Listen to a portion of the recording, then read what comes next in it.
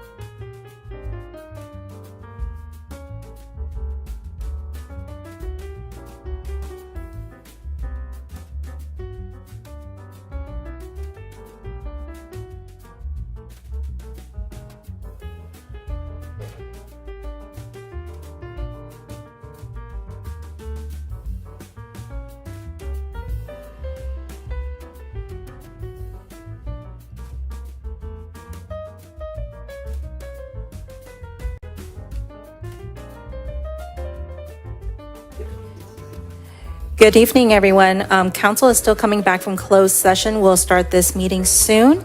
If you're interested in speaking tonight, please fill out a speaker slip. And if you're online, please raise your hand when your item is being called. And if you'll be speaking in person, please make sure you speak into the mic directly. Thank you and have a wonderful evening.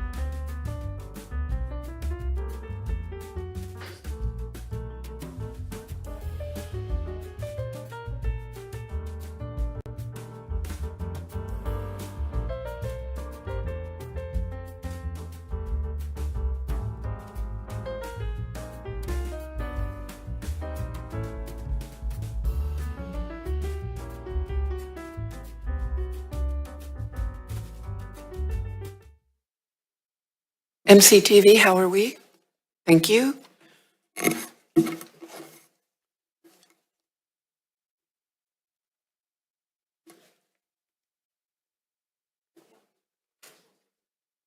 City Manager, City Clerk, how are we? Are we all set? Looks like we're ready to go, Mayor. Okay, thank you. Good evening and welcome to MILLBRAE City Council's regular meeting for June 27th, 2023.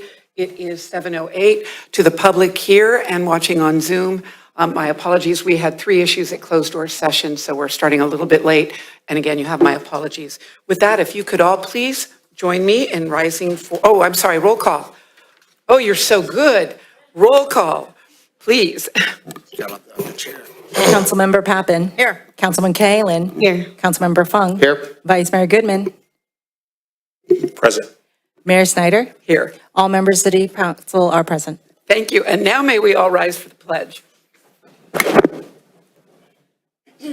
pledge allegiance to the flag of the United States of America and to the republic for which it stands, one nation, under God, indivisible, with liberty and justice for all. Thank you. Before we get moving, I do want to remind both everybody here in person and on the phone that we do have Wordify. And if you need translation, to please alert the city clerk on that so that she can queue up the language on that. So that would be for any of the items as well as for public comment for items not on the agenda tonight. And you can see it on our front page of all of our agendas now, have the instructions on how to use that. So with that, I would first like to, we had Juneteenth a little over a week ago, and we gave out 4 awards, 4 Ida B. Wells Crusader Justice Awards, but we had already sent one of the proclamations back, or commendations back. So if Miss Dana Johnson could join me. Actually, Vice Mayor, you read these at Juneteenth. Would you read this one? And I'm so glad that you came back to MILLBRAE for this. If we can have you up at the podium. Yes, this is presented to Dana Johnson, recipient of the Ida B. Wells Crusader of Justice Award, in recognition of Dana's outstanding leadership in anti-racism, human rights, social equity, inclusion, and justice for all. Thank you. And if we want to do a photo? Easier than trying to get past the flag.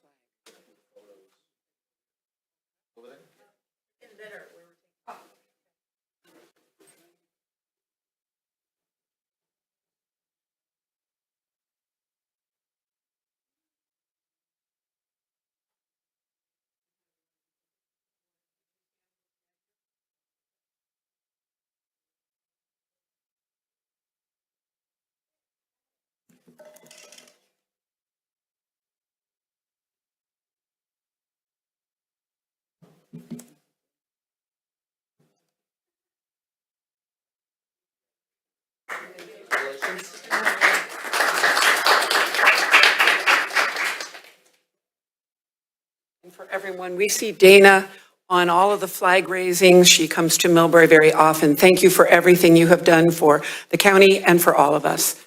She had a film release that day, so she came a little bit late to Juneteenth. All right, next up, thank you, Dana. Next up is Councilwoman Pappen is going to tell us about the BART new safety app. Please go ahead, Councilwoman. Thank you, Madam Mayor. This is a public safety information. If you can, please. BART has a new app called BART Watch. Please download it on your phone, because if you are riding BART and you just hit that app, you can report anything.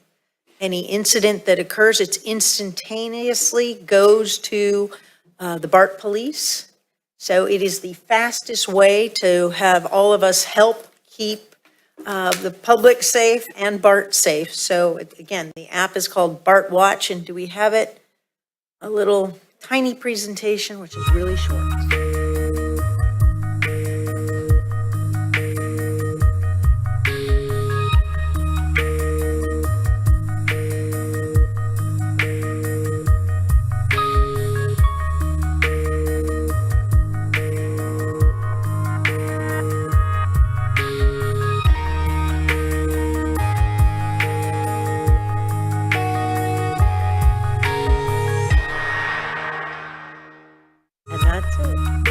whoops again. And it's looping. But thank you very much. Please pass it around. Tell everyone, just download this little app, and the moment you hit it, you can report something. Thank you, Madam Mayor. Excellent. Thank you, Councilwoman. Okay, and now moving to ceremonial and presentation. Councilwoman Angelina Cahalan will be reading the proclamation proclaiming the month of July as Park and Recreation Month. And because the Councilwoman doesn't have the magic list, we're honored to have Park and Rec Commissioner John Kiefer and Chair Stephanie Douglas with us, and our Recreation Director, Hannah Moran. So at some point, you want to come and join us up at the podium.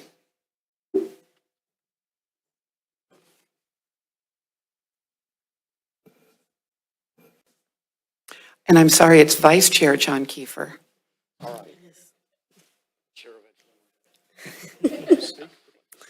Well, the City of MILLBRAE, California proclamation.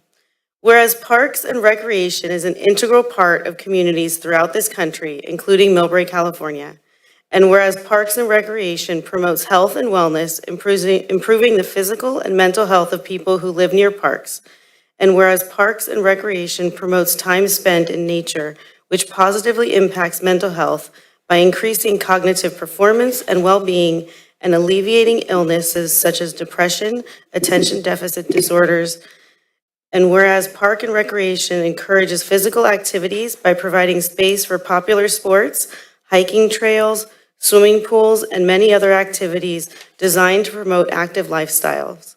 And whereas Parks and Recreation is a leading provider of healthy meals, nutrition services, and education. And whereas Parks and Recreation programming and education activities such as out-of-school time programming, youth sports, and environmental education are critical to childhood development. And whereas Parks and Recreation increases a community's economic prosperity through increased property values, expansion of the local tax base, increased tourism, the attraction and retention of businesses, and crime reduction. And whereas Parks and Recreation is essential and adaptable infrastructure that makes our communities resilient in the face of natural disasters and climate change. And whereas the City of MILLBRAE recognizes the benefits derived from Parks and Recreation resources. And whereas MILLBRAE Recreation is proud to present opportunities and programs that encourage our community to stay active and social, such as Beats and Brews and Vines, and our free concert series from June through October. Our Parks Unit and Recreation Department are committed to continuing to provide top-level service to our community that includes opportunities to interact with nature and stay physically and mentally active. Now, therefore, we, the members of the MILLBRAE City Council, do proclaim July 2023 as Parks and Recreation Month. And I'm very honored to be the council liaison to Park and Recreation, and you all are such a caring and dedicated and passionate group and bring so much to that committee and to our city. So thank you so much.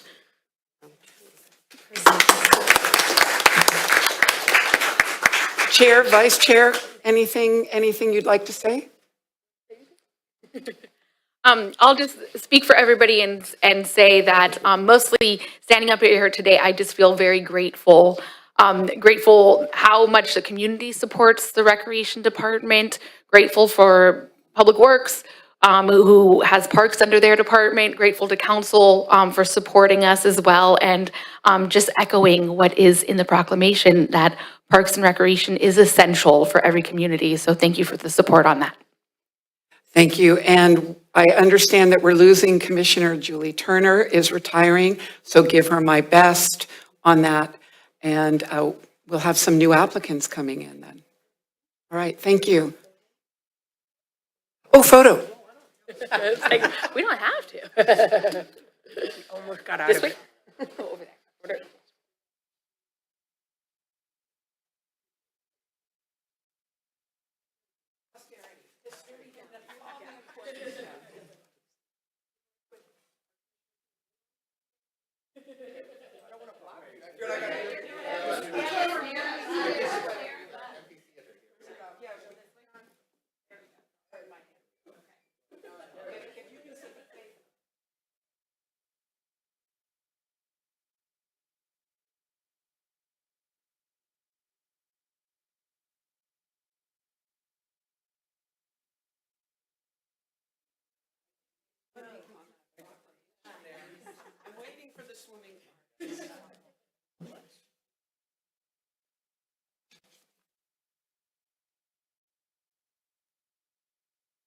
Thank you. And to all of our park staff and all the work with all the rain and all the lovely vegetation, they are working double, triple time. So hats off to our staff. Next up, we have the Central County Fire Department, which we call CCFD's Community Risk Assessment and Standard of Cover presentation. And we have our Fire Chief, Bruce Barron.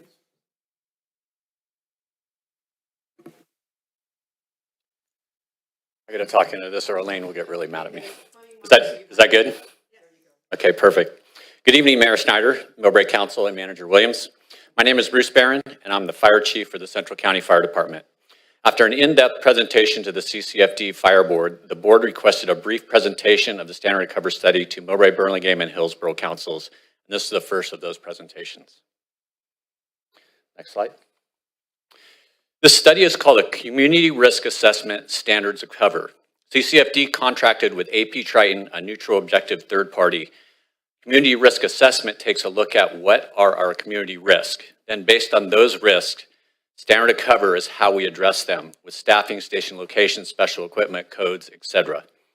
AP Triton was a team of 6. They followed state and national best practices, referred a lot to the National Fire Protection Association, or NFPA, recommendations, the Insurance Service Offices, or ISO, and that's your insurance rating industry. Ultimately, this report is to help Central County Fire Department take a look at where we are today and how we can plan future delivery service improvements. Next slide. The process involved Central County staff and others providing large amounts of data that was analyzed. Then, based on that analysis, AP Triton team identified factors and presented the report to give readers a background of Central County, what our specific risks are, our performance, and opportunities for improvement. A significant part of the project was on-site visits. 2 of AP Triton's team conducted a site visit, inspected all stations, administrative offices, and apparatus. And as part of that on-site visit, stakeholders were interviewed: citizens, firefighters, captains, chiefs, fire staff, elected officials, and city staff from all 3 agencies. This report ended at 187 pages, and each of you was provided an electronic copy. Next slide. In the report is broken down into 6 sections and contains a lot of data, lots of graphs, and lots of maps. In this presentation tonight, I wanted to summarize and give highlights from each section that help back up the recommendations. And feel free to ask questions at any time as I walk through this report. There are 38 slides, so try to move quickly, so please stop me if you have questions on the way. Next slide.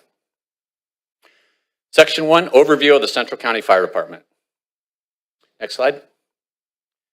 Our community serves a population of 65,000 people and occupies 15 square miles. We also provide advanced life support, or ALS, emergency medical service with paramedics.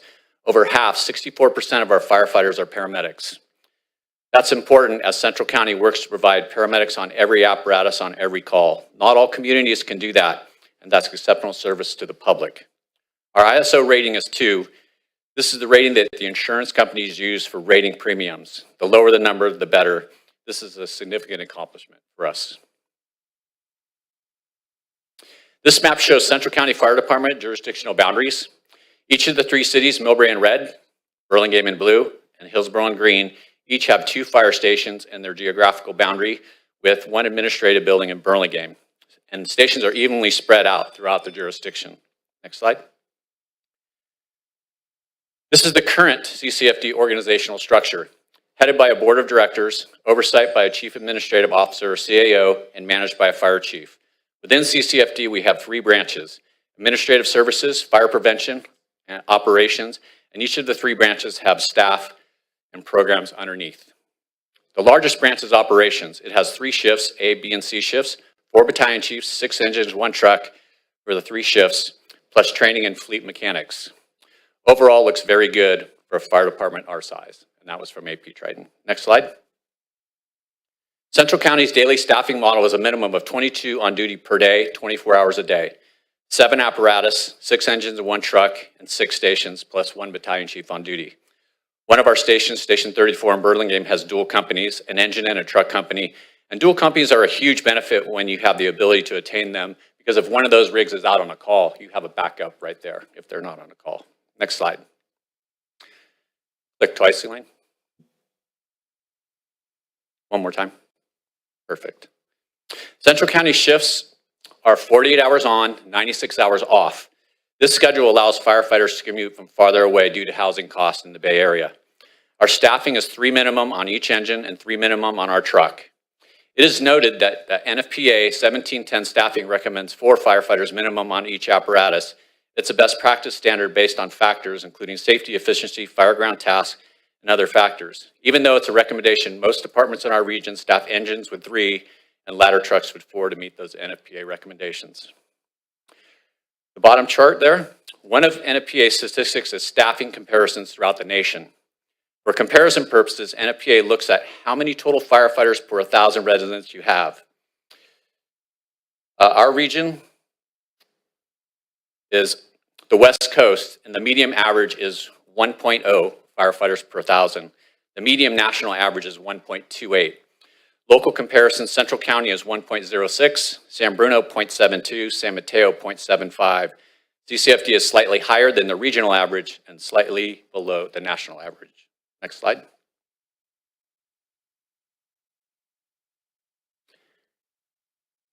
All of San Mateo County fire departments, including CAL FIRE, run on automatic aid. And you can see the map above, and that's all the fire stations in San Mateo County.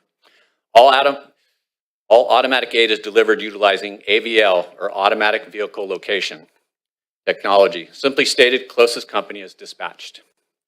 Central County mostly gives and receives aid from San Bruno with 2 stations to the north, and San Mateo consolidated 9 stations to the south. People always ask, do we give more or we receive more?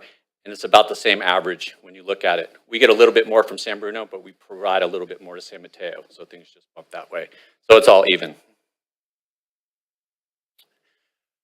As I noted, AP Triton conducted inspections of all 6 fire stations, plus the administrative building, looking for items that general modern-day fire stations would have. Following best practices, as essential to have adequate facilities to carry out a fire department mission, sprinkler systems, seismic standards, exercise areas outside the apparatus bay, separate sleeping quarters and restroom facilities, age of the facilities, etc. Each facility was rated, and AP Triton inspected and verified and validated those ratings. Using a 4-point rating system in the report, found that out of 7 facilities, 4 were found to be in fair condition and 3 were found to be in poor overall condition. This is common and a challenge with JPAs. When multiple cities own facilities and one department operates out of them, planning and financing upgrades is very challenging versus a district that owns all facilities and coordinates the facilities and upgrades as a group. Here's photos of 3 of our fire stations. Station 35 up above is Burlingame, Station 36, the admin on your right, and Station 37 on the bottom in MILLBRAE. All were rated in poor condition for various reasons. And the other 4 stations not pictured rated as overall fair. Here's an inventory of Central County frontline apparatus, mostly pierced with a few specialty apparatus. Apparatus mostly in excellent condition and good based on a rating of 1 to 4 scale. Our truck 34 is rated excellent. We just purchased that and it was just delivered this year. One engine, engine 33 up in Hillsborough, was rated in poor condition based on the mileage, and that was replaced already. But just so you know, presently a fire engine is over 2 years out from the date you order it, and a truck is 3 years out from the day you order it. So it's kind of hard to keep ahead of the curve. Next slide. Here's an inventory of the reserve apparatus, 4 engines and 1 truck, all pierced, all fiber rated and poor, and that's basically because of the age and the mileage on those rigs. This could be a problem for Central County should multiple frontline apparatus go down at the same time. And an updated apparatus replacement plan has been implemented in the present budget. It was also noted that 62% of CCFD command staff vehicles and other vehicles are rated poor to fair and also included in the apparatus replacement. Many ask why we have so many apparatus poor or our vehicles poor, because the first thing that gets cut when budgets get cut are apparatus, because you can kind of extend those out with proper maintenance and everything else. So those kind of, over the history of the fire department, kind of the can got kicked down the road. And so now we're just catching up with that. Chief, if I may, Yes. just one quick question. When you rated the condition based on the age, the mileage, right, but they are still operational and be able to be fully functional should an emergency exist, is Oh, that yes, correct? because based on the study, they based all their recommendations on like NFPA guidelines. And NFPA guidelines said the maximum lifespan of an engine is 12 years and the maximum lifespan of a truck is 10 years. And don't quote me on that, I have to look that up, but it's pretty close. And you can see some of our reserve apparatus are over that. So they're still good, dependable rigs. It's just you're out of that NFPA recommendation. Right, but then they're still fully functional. Should an emergency exist, they Oh, would yes, sir. be Yes, sir. in service. Yes, 100%. All right, section 2, community risk assessment. Next slide, and next slide after that, Elaine. So AP Triton team produced this section, lots of maps, charts, and lots of other information based on consensus data, FEMA, NFPA, and other research.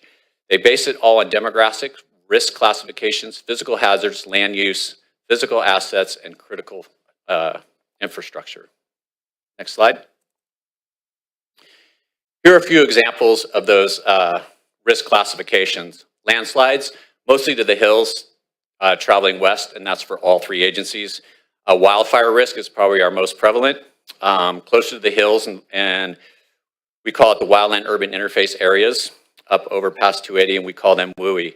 There are high and moderate wildland risk in both MILLBRAE and Burlingame, but the most extreme is in Hillsborough with high to very high, encompassing almost the entire town of Hillsborough.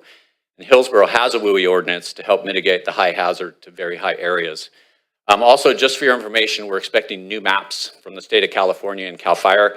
We're supposed to have them already, and we don't have them yet. So before we can kind of commit to any resources or anything like that, we need to see the maps, what those contain. Flood risk, really interesting. They were actually finishing up the study when we were having all the rains. And most of the flooding per FEMA is along the bay and some internal, usually low areas along the creeks. And they put this comment in here. From our recent weather experiences, interesting to see if these are actually where we saw the flooding.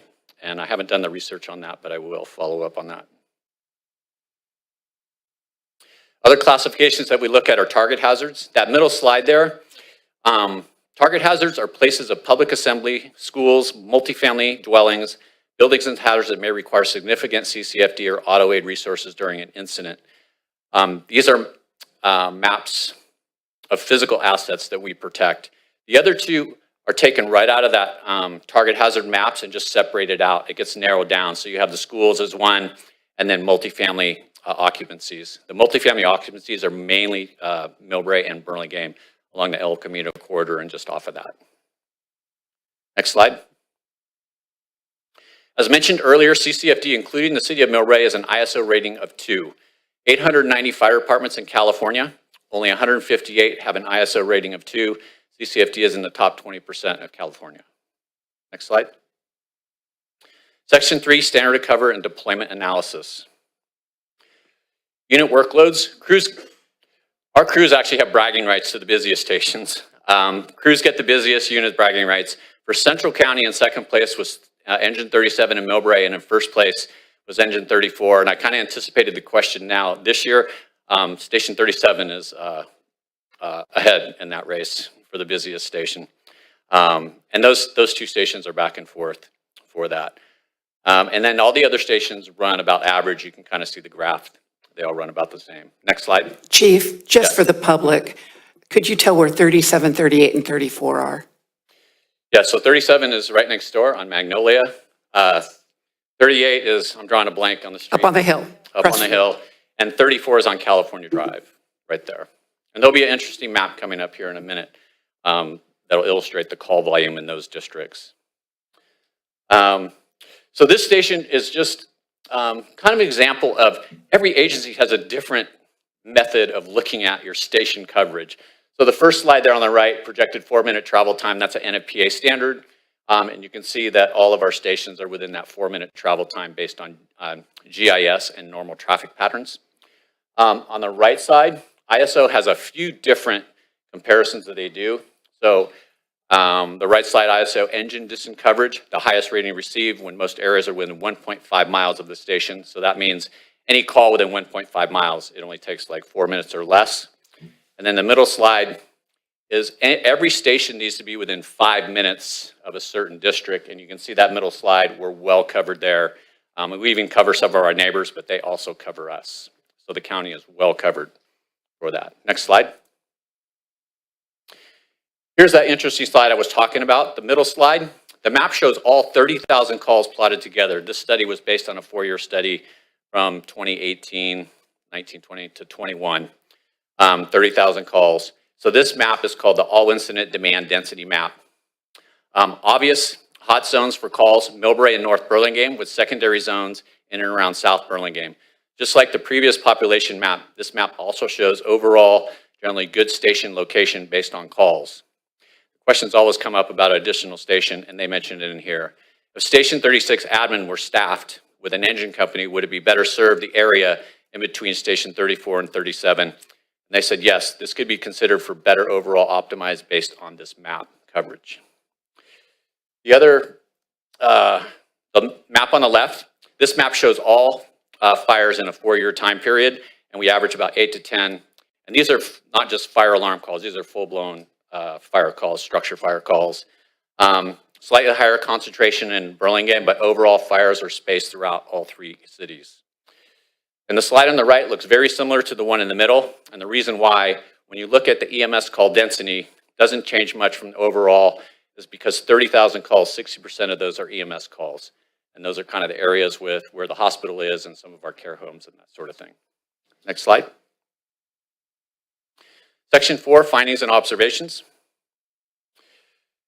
So findings and observations in the report are listed in 5 categories. The first is operations and deployment, and finds that CCFD fire station locations meet all NFPA requirements and recommends more research on the need for an additional fire station on the east side of the train tracks. Next slide. Category 2 is response performance. Dispatch in general has been identified to be a county-wide issue, and I will address that in the recommendations coming up here in just a minute. Category 3 is personnel and staffing. Staffing costs money, and there are budget limitations in every community. In Central County and many of our neighboring communities, fire engines are staffed with 3 firefighters minimum, and you remember NFPA calls for 4, but the average is 3, so we're well in the ballpark there. And it's very common around the state.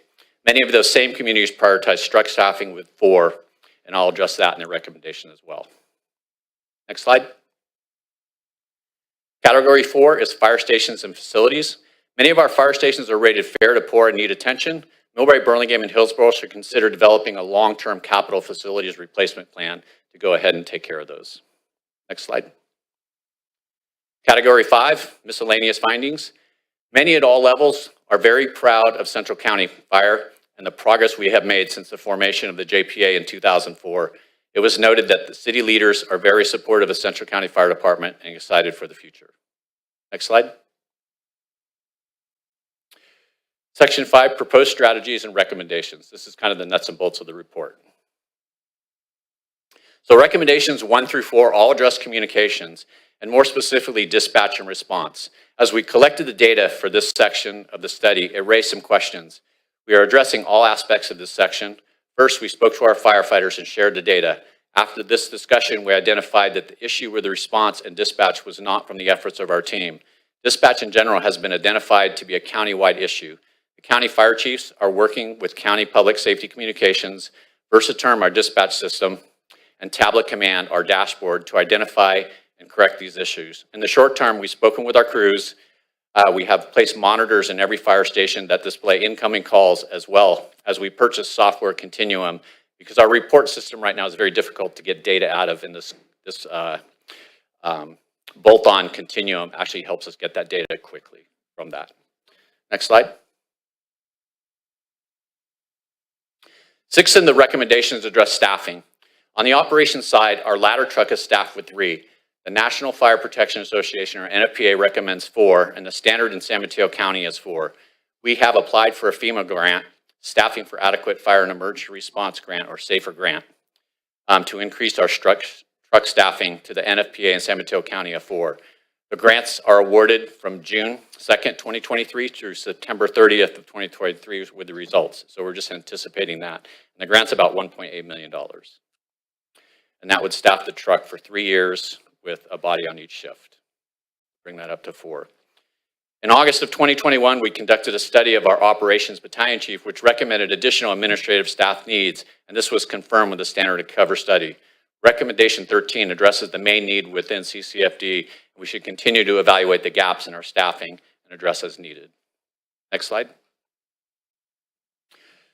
4 of the recommendations pertain to facilities, and I'll just concentrate on one of those. Recommendation 7 sums up facilities and should be considered by all of our agencies as soon as possible, and that's considering and developing a long-term capital replacement or improvement plan for those facilities.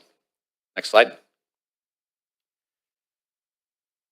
3 of the recommendations are for future planning, and recommendation 20 summarizes the next steps, and the main focus should be to develop a strategic plan and a master plan for Central County Fire Department, and this would include the department's staffing needs. Next slide.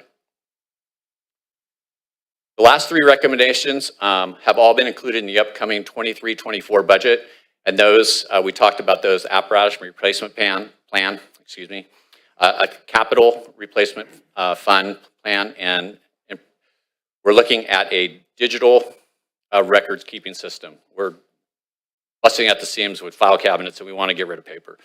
So that's actually in the budget for this year. Next slide.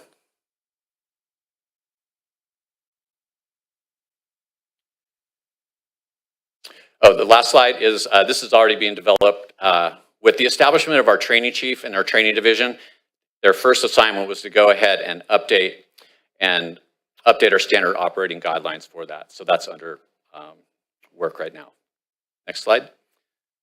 That concludes the presentation. Thank you for your time. If you have any questions or comments, I'd be happy to hear those. Thank you, Chief. Questions? Councilwoman? This is great. So much good information and planning. I think one thing that comes to mind for me in the future planning, and not sure if this came up in the discussions, but as we look at all the development that's coming in, both in Burlingame and MILLBRAE on the east side of El Camino, in terms of life sciences and biotech, higher buildings, more dense buildings, was there discussion of the needs for training and equipment for these new scenarios coming, and operating, budget, staffing, resources for those types of things? That's actually a really good in-depth question. And yes, you're entirely correct. And this is not just a MILLBRAE or Burlingame issue with life sciences. It's county-wide. Those buildings are going in all over the place. And some parts of it are a little scary. You don't quite know what they're doing in some of those buildings. But yes, our county training division is actually looking at that. Our internal training division is looking at that now, and they're working on that. And that's also where they came up with the suggestion, maybe we start looking at future facilities more towards the east side of the tracks over there as well. It's really difficult to say, okay, we're doing all this building, so we need a fire station. It's not quite that simple. You really got to see what the needs are going to be as those properties are being developed. What's the population? Are they elderly? Are they young? And then, make a educated prediction on what's actually needed out there. And I would assume there'll be a second one of these studies. Departments should do these studies about every 5 years. So as we start developing more and more, I think those studies will show that there probably will need a station out there, but not sure of the location. I think just one other thing to put out there in terms of thinking of MILLBRAE and that area, the Marina Vista neighborhood only has one way in and out across past El Camino and across train tracks. And then Bayside Manor has 2 ways in, but if anything were to happen to the overpass, we'd only be able to get in on the back end, which is near the 101 freeway. And then if anything were to happen to the overpass at MILLBRAE Avenue. So we could look at real isolation of the east side if there was, the big one or something like that, and thinking of the planning. That's a good point. Earlier in my career, when it was just Burlingame, there was a station slated to be on the east, completely on the east side of 101, over on that side because of all the development over there. And I guess the total development didn't pan out and didn't justify it, so they put the station on Rollins Road, which kind of covered more parts of the city than that side of it. But again, I think as we get more development done, we really need to pay attention what's going on, what's going in there, and see what resources we're going to need to take care of that, along with access to those areas. Thank you. Councilwoman Pappen. Thank you, Madam Mayor. Thank you, Chief. Appreciate it. Some quick questions here. No, probably not quick. You mentioned dispatch issues, and then I'd like to touch on capital improvements and EV fires. So the dispatch, what came down there is county purchased a whole new dispatch system. It was called Versaterm. It's a Canadian company that put it in there. And it was a off-the-shelf product that came. Well, it didn't really talk to our dashboard that we have. Didn't really talk to it really quick. That's why we put the monitors in the station right now, because as the calls come in, our dashboard will put a pinpoint where that call was coming in.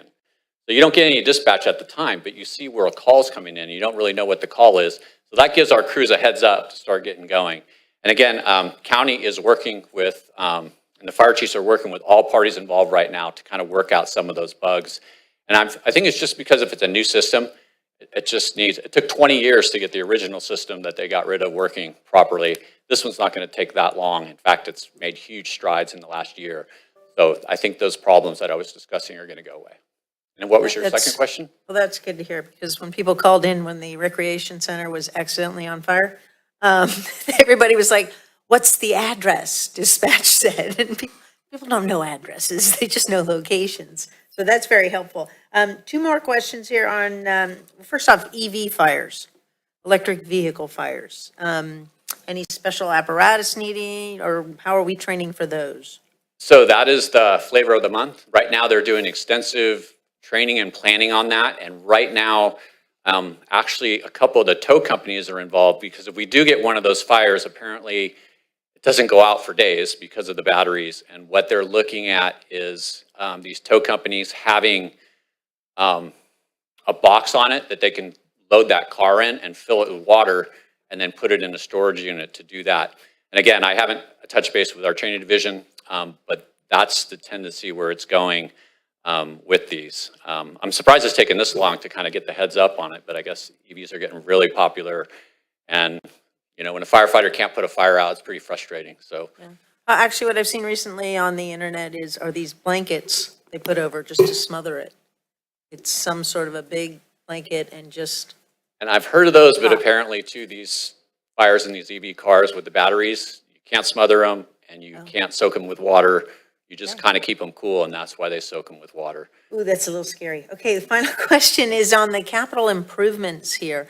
You're talking about multiple stations. I would hope that if the investment is made, which probably should be at some point in time, but that assumes money falls from the sky, that they are actually more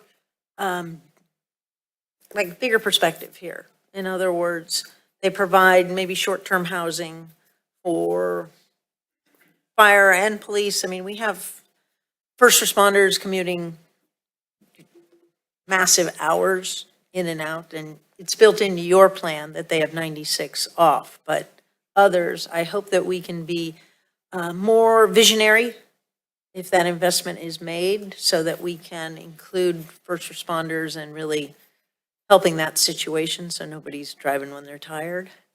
I don't know if there's been any discussion about that, but I would hope. I 100% agree with you. And I think, before you just do a knee-jerk reaction and say, let's knock down the station, put another one, that really should study it and see, what would benefit the community. And also, the ambulance companies are also looking at places to stage their ambulances and that sort of thing. So yes, I think we shouldn't be short-sighted, and we should look at all options, if we decide to start replacing some of those stations. Thank you, Chief. Thank you, Councilman. Councilwoman. Thank you, Chief. Very informative. And I think in the last few slides you have, there are some recommendations on modernizing some of the equipments, and then we discuss a little bit about investment, modernizing our fleets, and how these things could be beneficial to all of us, and I certainly agree with that. So that leads to the question of, how soon can we look at perhaps some discussions on budget moving forward on some of these improvements? Obviously, public safety is a pretty big piece of our pie in terms of our annual budget. So it would be great idea for us to look ahead, right, as to what these investment would be, and what those, fiscal investment would look like. So I think among the 3 jurisdictions that CCFD serves, we need to look at how these things will need to be divided up and how to move forward from here. So it would be nice to have these budget discussion early on. That's a very good point, because when you look at the cost of everything going up in the last 2 years, they've gone crazy. The average fire engine, the last one, I think it was Woodside, don't quote me on that, just paid 1.1 million for a fire engine, and a truck is about 1.4 to 1.5, if not a little bit more. So I think it's, yes, time that we really look at that. And that's why we have the capital fund for apparatus. Right now, we're contributing a little more, but I just don't know if you can keep up with the cost. Over the last year, it went up 20%. So that's a good point. Okay, thank you, Councilman. Vice Mayor. Yeah, thank you for your presentation. This isn't necessarily for you, but for our guest council and our city team, and providing me with some information on representation on the in the JPA leadership and representation and decision-making. Currently, we do not have a seat on the board. So to the council and city manager, staff, what does that look like for us to begin to have conversations on having some representation with this JPA when it comes to decision-making? City Manager, Chief, Yeah, I think, so a couple of things. I think that this warrants, if the council agrees, placement of this particular item on an upcoming agenda relatively quick. And then having that discussion with the council, the chief, we can invite in the city manager from Burlingame, who is actually the executive director of CCFD. And then depending on that discussion and conversation, if it's a desire of the council to move forward, send a letter to the CCFD board with our request and get that ball rolling. So I think it's important that we, exactly what you said, that we pursue that. Okay, thank you. Yeah, so to your point, I think as we discuss future expenditures and sort of right size all the necessary services into a growing city, right? And we also have the fire assessments coming up. Is it, what timeline is it? It's 2024, if I'm not mistaken. Yeah, so the current fire assessment does expire in the end of 2024. We plan on going out this year. It's a property-based vote, so it does not have to wait for the normal cycle of an election. We can go out at any time.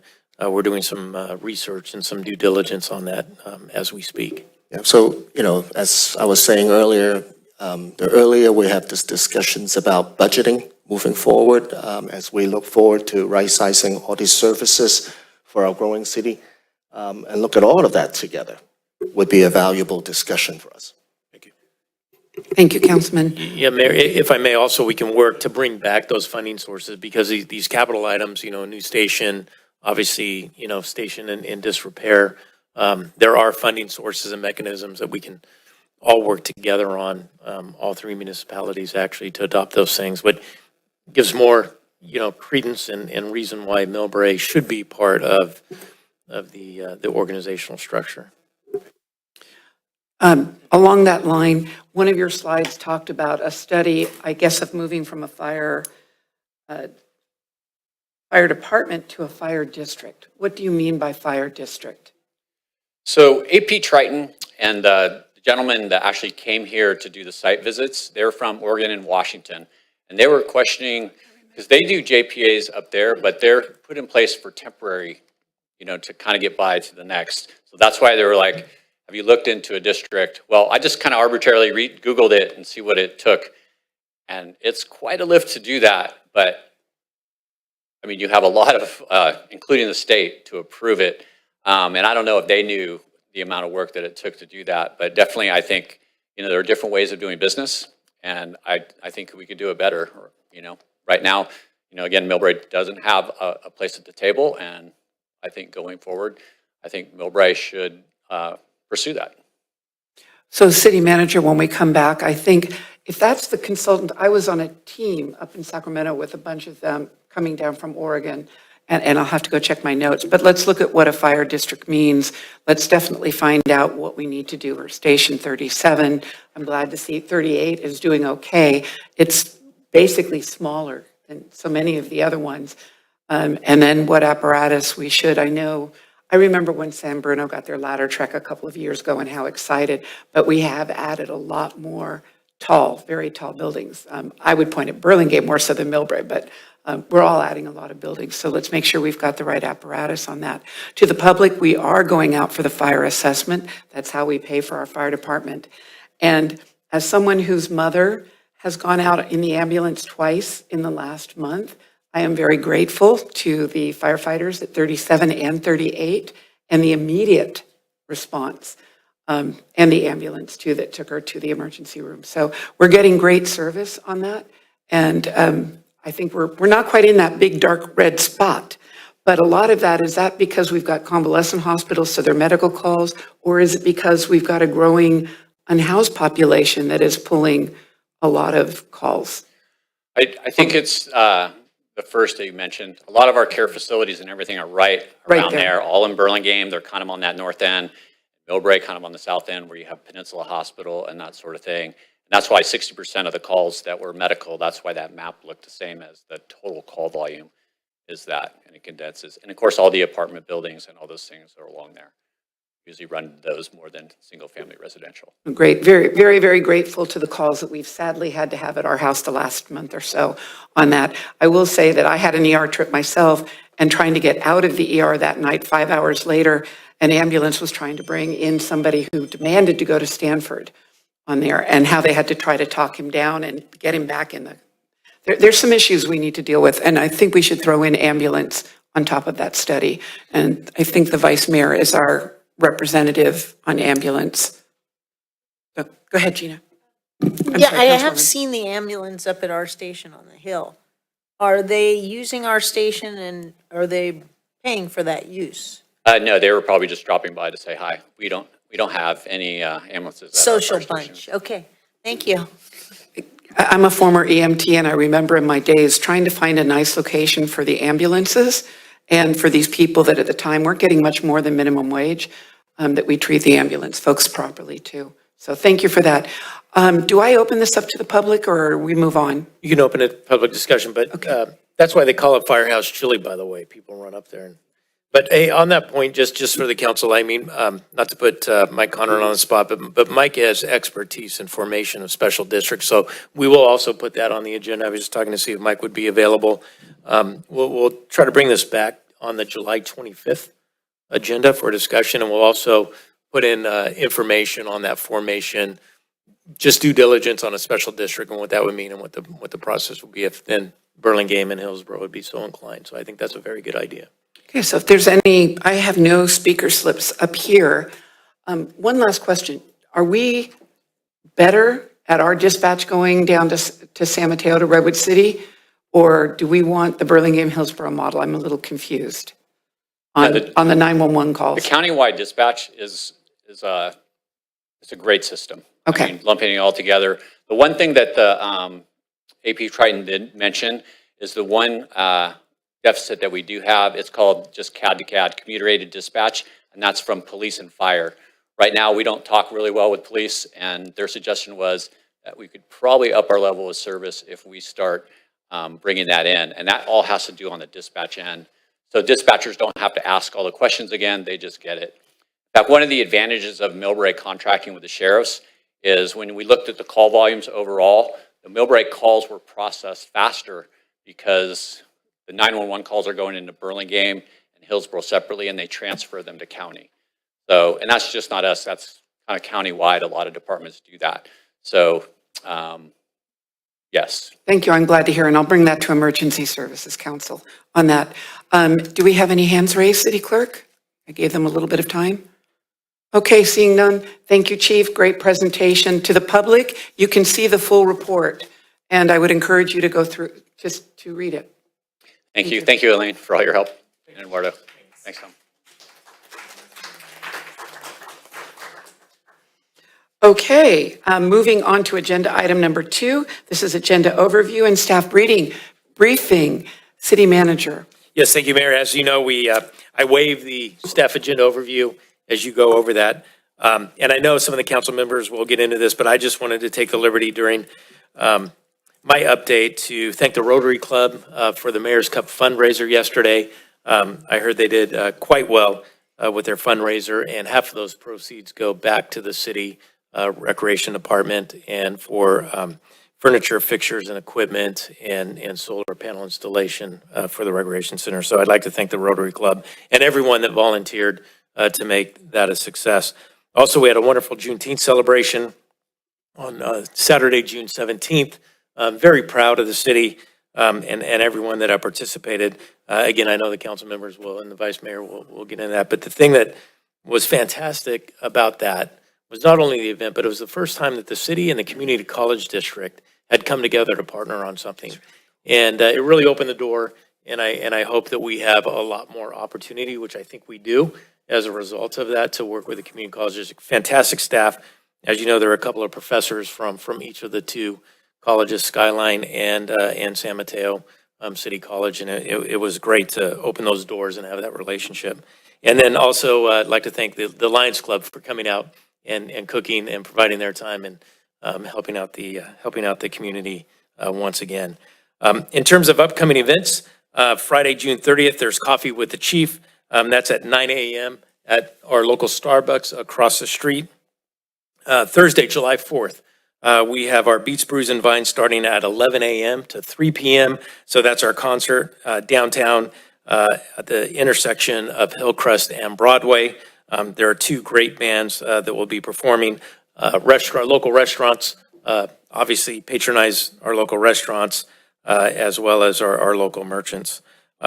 Sunday, July 16th at 12 p.m. is a MILLBRAE Historical Walk. That information is available on our website and on the Historic Society's website. July 20th, which is a Thursday, we have our long-awaited Skyline water tank ribbon cutting ceremony at 1:30 p.m. So that's a pretty significant ribbon cutting for our water infrastructure system and storage and safety within the community.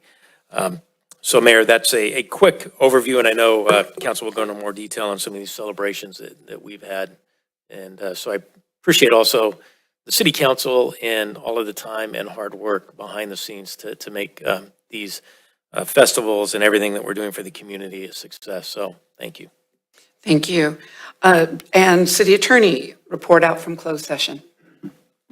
Thank you, Madam Mayor. The council met in closed session for 3 items: litigation, real property negotiations, and labor negotiations. There were no reportable actions taken. Thank you. And before we go to approval of minutes, City Manager, new notes on here. I understand that we have a couple of council members that want to pull agenda item 10 off consent. So if people were speaking on item not on the agenda, pulling item 10 so that it'll be handled like a regular council meeting. And I have a request to continue agenda item number 11, which has to do with One Shoreline and a public right-of-way, and to bring it back on July 11th. There's just some discussion that needs to happen with the staff of One Shoreline, managed lane, before we come back. So just to continue it for 2 weeks. And I believe we can handle that back when we come back to approving consent, or do I need the motion right now for number 11? Sorry, during the consent calendar items. Yes. Very good.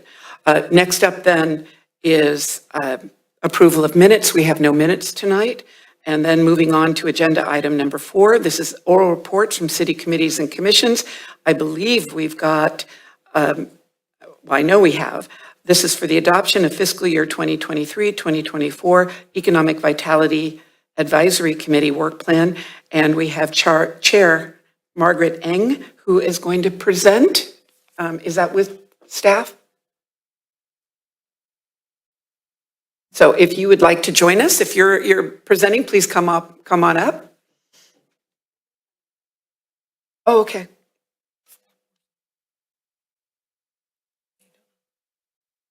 Good evening, council members.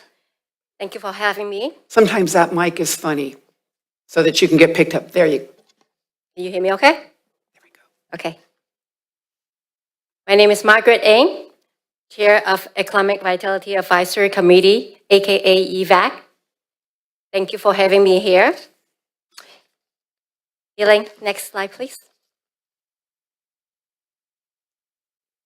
I'm here to present our EVAC committee, and here is a snapshot of all our committee members. We have a total of 9 members, and some of the members are here with me tonight.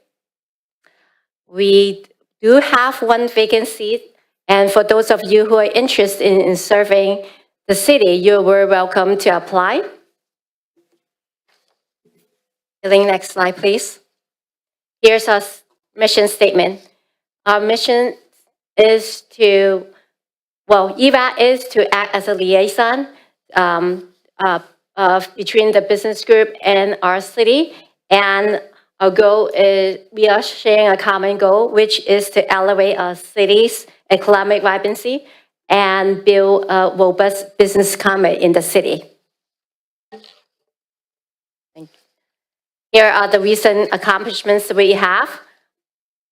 We have met with merchants, and we try to understand how our committee will be able to work with the merchant community as well as the city to make our merchants more successful. And we are here to support our new business as well as an existing business through different events, which includes grand opening and other merchant events such as performances, etc. We've also participated in the presentation of the Gateway developer, and also we have connected a number of potential tenants to the developer. The ultimate goal is to fill as many vacant storefronts in that beautiful complex that we have. We have also participated in the presentation of downtown and El Camino's specific plan. We worked with staff to create downtown business surveys in 2021 and 22. We further support staff in working and encouraging downtown business to participate in the Art and Wine Festival. We promote different activities in our city, which includes the Lunar New Year Festival, the Mid-Autumn Festival, the Beats and Booths. The goal is to bring more traffic to our city so that we will have more people join our city and spend money in our city. All right, now here I am, I'm presenting the work plan for 23-24, and task number 1 is to compile a complete and current contact list of MILLBRAE merchants. We want to be able to visit our merchants and become the voice of these merchants. We would like to coordinate all the new business and existing business, such as grand opening and other events that the merchants are having.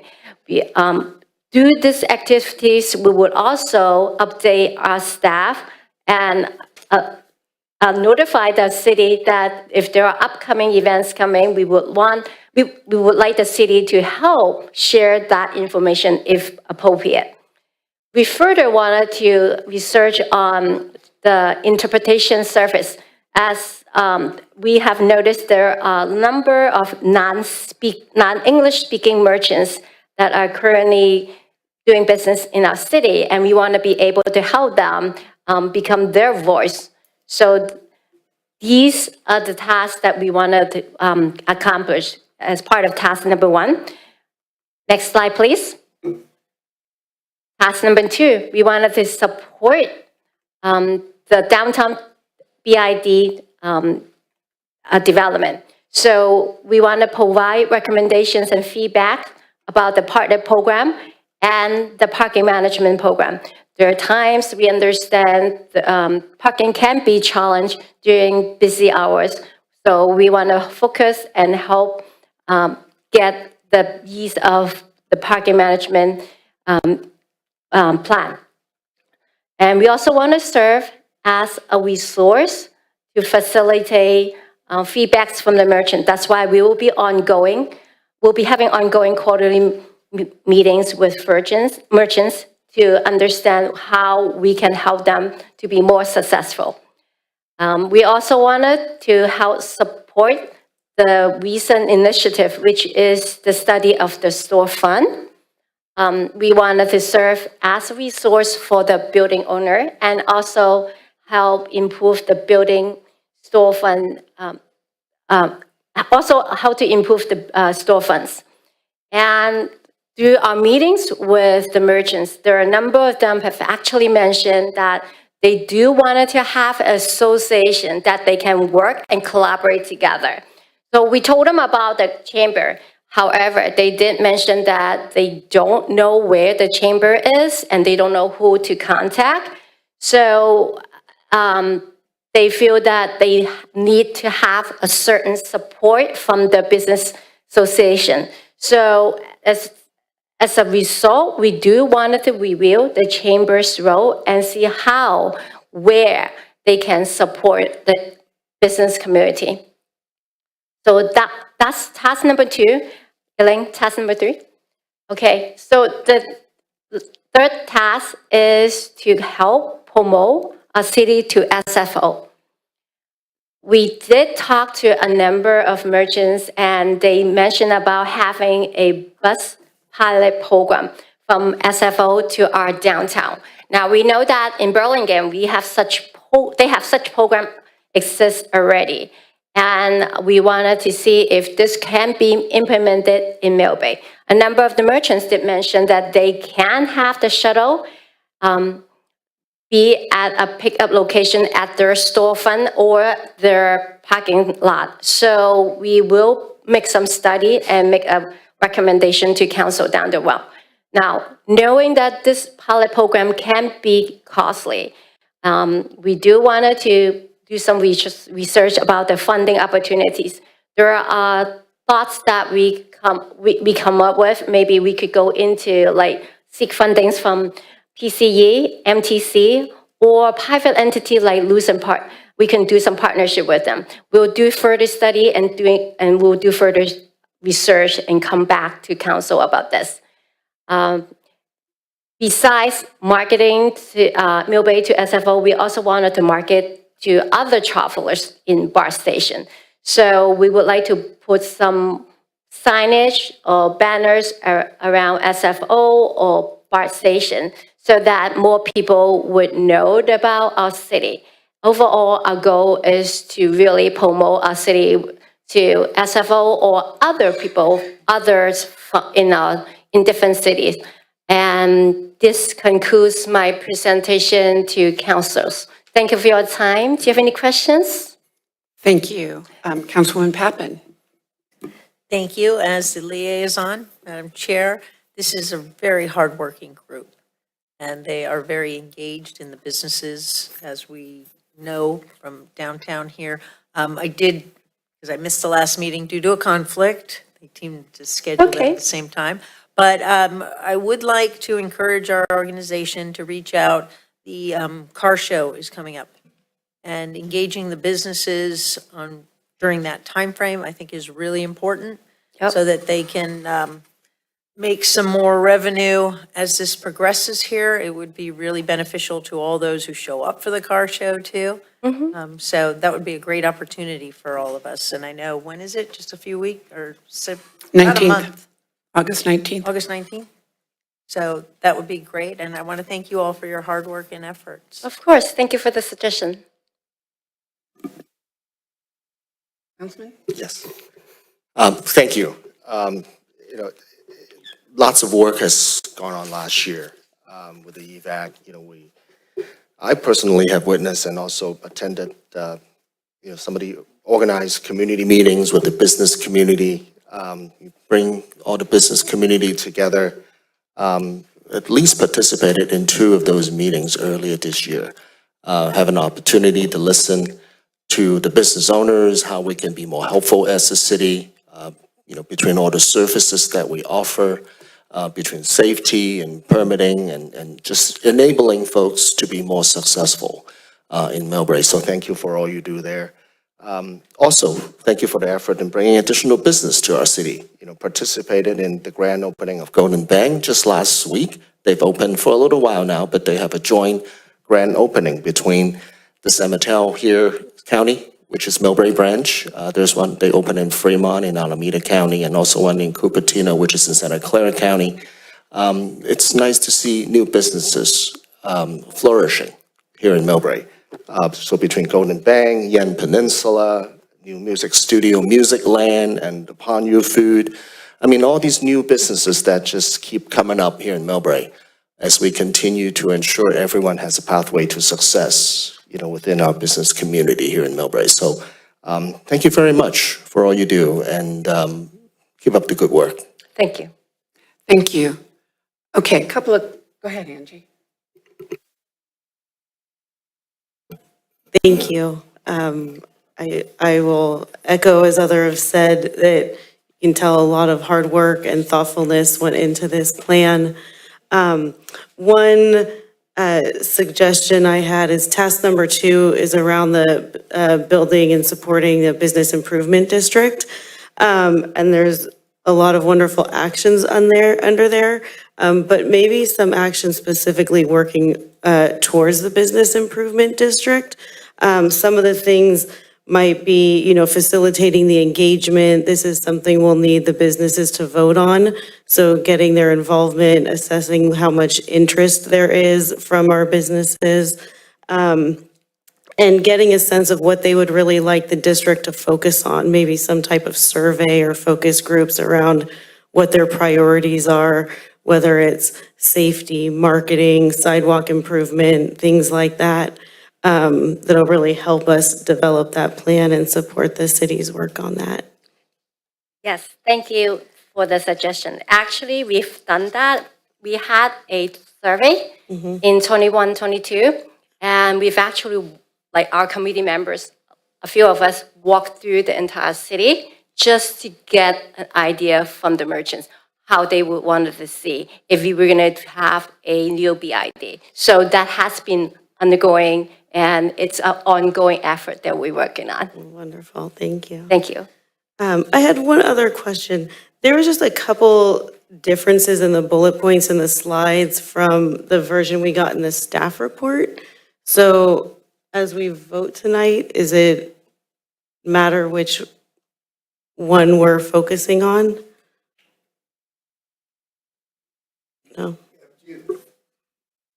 I think that's an excellent point. I too saw some things that I could not vote for in the staff report, but could vote for in the presentation. Yeah, but as a procedural point, if it's different on the PowerPoint than what was submitted by the EVAC, I would suggest that if you would like to amend this more towards the PowerPoint, that it has to go back to the EVAC board for consideration, because then you're hearing from, it's the EVAC committee that votes on this to bring this forth to the city council. And so to change it, I would recommend, if you do have changes, then take those changes, take it back to EVAC, have the EVAC committee review it, re-adopt it, and send those revisions back. That is the proper way to do it. Thank you, City Manager. Anything else? So a couple of questions then. Under task 1 on the slides, if we could go back to task 1. Love the idea of coordinating for new businesses and grand openings, but I'm worried about duplication with staff. So a new business comes in, they work with community development, our PIO works on the event. So how would EVAC, how are we going to make sure that we're not putting a double workload on staff? The other difference with this work plan and the newer versions of work plans is they identify the staff person who will be helping with each task. So this is much more like our previous work plans, which were fine, but I do like the fact that in the other work plans, staff is identified, staff hours are identified, and it helps staff know what they're getting themselves into or if we're stretching too far. I personally think that your most important thing is the business improvement district. Hands above. If we can get that done, we can really start investing in downtown for everybody on there. So when I looked at it, you've got lots of great things in there, but I'm just a little bit confused. So again, with the grand openings, to me but staff, correct me, if you think that that's better an EVAC position for all businesses, or is that something that comes to community development? Because they know when those those use permits are going to come live. They know when the business license has been taken out. So I think maybe we should invite you, EVAC should be part of it, but I don't know if you have to take on all the work. Well, if it's a choice that we can make, we love to interact with new business, whether it's new business or existing business, right? So I remember this is during pandemic when the MILLBRAE hardware store, we opened it off. All of our committee members, including our liaison, Gina, so we suggest each other we suggest to each other that during our meeting, we want to go out and greet the new merchants, just so that they can feel that someone here from the city, whether it's staff or a volunteer myself, is here to greet them so that they know we care, we welcome their business. Right, and I think that's lovely, but I think it's different than a grand opening like what happened at the Gateway or a ribbon cutting or a groundbreaking. I'm just worried that we're crossing over. So another one under task 3, I absolutely support getting a shuttle bus. And, but I'm not sure which of our committee structures, and I lost in goal setting, of us looking at our committees and commissions and seeing where certain things should be fleshed out. I mean, personally, I would love to see us have a circulation, transportation, bike, pedestrian committee, and the shuttle would fit there because the person who writes the grant staffs that committee. So some of this is why that line of who's staffing what comes in really helpful. And maybe, but I'm also a firm believer that if MILLBRAE's bike pedestrian is also working on shuttle and EVAC wants to partner with it, great. We just have to figure out how to make that pathway work. Okay, we welcome suggestions, but these are ideas that we have. But if it need to be structured under a certain category of the initiative that council has, we welcome to tie it with the council initiative. Well, just every task that we're approving tonight usually has a dollar attached to it and definitely staff time, and then usually a process attached to it. And I think we're still learning on there. In terms of going out to PCE, I think that's great. Finding grant opportunities. However, you mentioned Lucid, which is a private company, and I would hate to have all the EVAC committees, if they manage to get some funding from a private company, don't they all have to do a Form 700? City manager, the same way a city council member would have to do a Form 700 because they've solicited a donation to an entity. I mean, that's a legal question. I'm going to refer.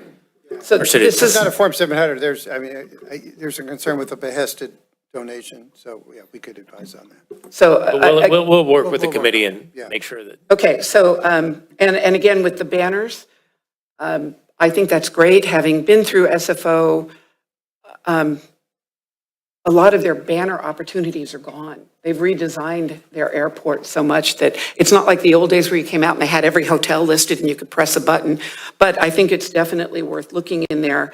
And then I guess my last concern on this is, you mentioned 2 meetings that EVAC held, but I thought that those were MILLBRAE Cultural Committee events. No, we work with them together. EVAC members were there as well. Half of our EVAC members were there to attend the meeting with city leaders. City Manager Williams was there, council members were there. So it's more like a community event versus a MILLBRAE Cultural Committee event. And I understand that, but I'm concerned about, you're a city committee, you've got a nonprofit agency, and you're working with businesses, which typically become yet another form of a 501c3.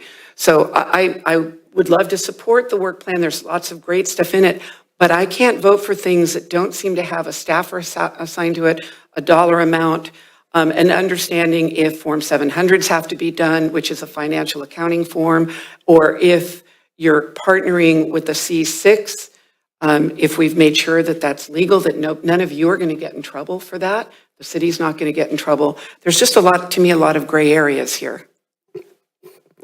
Yeah, just real quick. So for the record, that was not a city-sanctioned group. It was MCC, but we were invited and participate like we do. We're a community economic development, so when we're invited somewhere, we do participate. But I think the work plan, collaboration with other committees, Chamber of Commerce, et cetera, I think is, as I'm hearing, that's what the objective is. So then the item should be rewritten to say to collaborate with various community groups for the benefit of small business or something along that line. If I may make a suggestion, I think it's great that we have committee members who are collaborating with different business organizations and local businesses and nonprofits to make our downtown better.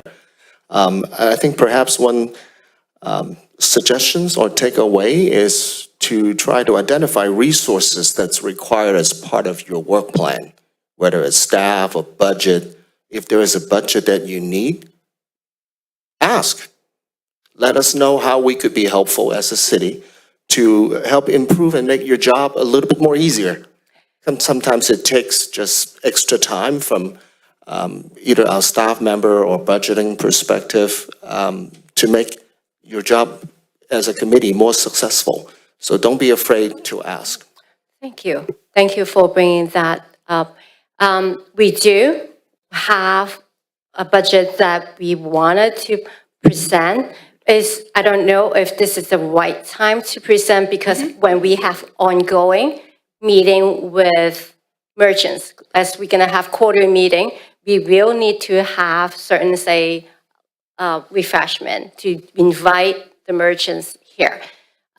So my understanding when talking with staff is that it might come out of the Community Development Fund, or do we ask right here? So I don't know, maybe I should get some guidance from council right now. Hold on, because I'm the one that brought this up. So if you look at the Culture Arts Advisory Committee and the way their work plan has evolved over the last couple of years, each work plan item has a staff or a lead of the MCAC, and there's a dollar amount. So I know in your documentation you asked for $500, that's great. But if you wanted to say you have 4 meetings a year and you need refreshments in a meeting location, I think that's fantastic. Put a dollar amount on it. Okay. Because I don't think $500 is enough for everything you put in what you'd like to do. So I think I want to support your work plan, but if you were to take it back, work it a little bit more and bring it in July and identify those things like the other work plans that we've approved, you're going to have a much easier year to structure all of your activities. Okay. That's just, because this work plan looks different than all of our other work plans. And yes, we had a change in staff midstream here, so I think that's part of our issue. And let me be clear of what this is and what it isn't. This is not a community development. This is a committee that volunteers their time that makes recommendations to the council. Staff augments, we support, but we also have our own work plans, our own economic development goals, our own land development goals, you know, the 850,000 square feet coming out of the ground in biotech. So this is a committee that their function is to provide recommendations to the city council on policy. And I don't think we should maybe ratchet that back in and redefine what all of our committees are. They're not policymakers. They simply are the eyes and ears out in the community that makes recommendation on policy to the city council. And again, just to add to that, looking at MCAC's work plan, it'll say which of their members are assigned to things. And then occasionally it'll say staff. So it does break down the workload. It gives everybody an idea of who's responsible for what. But if we want their help with BID, then we need to give them BID resources. I think we're confusing what this is. Except it's in their tasks. So That they created. And so I think what we're hearing from the city manager is they have direction from city council to do something around that task that this committee is making their task. There needs to be some coordination. There should be a staff person that's coordinating whatever their task is being proposed, and that it's aligned with the city's already work, and that it's not mudding up their work. Is that clear? I mean, that's what I'm hearing. it is, that we and it's just have to aligned make with council sure goals. That there should be a limit to the expectations of this committee, and that it doesn't interfere with what the city is already being directed to do by this council. Yep. So I think that's what I think the direction is, that go back and have the conversation and see how things align. If there are some opportunities to add to the budget that doesn't interfere with the work that's already being directed to our staff, that it's clear before it's presented back to us. I believe when we were voting on 3 tasks, we were actually voted based on the latest initiative the council has. So it is aligned with the council's latest initiative. If I might. Yes, of course. Yes, I think we're heading in a direction here. So I think the council needs clarification here, and Madam Mayor, this group is really trying to support the goals of the city here, and the report can be much clearer that, of course, we don't want to contradict anything that staff is doing here, and once again, we've had a different staff person assigned here, so I think this can be cleared up very easily, but this group is working very hard to help promote the goals established by the council, and I apologize that this wasn't made more clear. We can easily do that in moving forward here, because this group really does have business people involved. They're part of the group. They actively support the businesses here, so they are on the right track, which will just make it clearer as we go forward here. And again, we'll just make it clearer as to what they're doing here, but they are doing exactly what this council has stated when we set our goals. So Councilwoman, do you mean you want us to vote on it as it is, or you want them to come back in 2 weeks? Whichever you prefer here. I mean, there seems to be some confusion, which can easily be cleared up, but yeah, they are not trying to take staff time. They are really trying to aid staff in moving forward here. That's all they've done.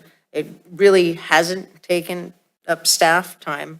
The liaison is there. They inform the committee as to what the city is doing here, and they have taken it upon themselves to help support those by really walking the streets, talking to the businesses where staff doesn't have a lot of time to do that. So they're on the right page here. If it's not described appropriately, we can clean that up. Yeah, I think that's right. I think maybe you're reading this as maybe the committee's providing us tasks. It's kind of the opposite when we implement it, is we use the committee, as was just stated, as a resource, business surveying, business outreach, an afternoon of knocking on the doors of our local business community to, find out what their needs are, provide information, obtain information. And now as we get out of 3 years of COVID, and we all don't have to repeat that history. I mean, it was tough times the last 3 years, and now we're kind of, moving forward. The council approved the formation of the BID. We have a contract coming to the city council at the next meeting for New City America to get that started again. And so I think it's more of an augmentation that the committee and the resources would use to help us. Not that they would take the lead, not that they would do the work, but we would provide them with tasks for augmentation to what we need to achieve the objectives of our work plan. And the goal is to make recommendation to council. We understand there isn't any decision making in our committee. We are here to act as a liaison between the merchants and our city. And again, I think there's great things here. I would like all of our committee and commissions documents to have a similar look to them. That's why we went through the process of creating the work plans to begin with and then modifying the work plans over years. This one's just an older style. So I'm still, Tom, come back in 2 weeks? Or if you guys want to vote for it tonight, I cannot vote for it when I'm not clear on everything. Well, they're just asking for $500. So I don't know if that has changed. I don't believe that there's a request for more than. Well, that's. City clerk, yes. I would okay. just say, look, what I said earlier, I just think it's, if there are changes in the work plan, if I was a committee member, and I think it's in our protocols, that if there are changes, and that should go back, significant changes, it should go back to the full committee to make sure that the committee members that you've selected that provide recommendations to the city council are all on board, or at least a majority of the committee members are on board. If there are significant changes, we can discuss the PowerPoint versus what's in here. You know, they may not be significant, but I think I'd like to hear from the council on that. I think they're two different documents, so it's tough to vote when you've got two different documents in front of it. I have no And problem that's giving okay. them I mean, $500. Again, I think what we do is we struggle right now, and I'm going to take the liberty to say, you know, call for the question. And if there are 3 votes, then move it forward. If I there do are not, have one then public comment. Yeah, but I mean, we All right, need All to right. move on. okay. Public comment, Alice Kwong, and do we have anybody online? Alice, if you could please go to the mic. Thank you, Margaret, and thank you for all paying attention to the Economic Vitality Commissioner. I'm one of the members, and I believe when I try to apply and get the interview, I try to use my best knowledge, and I thought I can try my time, valuable time, to work for the community. That's my goal. But tonight, I find the questions let me feel very bad. And just like the MCC and Economic Vitality member, what's wrong? We are all volunteer. I'm the board member of Economic Vitality Commissioner, and also I'm the founder of MCC. What's wrong? I believe you all have a titles, right? And the second, I all clear.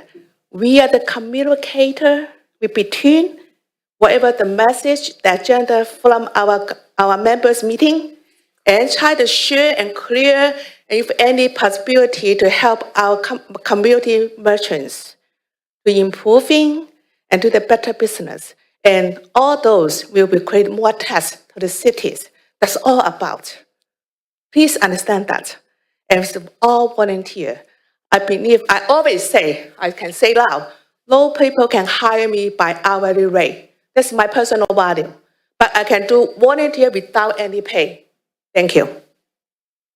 Thank you. Okay, is there a motion then?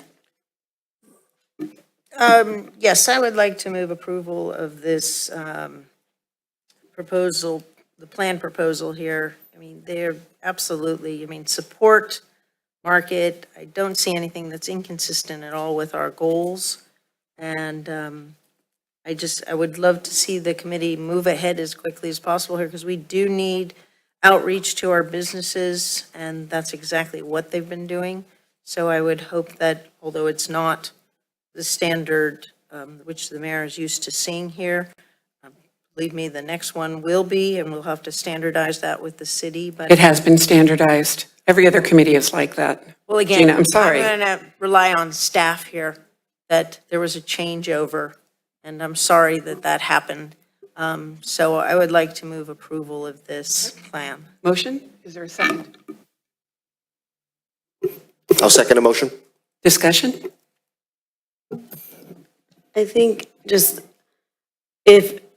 are we voting on the PowerPoint or are we voting on the staff report? And that's Councilwoman? just my concern, because I do have concerns about a couple things that are in the version in the staff report. And then also, if you would like to, it sounds like maybe you all were going to ask for this amount of money now and maybe come back and ask for more later when other things happen. But if you all want to be able to ask for more upfront, I know just because I worked with the Park and Rec Commission on theirs, they asked for some more upfront for celebrations of the park openings after the remodels. So there's an example you could look at if you guys want to take this as an opportunity to update it and ask for more money. I think that was recommended by the council. I don't think the committee was asking for additional funding. I'd be happy if the council is more comfortable to move the PowerPoint EVAC work plan forward. As I said, I just think it's important that the hard work they've put in at this point continues sooner rather than later. So I will amend to clarify my motion, and hopefully the second will take that. Yes. Okay, any further discussion? So the Mayor? vote is on the PowerPoint. For discussion purposes, Mr. Andy Mogens, our Community Development Director, is here to address any of the fiscal impact or budget issues. Good evening, For the Madam knowledge Mayor, of the- members of the council. I just wanted to point out that from time to time, and as you know, in community development, we help with a number of committees here at the city. We do get requests for funding, but when the funding is a token amount like petty cash quantities, we just say, well, we can cover that with our own budget. So the amount that EVAC brought up tonight for like drinks and snacks at meetings, that's what I would consider petty cash. That's the kind of amount of money that we can cover out of our department budget. It's not something that would require a special budget item exclusive to this committee because it's such a small dollar amount. So I just wanted to clarify that when it comes to funding for these committees, that if they ask you for funding and it's such a small amount, it's really not worth because we have budget for that in our department. We cover that for them. But Andy, relative to, to addressing the council member's question, will this committee come back for additional funding? A lot of that is worked in with our economic development budget that's already adopted. So That's I'd like you to correct. address that. That's right. We already have so many of these projects already budgeted, as you know, in the city's budget, that it's not exclusive to this committee. So there's no need for those to come back because they're already covered. Okay, Thank all you. right. That's very helpful. You're okay? Okay. Thank you. So no further comments? Call the question. Councilmember Pappen, Yes. Councilmember Cahalan, Yes. Councilmember Fung, Aye. Vice Mayor Goodman, Mayor Snyder. Aye. My mic was off. Yeah. Aye. Okay. The council approved the fiscal year 2023-2024 Economic Vitality Committee work plan as presented in the presentation. Motion passed by a vote of 5-0. Thank you.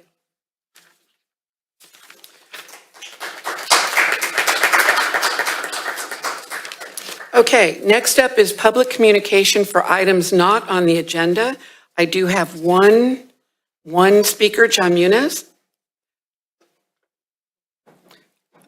Oh, no. Is this number 4? I'll check. Well, Thank you, Mayor, Council. I found it. I'm sorry, John. We're going to start you all over. Hold on. Looking for the clock. We need the city clerk. We got it. Okay, go ahead, Mr. Muniz. Thank you. John Muniz, I'm going to read this speech. I read this speech with the San Mateo supervisors 2 weeks ago, and I'm going to repeat it here again today for MILLBRAE. John Muniz, retired 28-year resident of MILLBRAE. I stand with the MILLBRAE taxpayers in opposition to any takeover by the San Mateo County or any other entity of the La Quinta Inn or any other hotel or motel in MILLBRAE for the purpose of conversion to an unhoused transition facility or home key housing. In the case of the La Quinta, MILLBRAE receives $600,000 transit-oriented tax, which goes directly into the general fund. Also, the property tax will be lost. Will the county pay the impact fees for these hotel conversions? That's a question. Soon MILLBRAE will lose the El Rancho Inn property and no hotel will be built on that property. Therefore, the city will suffer more lost revenue. MILLBRAE has no way to recoup hotel TOT lost revenue. This could lead to the reduced city services such as street repair, police and fire, recreation services, and the possibility of city layoffs. MILLBRAE is just emerging from the pandemic and is in the process of rebuilding the economic vitality of the city. Our hotel revenue is one of the largest contributors to the general fund, and this revenue is vital to the support city services to the public. MILLBRAE is not land rich. Our MILLBRAE tax base is exceedingly small compared to other cities on the peninsula, and we must rely on a steady stream of hotel revenue to grow and prosper as the transit hub of the peninsula. I feel MILLBRAE is always the victim of state and county overreach, and I personally have had enough of it. Please sign the petition, change.org. Defend MILLBRAE's future. Stand strong against repurposing the La Quinta Inn. Thank you. Thank you, Mr. Muniz. Okay. Ron Raquel, and after that, Alice Kwong.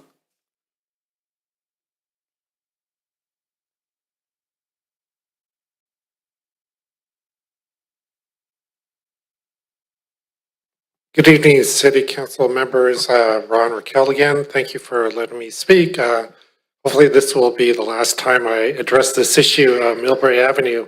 I'm going to submit an email to you tonight with all the signatures that I have ascertained. There's over 300 signatures, and I think this is ample evidence that this does need to be addressed and that cannot be washed aside.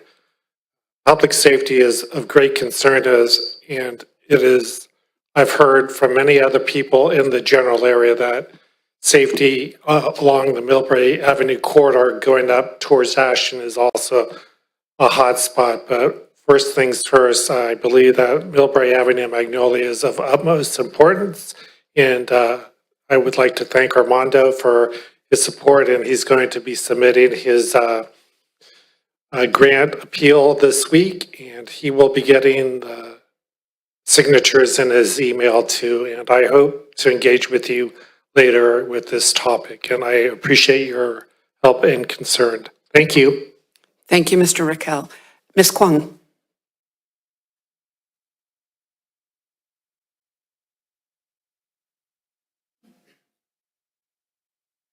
Again, since December 13, I think now I get more time to talk 2 times.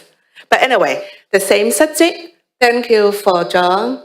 This gentleman has been spending a lot of time and concerning and letting people knowing what's going on in MILLBRAE. Simple things. MILLBRAE is a very small city. I'm senior already, honestly.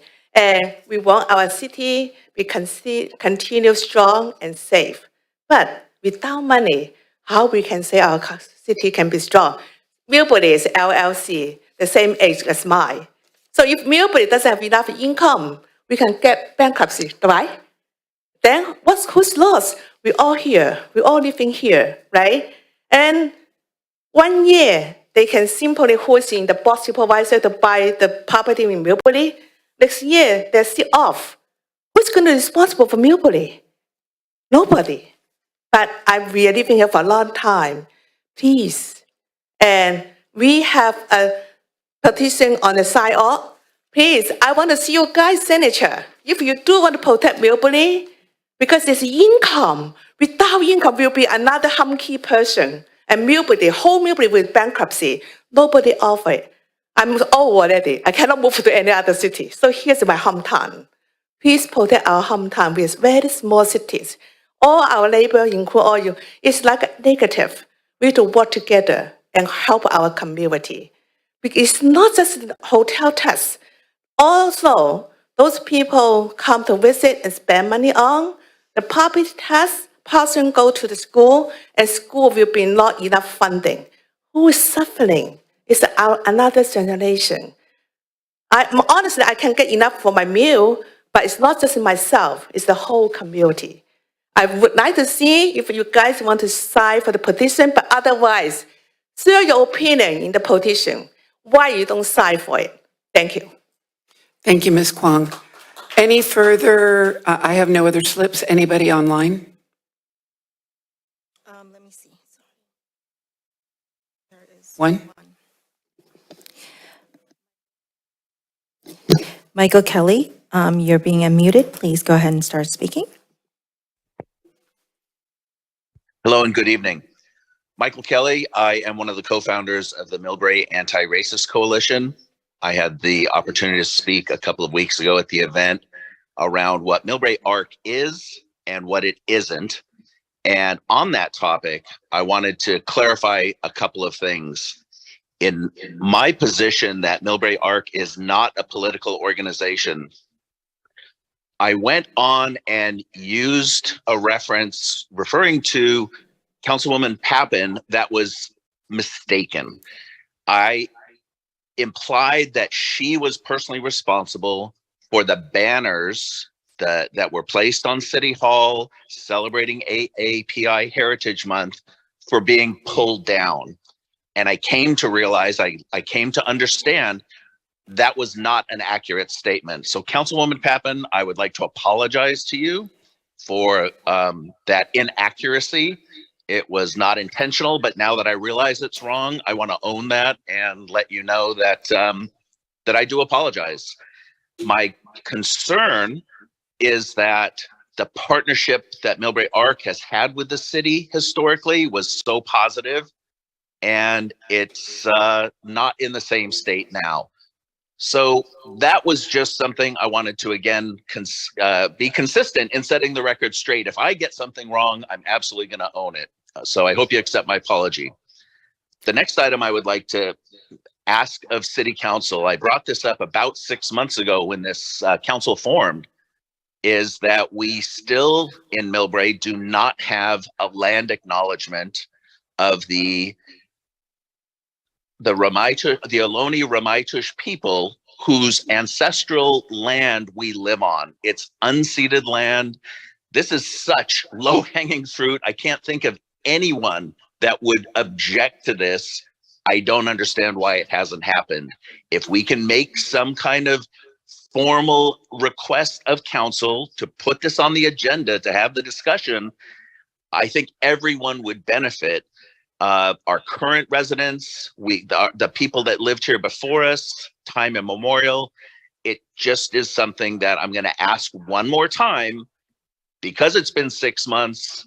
Whatever legacy our current mayor wants to leave in her last 6 months, this would be an easy one to chalk up a win on that topic. So thank you for your consideration. If anyone needs insight, ARO, the Association of Ramaytush Ohlone, have samples of what some good land acknowledgements can be. So we don't even have to get overly creative. There's a lot of good ideas. I hope the council can act on this. Thank you very much. Thank you, Mr. Kelly. I am Niwa Cheng, and then if there's anybody else, this is last call for items not on the agenda.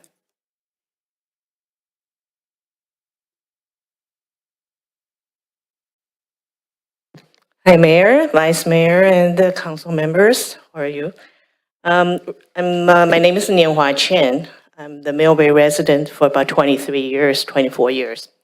And recently, I met a neighbor who just moved from San Francisco to MILLBRAE a couple months ago. And the main reason, they told me that the main reason they moved out from San Francisco was because they were tired of facing the homeless issues, drug issues, and safety problem in San Francisco. So they moved to MILLBRAE to pursue a better living environment. And so they felt frustrated and worrisome when they learned about the hotel within their neighborhood will be converted for unhoused people. And so they don't want to see MILLBRAE to become another San Francisco. So here I share their concerns with you because their thoughts is just an example of other residents who share the same concerns. And in the past 30, 40 years, I know that because I work in San Francisco HSA for 30 years, I know that millions of dollars have been spent in helping homeless people in San Francisco. However, we can see those resources provided for homeless people in San Francisco did not solve the problem. And in fact, the problems have been getting worse when the government and the community provided more resources, because those resources attracted a lot of homeless people from outside San Francisco, outside California, to move in to gather resources. So I think that in order to solve the homeless issue, the government needs to set up good policies to solve the substance abuse issue, drug issue, mental health issue, and the permanent housing, and to provide job opportunities. And MILLBRAE is really a small city comparing to San Francisco. So please consider seriously if we really can't afford to accommodate hundreds of homeless people who are not originally from MILLBRAE. And where can MILLBRAE get money to cover the loss of the hotel income tax when the hotel is sold? So to oppose the conversion of the hotel does not mean we are not compassionate to those people in need. Actually, we want to make sure that MILLBRAE is a safe, clean, and financially strong city. Thank you. Thank you, Ms. Chang. Okay, closing public comment. City Manager, I had meant to bring this up earlier. The La Quinta event activity is going to come up as a staff report on July 11th. No? That's what we talked about earlier as an informational item. What we talked about, Mayor, is if there is consensus tonight that you asked it to be placed on the agenda for discussion. So we have to and do it's that at consistent, council comment. Or not. Yeah, no, but At this council is not a city project. And for the benefit of the community, the council can't respond because it's not on the agenda. If it's the pleasure of the council to place it on the agenda for discussion, we can do that or not. It's a county project. It was a question of when to solicit all five of us, whether to put it on a future agenda. I think that's appropriate. If Can we do it the majority right of the now? council would like to put it on as an Okay. information item, we can certainly do that. Informational item? Yeah. Which I tried to do all week, but it's Yeah, processed, so. But Mayor, do for I the have record, hands up? no, We want to Mayor. see this come back to Mayor, council. if I may, Council- if I may, for the record, Mayor, because these meetings have got to have, I sent a video, they have to have some control. I can't place things on the agenda. Well, I can. Every council member can request something be placed on the Except me. agenda. When I request, it doesn't seem to happen, Tom. I've requested that this show up. You told me I needed council support. So if this is not the right time, I'll bring it up under council comments. Okay, if I may, for the record, under the protocols, any council member can request that any item be placed on the agenda. Upon agenda review, it is the mayor's privilege to say yay or nay on that agenda item, but no longer than 60 days. Because of the sensitivity of this item, and it's not city business, it is a county item, I had recommended that perhaps if you'd like to bring it forward, if there's consensus of your fellow council members this evening to place it as an information item, it's a good thing to look for consensus. If not, then we'll continue to work through the county process. That's all. Right. And to my point, I was saying that this would be an appropriate time without discussing the item or responding to the public comment that you can ask for. To direct staff to place it on the agenda. Yeah, And if exactly. there's Here I am concurrence, again. Yes. This is attempt number 3. Council, would you like to see this come forward? I would. Yes. Okay, I got 2. I need a 3. I got 3. Next council agenda. Thank you. And with that, is this something we could have someone from the county come present on as part of the informational item? Or is that? We will certainly ask now, if that's an objective of the council and say, Mr. Callagher, a representative, is not available that evening, then we can find out when they are available. But I believe that, we will request and try to get either Mr. Callagher here or representatives of the county here to address any questions that you may have. Thank you. Sure. Okay, moving on. Public communication is closed. Moving on to consent calendar. Consent calendar, item number 5. Receive and file monthly general fund financial report for the period ending May 31st, 2023. This is an informational item. Agenda item number 6, adoption of a resolution of the MILLBRAE City Council establishing the appropriations limit for fiscal year 23-24. It's an action. Number 7, adoption of a resolution authorizing the city manager or designee to, 1, execute an amendment to the contract with Stepford, Inc. to add 2 one-year options and exercise such options for information technology support and related services in an amount not to exceed $150,000 per year for base services and amount not to exceed $50,000 per year for additional services over the 2-year option period for July 1st, 2023 to June 30th, 2025. And number 2, authorize purchases of software, hardware, related technology items from Stepford, Inc. in a total amount not to exceed $150,000 per contract year. Number 3, increase the current fiscal year 22-23 authorization for the purchase of software, hardware, and related technology items from Stepford, Inc. in a total amount not to exceed $150,000. And 4, execute the necessary agreements or addenda. This is an action item. Number 8, waive the second reading and adopt an ordinance amending the MILLBRAE Municipal Code, Chapter 2.10.070 regarding membership on the Park and Recs Commission, action item. Agenda item number 9, council consideration to recess the month of August 2023, action. Agenda item number 10 has been requested to be pulled for discussion. Item 10 is adoption of a resolution authorizing the city manager to execute an agreement with Environmental Justice Solutions in an amount not to exceed $185,000 for the development of a social equity plan. It's an action item. And finally, agenda item number 11, which I would like continued to the next month, but I need a 3-person vote on that. Adoption of a resolution authorizing the mayor to execute a license agreement for 101 Express Lane toll system facilities within the city of Millbrae's right-of-way. So with that, I would like to have 10 pulled and request a motion to continue item 11. So moved. Thank you.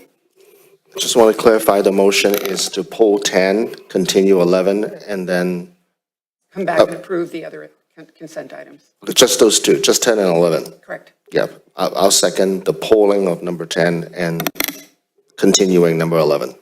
Thank you. Any discussion? Call the question, please.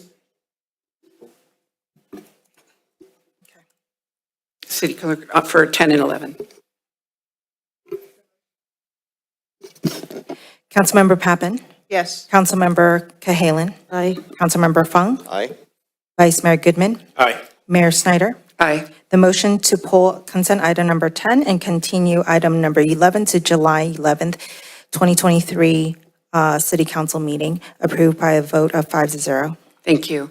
And now, if I could have a motion for the items that I read, and we don't have to repeat them, 5, 6, 7, 8, and 9. So move. Second. Thank you, Councilman and Councilwoman. Any discussion? Please call the vote. Councilmember Pappen. Yes. Councilman Cahalan. Aye. Councilmember Fung. Aye. Vice Mayor Goodman. Aye. Mayor Snyder. Aye. Consent calendar except item number 10 and 11 passed by a vote of 5-0. Thank you. And for item number 10, would staff like a presentation, or Councilwoman Pappen, would you just like to ask questions? I have a couple of questions too. So staff, is there a presentation? It was a lovely staff report full of great information. Yeah, so the standard item, like we usually have contracts on the agenda.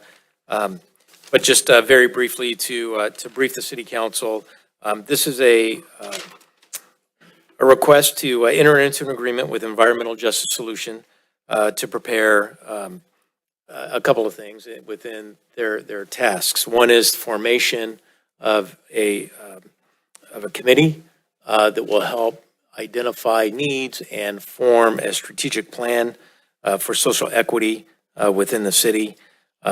The $185,000 allocation, about $165,000 is allocated to Environmental Justice Solutions for their work. And this is a 1.5-year program, so it's not, I just want to bring the council's attention, this is not a year budget, it's actually a 1.5-year budget. And rounded up, I think it's $19,800, but $20,000 rounded up for a stipend that would be passed through as EJ Solutions manages this process for us. That money would be passed through. It was identified with previous consultants that had presented work plans to the city, working with EJ Solutions on formation or evolution of this contract and scope, that it's appropriate to provide a stipend for those members that would be selected for the committee for babysitting, those types of services, so they don't have to be burdened with any additional expenditures or resources to participate in the committee. And so that is how the budget is allocated. In terms of the firm description, it's in the attached staff report. The project team, Maribel Tobias, she's a principal of the firm owner. She's also an attorney, highly skilled, and our project team that she provides, highly educated, highly experienced in formation of social equity programs, not only the planning effort and strategic plan, but also implementation. It's a multicultural organization, fluent in many languages that serve the needs of the city of MILLBRAE, in terms of Chinese spoken language, Spanish spoken language, Tagalog. There's no concern. They provide the expertise and the skill set and also for interpretation for language, both written and verbal. So as you go through the project overview, there's a series of tasks. It lays out their approach. First and foremost is in August, council would adopt a social equity framework. If we get AJ Solutions under contract, they would prepare that and bring it back to the council. Then there would be a recruitment process to obtain, and again, this was the direction of the city council several months ago, to not make this selection political, but have an outside consultant provide their expertise for selection of the committee. So once EJ Solutions does their work, they form the committee, we would bring that actually to the city council for approval, formation of the social equity committee.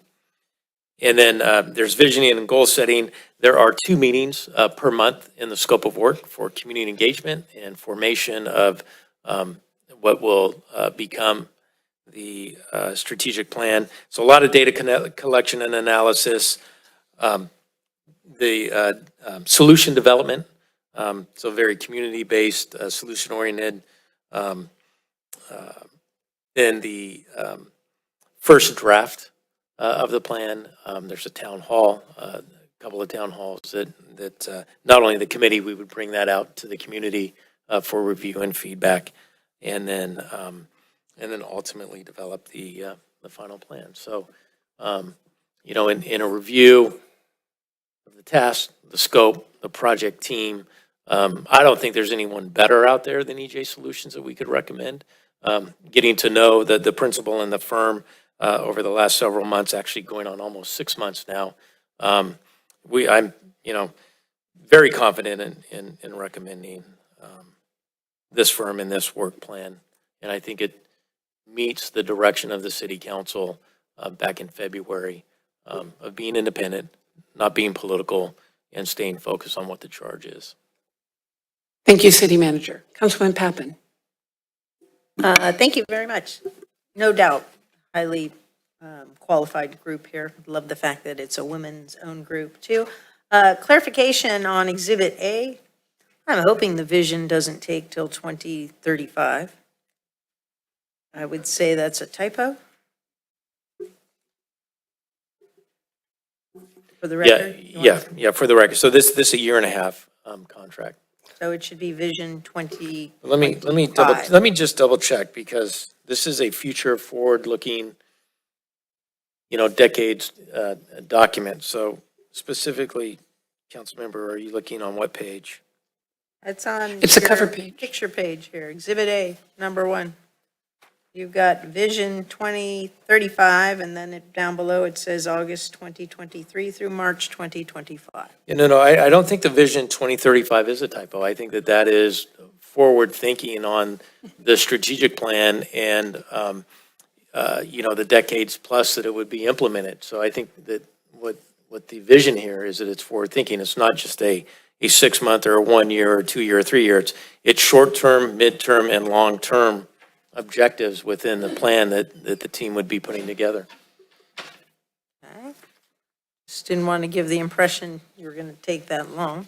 No, it's not taking that long, but it's the horizon, right? It's Okay, forward thinking. Secondarily, again, it's a great plan here. I am concerned about number 2, council appointing before number 3 and 4 happen. So I will leave that to the experts, but I really think the community engagement, community needs assessment, or at least the community needs assessment, and possibly the solutions development would occur prior to. I mean, the goal really here is to not make this political. And if the council is appointing a specific group, I would hope this professional organization would guide us through that process so that we are reaching the communities that we really need to reach here. So I bring this up, again, this is a highly qualified group. If we could, you know, get clarification at some point sooner rather than later here, that we're not heading down the wrong path. We want to do this right. So if they could either get back to the subcommittee on that, because we do have a subcommittee, I would feel better about, I just don't think we as a council should be out there picking a commission that would, later on be a detriment to the goals that we are trying to achieve here. So that is my concern. Yes. And my colleague. Yeah, I was just trying to clarify that. If you look at page number 12, number 2, EJ Solution works with the community to identify 11 residents for the Equity Committee. With 11 alternates. With the 11 alternate, but it's the consultant that is going to go out there and reach out to the community and identify those individuals that is going to be appointed by the council. Okay, all right. That's, Now I understand better. you see what I'm saying? It's not like we individually pick anyone. It's they will come back with the slate and then. That was a little unclear, but I trust your. Well, but that's exactly what it says here. So number 12, yeah. Page number 12. Yeah, but, okay, I was on page 4 before I got to 12. So on page 4, it's not that clear, but I trust your 12 guidance there, and then. Yeah, that's the fine. goal, is to ensure that the process is non-political.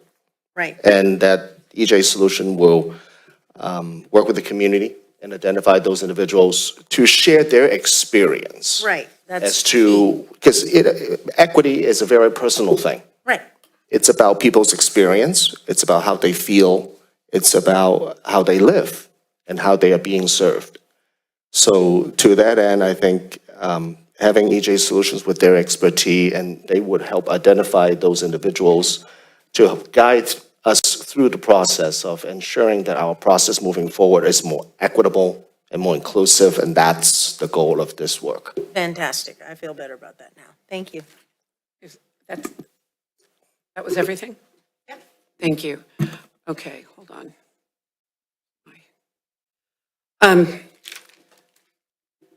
That was a good example that all of us have different opinions on what equity means.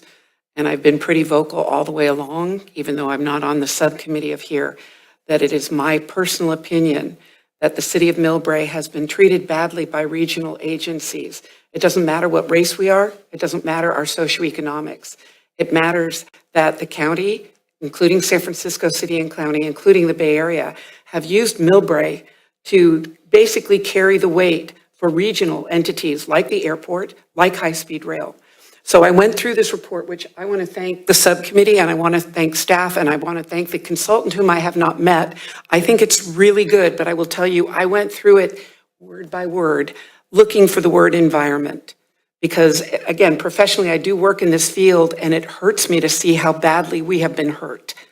And yet, and I think it's in there in a lot of places, and I felt good about it. But sometimes it says the 5 things that we talked about, and then it added to another one, and I can't pull my report up. But if the consultant was here, I'm going to tell you 2 stories that happened in the last 24 hours that show why we are weakened. I am our representative to One Shoreline. One Shoreline wrote 1 letter to SFO on their sea level rise, EIR, which is going to build 9 to 15-foot walls around it and bounce all that sound and all that air pollution back into MILLBRAE. And they're going to continue to use Site 7, 6.2 acres on Aviador as a heavy construction zone for the next 25 years. And when I went to the San Francisco Planning Commission, they said, we do not have to pay attention to your general plan. If we don't have the language that talks about why we are under-resourced, why we have been beaten up by the transportation agencies, they will continue to do so. Today, I'm on the San Francisco Airport work plan. We had our work plan for next fiscal year. The chair is from another city, and I pushed to get all of SFO's environmental documents that all have a noise component, but they ignore ongoing noise. They look at construction noise. They do not look at every time that plane takes off. And that person told me, well, that's a fight just for MILLBRAE. And I am so offended that that happens, and it happens every day because MILLBRAE has not stood up for itself. So this Social Equity Commission is not just race. It is not just socioeconomics. It is how this region treats us and has treated us badly forever. Golly, you can tell I'm my old days on that. So I just please for the consultant, MILLBRAE is different. SFO is different. In our case, the airplanes take off in one direction and blast us with the noise in back. We are the only airport like that in the world, which means that noise in back of us does not get counted. And it is not in the FAA regulations. And if we don't do the work within the Social Equity Commission, I can't keep arguing it. I've been to DC arguing it. I get people along with me, but we don't have the documentation for it. So I am asking, I am begging that the Social Equity Commission is not just race and social economics, it is environment. And my problem that I have with the city of MILLBRAE is once we go subcommittee or once we go to town hall meetings, your city council is encouraged not to go for a good reason. We want all of you to be able to speak freely at these meetings. So we can't be there. But I will tell you, there is no one in MILLBRAE like me on environmental issues. And if no one can carry that through and we get a finished report and it doesn't help us with the airport or high-speed rail or any of these entities that treat us like crap, then we're in the same place. So that's my lecture tonight. Please, please, I actually do believe that SFO and the City and County of San Francisco and the County of San Mateo owe us reparations for decades of abuse by SFO. And La Quinta Hotel is another example of that. Do it in MILLBRAE because they don't fight for themselves. So I'm right there with you guys. Anyway, end of subject. I think this is great. I'd love a motion to approve, and I wish you the best of luck. But I hate that not all 5 council members can be there so that we can get our comments in too. And when it comes to us quite often at this dais, it does feel like a done deal. And I don't like it feeling like a done deal any different than the rest of you do. You want to have that ability to have input and to fight for all of you. Thank you. So Mayor, on that, so there is the state law, you know about the Brown Act. This is the time and place for that. So the committee makes subcommittees make a recommendation, but this is the appropriate time and place that are, if any questions or changes to scope. And actually, I have an to be made. And if I may, real quick, so on behalf of Ms. Tobias, so we are lucky to have this firm. They are so incredibly busy. She had double conflicts, wasn't able to make it tonight. I talked to her. That's why also in the scope, their commitment to us starts in August because they've been so busy and they've been queuing us in. So, you know, the good news is we have a great firm, great talented people. Unfortunately, because she's so busy, she's not here tonight. So I said I would shoulder the questions. And that's okay. That's not a criticism. I read the back and all the great projects they've worked on. I feel really good, but I had to get my 10 cents in because the last 24 hours have been bad for MILLBRAE by one shoreline that we pay money into and by SFO. I do have one public comment and there might be some, council, I'm sorry, I lectured. Go ahead, Vice Mayor. Go ahead first. Let's see. So what I was going to say is that I want to make sure we kind of lower our expectations to make sure that we're not expecting this committee to go out and solve the problems. They're going to be making recommendations to us as council, and it'll be our job as elected officials, our staff, to go out and make inroads on a lot of these issues. Environmental justice is important to us as a city and as a committee. Subcommittee, when we were talking about this, we wanted to make sure that that's important, and so that your concerns are heard. And I'm sure whomever is appointed to this committee by this council will keep that in mind as well. And then lastly, as far as agendizing or being present at town halls and other meetings and events, there's ways around it. We can agendize it and we just sit in the back and listen if that's the expectation. But there's ways around the Brown Act to make sure that we are aligned with what the spirit and the law is. So, thank you. Mayor, if I may, and for the benefit of the public, I think the Vice Mayor brings up a good point, City Attorney may.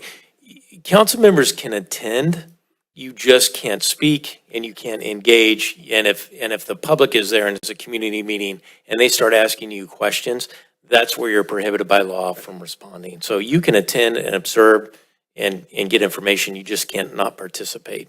So that's. Anders, and then I do have a public. Yeah, I just want to clarify one more thing before the public has a chance to speak. This is the formation of this commission.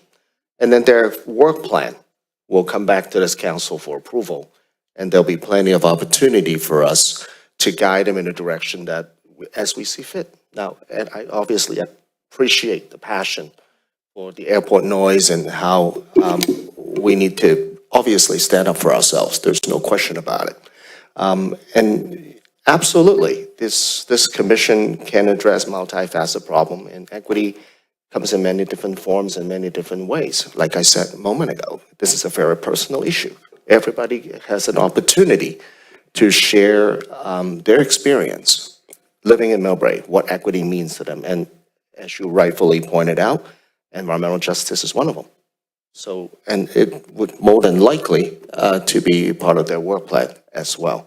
And just as city manager has discussed, you know, I love to listen to the public in every opportunity, whether it is a community meeting or just getting a coffee or, you know, multiple council member listening to our constituency is part of our job to listen. So we may not answer their questions, but we love to listen at any given time, at every place that we see them. I'm opening up for public comment. I'm sorry, I called for a motion a little too soon. Dean Land. And if there are anybody else for agenda item number 10, I only have one speaker slip and one online.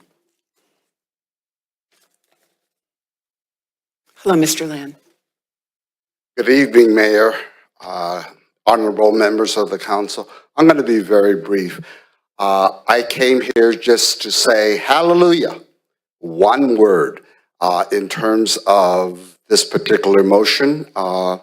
I guess I was a little premature, so I'll wait 2 more weeks, and hopefully this will come. It's one of my areas of passion in terms of social equity, and I'm looking forward to see the city of MILLBRAE finally pass a social equity, racial equity action plan.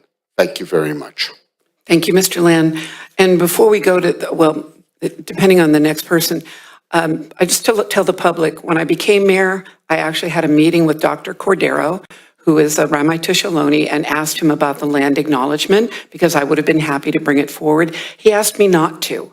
He asked me to wait for the Social Equity Commission for the community to bring the land acknowledgement forward.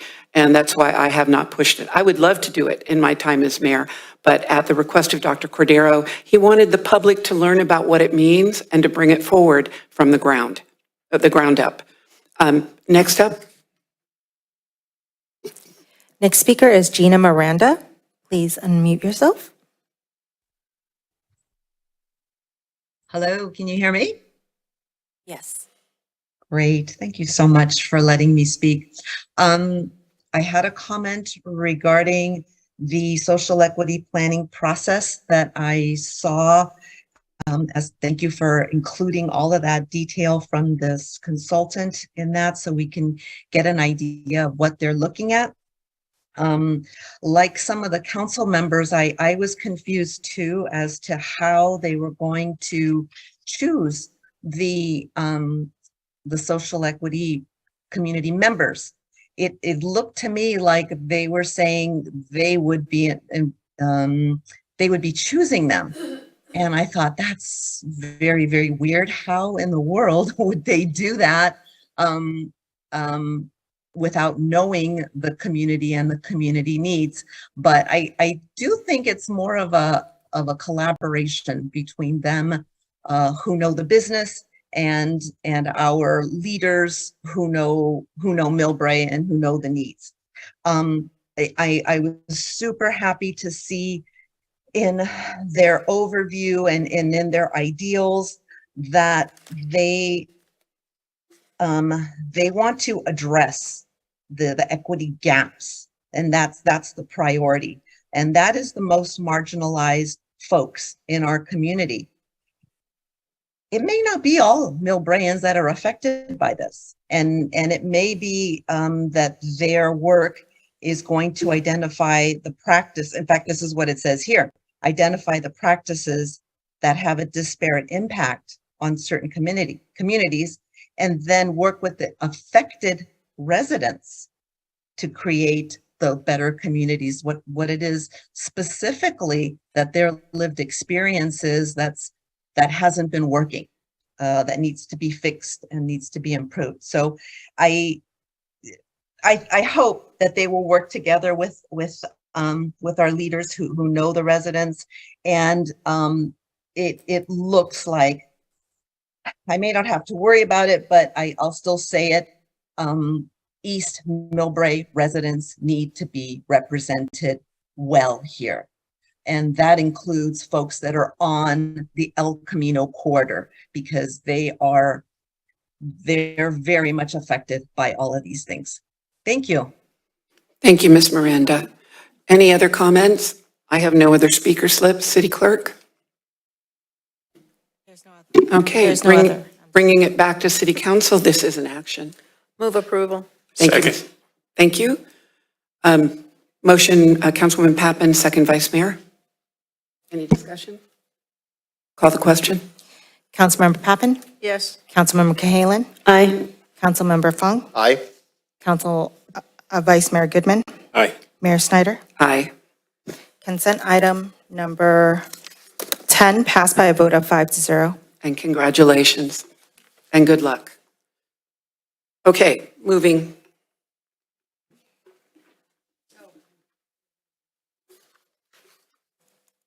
Somehow I've lost my agenda.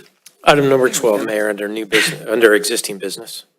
No public hearing this evening. No public hearing. For the record, no public hearing under existing business. Item number 12, update regarding the status of MILLBRAE's draft synthetic turf ordinance and adoption of a resolution authorizing the city state legislative advocate to lobby in support of Senate Bill 676 by Senator Allen that would support the city's position to regulate synthetic turf installations. City Manager. Thank you, Mayor. This is an action item. I'd like to introduce Mr. Andy Mogeson, our Community Development Director, for the presentation this evening. Good evening, Honorable Mayor, members of the City Council. Next slide. So, as you know, we've been on a bit of a journey here since October 2021, when the city established a temporary moratorium putting a pause on synthetic turf installations. There's a number of reasons why we seek to regulate synthetic turf. The city has identified the health and safety concerns of the materials, the environmental impact of the synthetic turf, the makeup of the synthetic turf, the crumb rubber, the plastics, concerns about synthetic turf materials going into our stormwater, going out into the bay, concerns about stormwater capture and percolation. Synthetic turf doesn't absorb stormwater like natural landscaping does, which became readily apparent during the storms we had this past winter. Concerns about quality and appearance, and maintenance and durability. So there's a whole number of reasons why the city seeks to regulate synthetic turf in our city. Next slide. But state law currently limits our ability to regulate synthetic turf. So there's a government code in place that took effect back in 2016. As you know, back then we were in the peak of a drought period. People were very concerned about water use. And that's when the current provision that says that cities cannot prohibit artificial turf and synthetic grass on residential properties took effect. Cities can impose reasonable restrictions on the type of synthetic turf or grass that may be installed and the method of installation, but we're very limited in what we can and can't do. And we're not allowed to substantially increase the installation costs under the current law. Next slide. So last March, we had a couple of bills that are going through the Assembly and that the City Council supported by resolution. And then this bill that I have before you tonight is another one. And it's Senate Bill 676. It is artificial turf local control. And what this bill would do is it would effectively overturn the current language and allow cities to regulate synthetic turf or prohibit synthetic turf if they so choose.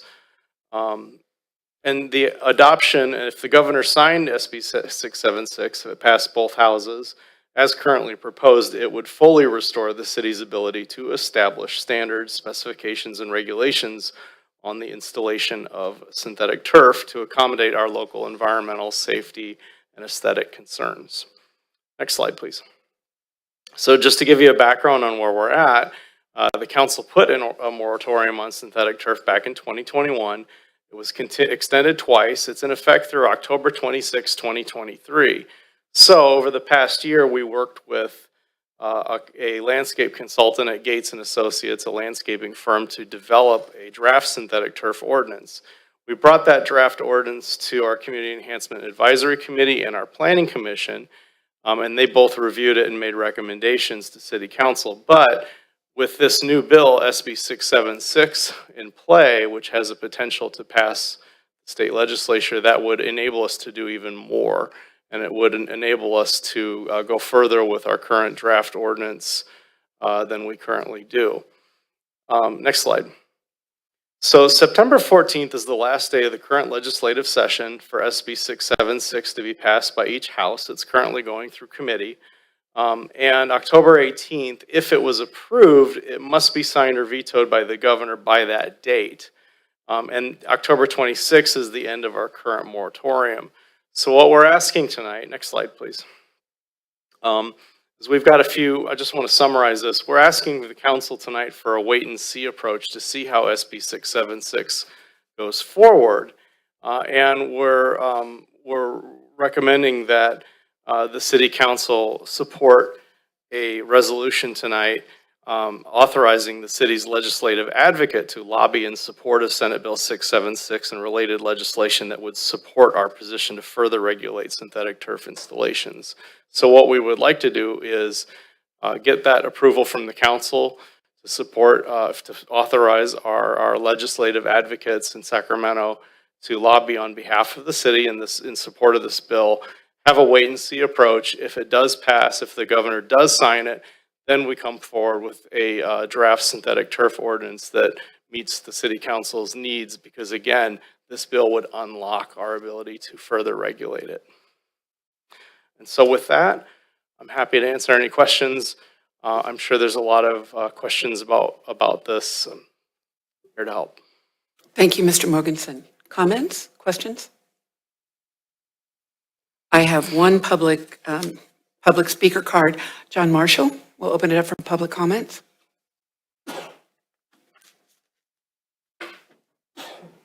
Bless you. Good evening, Madam Mayor, Council. Pleasure to be here. I'm a little bit perplexed with my happenings of today. I was issued a stop work notice to a job site of mine for installing synthetic turf. I think I'd rather discuss things with staff tomorrow in regards to why I feel that this was a horrible stop work notice. I came here, earlier today I was very upset. I had all day to think about it, and now I'm kind of playing ping pong in my head. I've been doing landscape construction, design, consultation for almost 45 years now. We're licensed in the city of MILLBRAE, we're insured, we're bonded, we're a pretty legitimate company. When I got the stop work notice, I was very reluctant to accept it. The gentleman who wrote it left it, and I asked him why, and he said that he didn't really have all the specifications of why it was there. So I came down to City Hall, and I was looking to speak to somebody, and a gentleman by the name of Edward Gonzalez, who's sitting at the table right now, got the pleasure to meet John Marshall, who wasn't very happy. He was patient, he was understanding, and he took the time. So I would like to at least acknowledge the fact that your staff here did take the time, and I appreciate it. I said that when I was there. I'll say it again because I think it's one to be recognized. I actually spoke with management staff of the city of MILLBRAE, I'm going to say a little bit over 2 years ago, in regards to this proposal of banning synthetic turf. I'm not a fan of synthetic turf. I don't love the way it looks, but I do think there's a place, a spot, and times to do it. I'm very clear of poor quality, very clear of poor workmanship, and when I was asked, or maybe I solicited comments in regards to the stopping of installation of synthetic turf, My suggestion was basically to educate people, let them know the right way to do it, not the wrong way. Without getting in too much detail, because I know I've only got 3 minutes to speak, I read what is considered a interim ordinance. So I was being held to the fire on an interim ordinance. I was also being told there is no installation of turf, so I'm a little confused. When I looked at the interim ordinance, there's a couple of things that I don't necessarily 100% agree with, and I do think that most of it is pretty accurate. I don't know if it was my Mr. Marshall, I'm sorry, that's time. Okay, my whole day got shut down today, 6 people. I sat here till 9:30, listened to people talk about things that really were just repeated, and it's really sad that something you're going to vote on I tonight understand. Thank doesn't you. have We're merit. not voting on it tonight, If I may, actually. I have yet to discuss this with Mr. Marshall, and as he said, I'll take him up on his offer this evening to meet with staff tomorrow. and Very good. See what the situation is. Be happy to do that. I appreciate that, Mr. Williams. I would just Mr. hope Williams? that you wouldn't vote on this evening because there's some standout issues that do not make any sense whatsoever. Mr. Marshall, the Yes. item that we're not voting on the ordinance tonight. We're voting on the ability for the consultant to bring local control back on an issue. That's what the SB 676. So are we still? I'm sorry, sir, you need to sit down.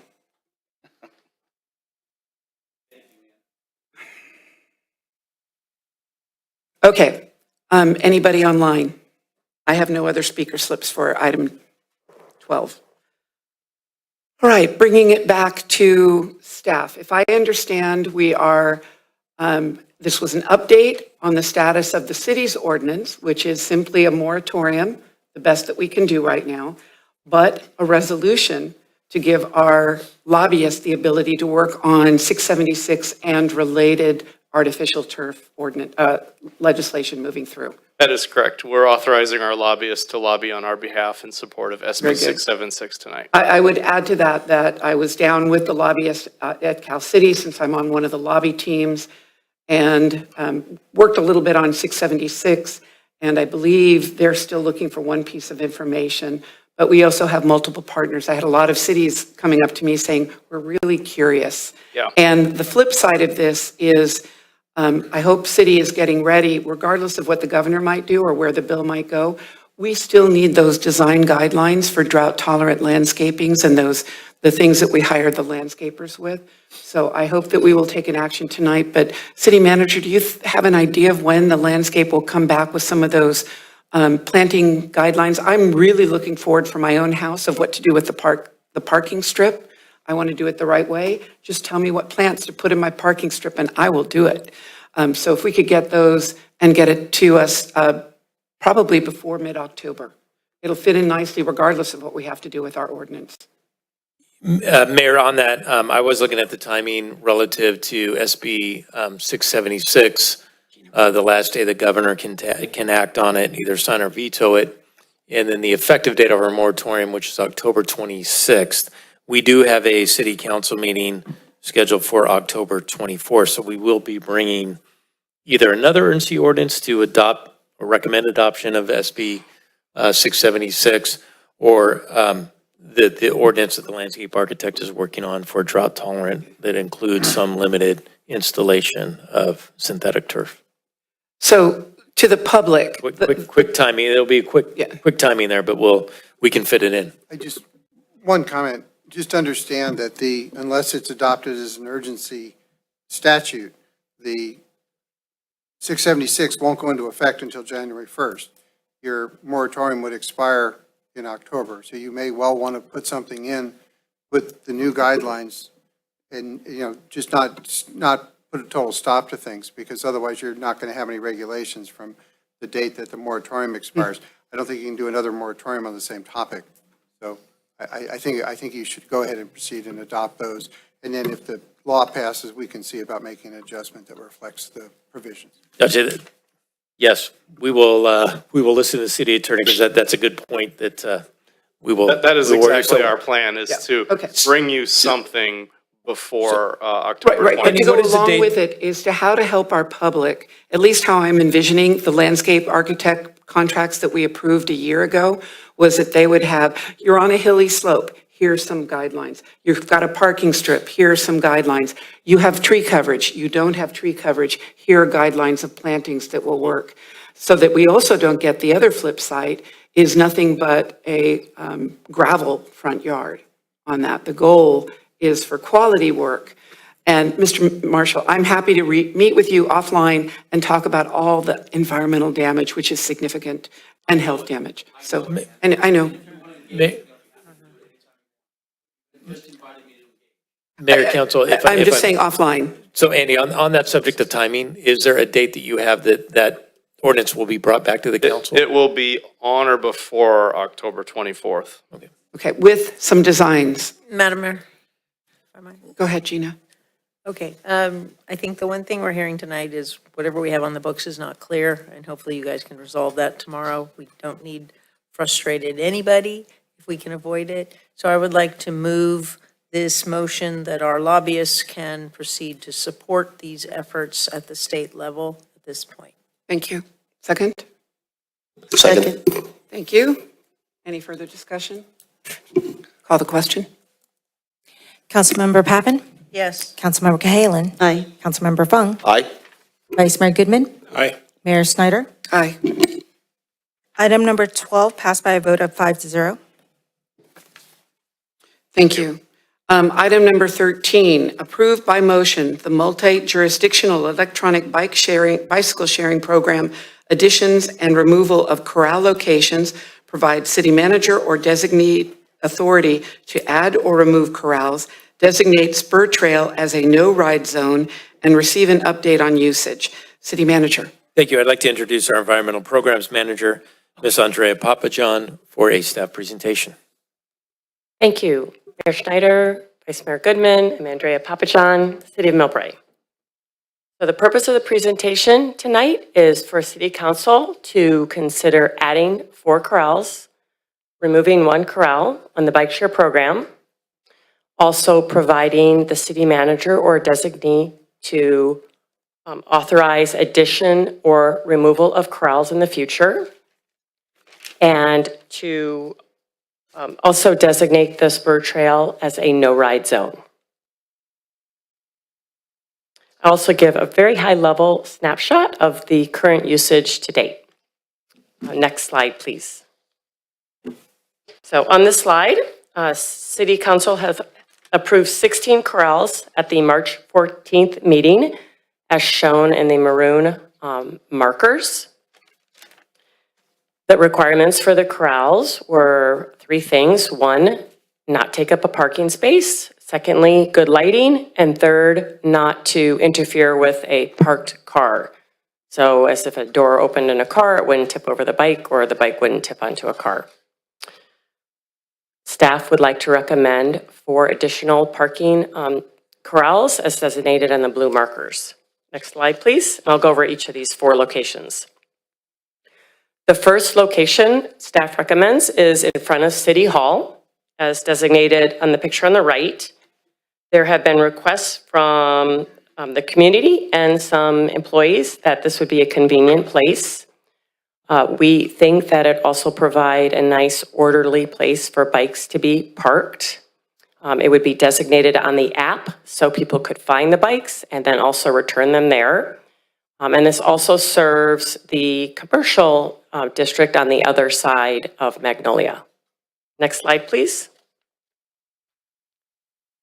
The next location is back of City Hall, as designated in the picture on the right. There's already a bike rack there.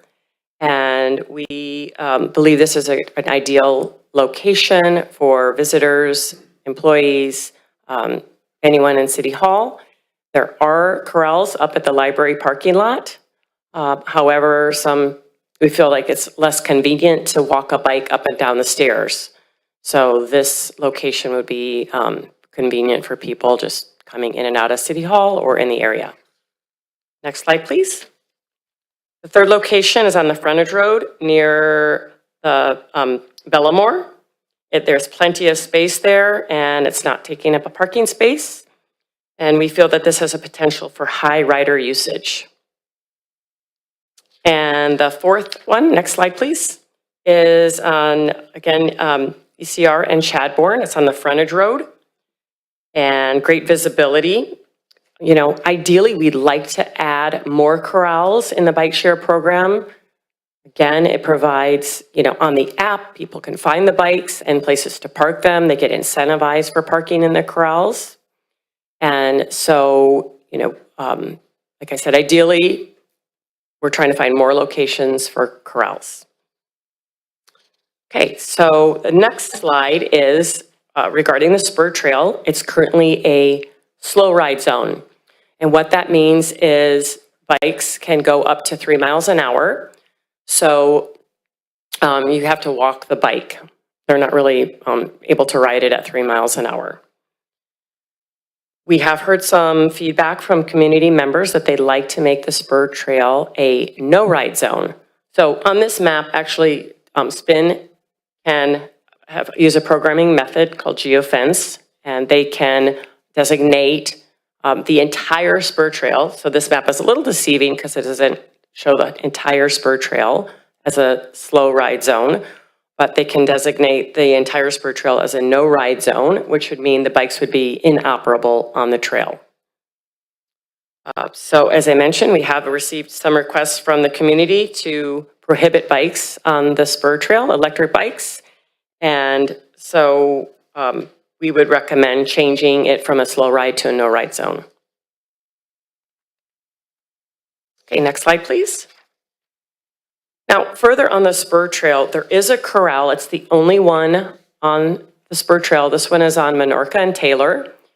And, you know, it is a really convenient place because people can park their bikes and then walk the trail, or they can come off the trail and hop on a bike.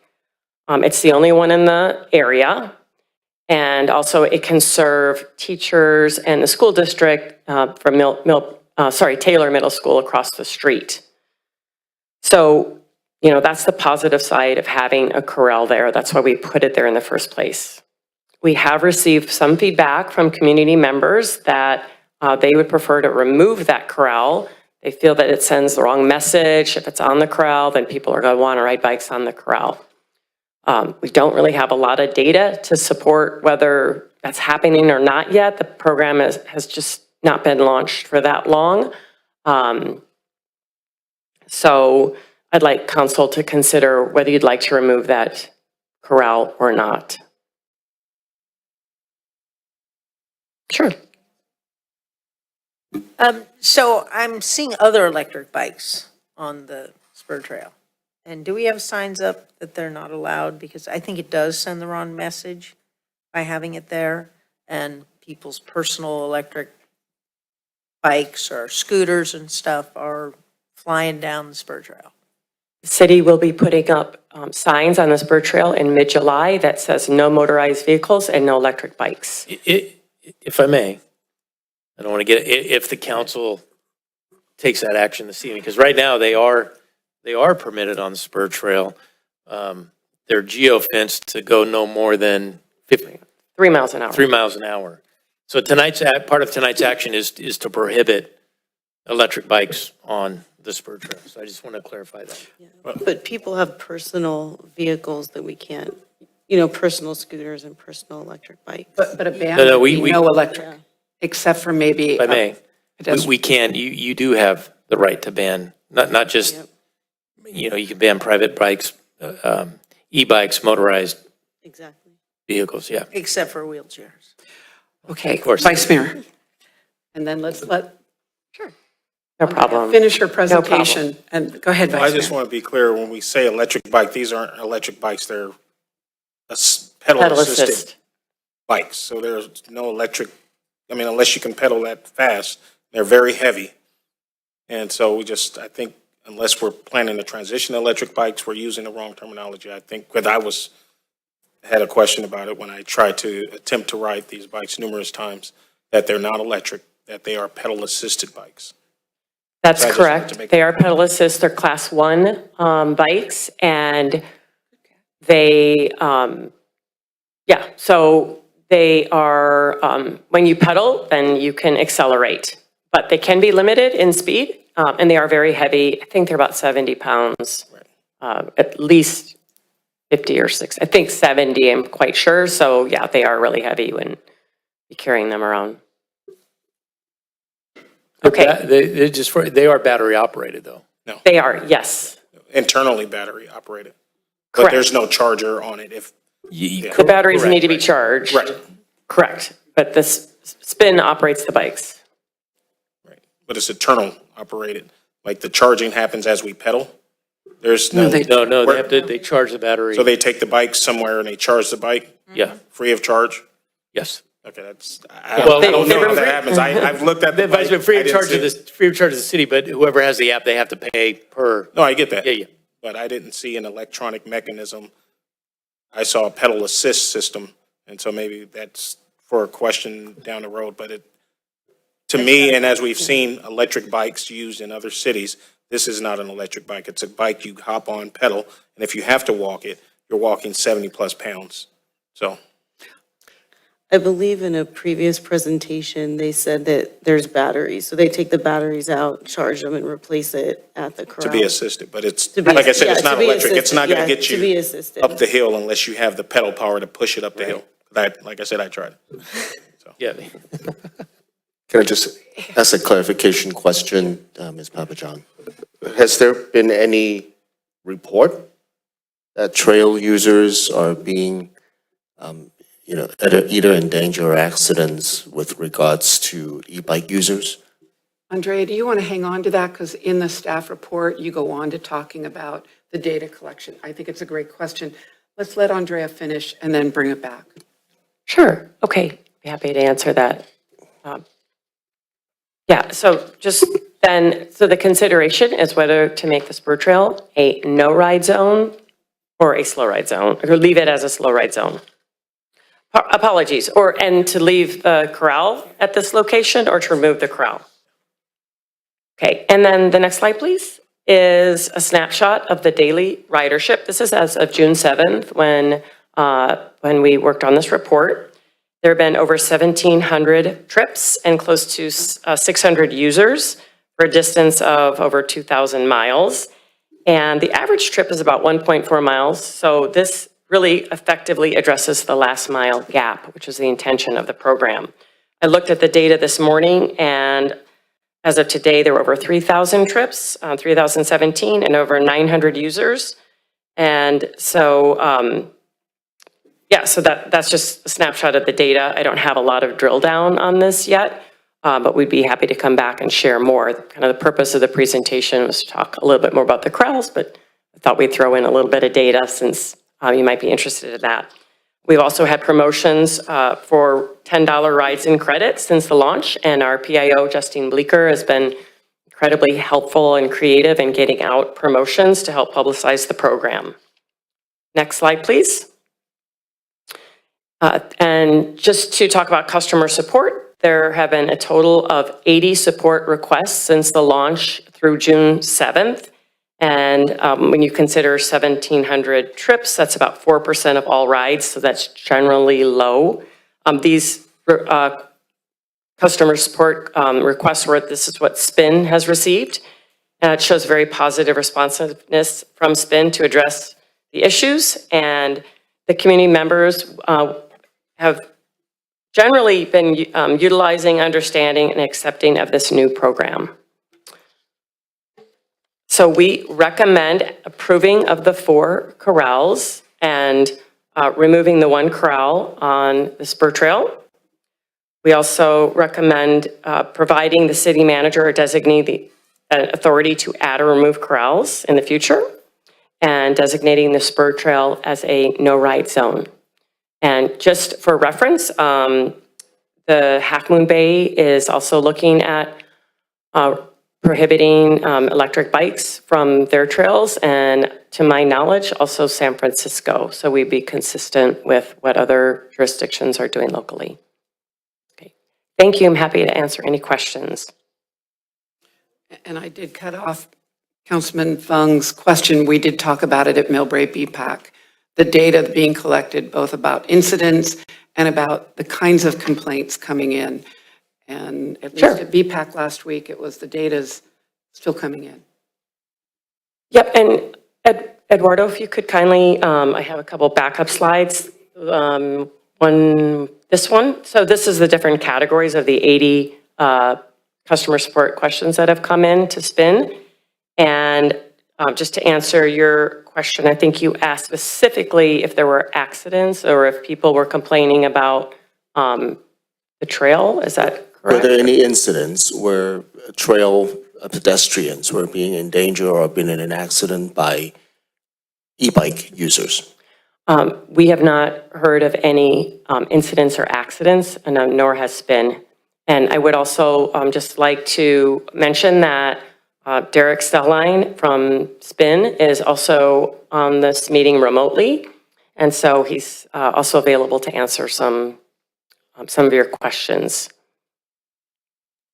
What is the usage, if you have any data, to demonstrate how popular are these e-bikes being used on these spur trail? I don't have any specific usage on the spur trail. What we are hoping to collect over the next couple months is some heat maps to see where users are originating their trips and then ending their trips. And so we'll be able to drill down into a lot more detailed data on that. And we could certainly come back and provide that for you. So what I'm hearing is we don't know how often it's being used on spur trail. There has not been any reported accident or anyone being in danger on the spur trail by e-bike users. Am I hearing you correctly? Correct. We have received some community feedback, though, that they don't want e-bikes on the spur trail, and I invited them to also come to the meeting. I'm not sure if they're here, but perhaps they will comment during public comment to elaborate. Right, okay. Thank you. Just because I was looking for data a moment ago. So. Right, yes, and yes, we will be looking more closely. We're gathering data right now. The program is still relatively new, launched May 11th, so we will be looking very closely at data over, the next couple of months and be happy to report back. Just as we discuss policy decisions, right, it would be helpful for us to have data in front of us so that we know what issues we're trying to address and whether or not the policy that we're thinking about actually addresses the underlying issue, if that issue exists. So I just wanted to bring this into context here. Thank you. Councilman Cahalan.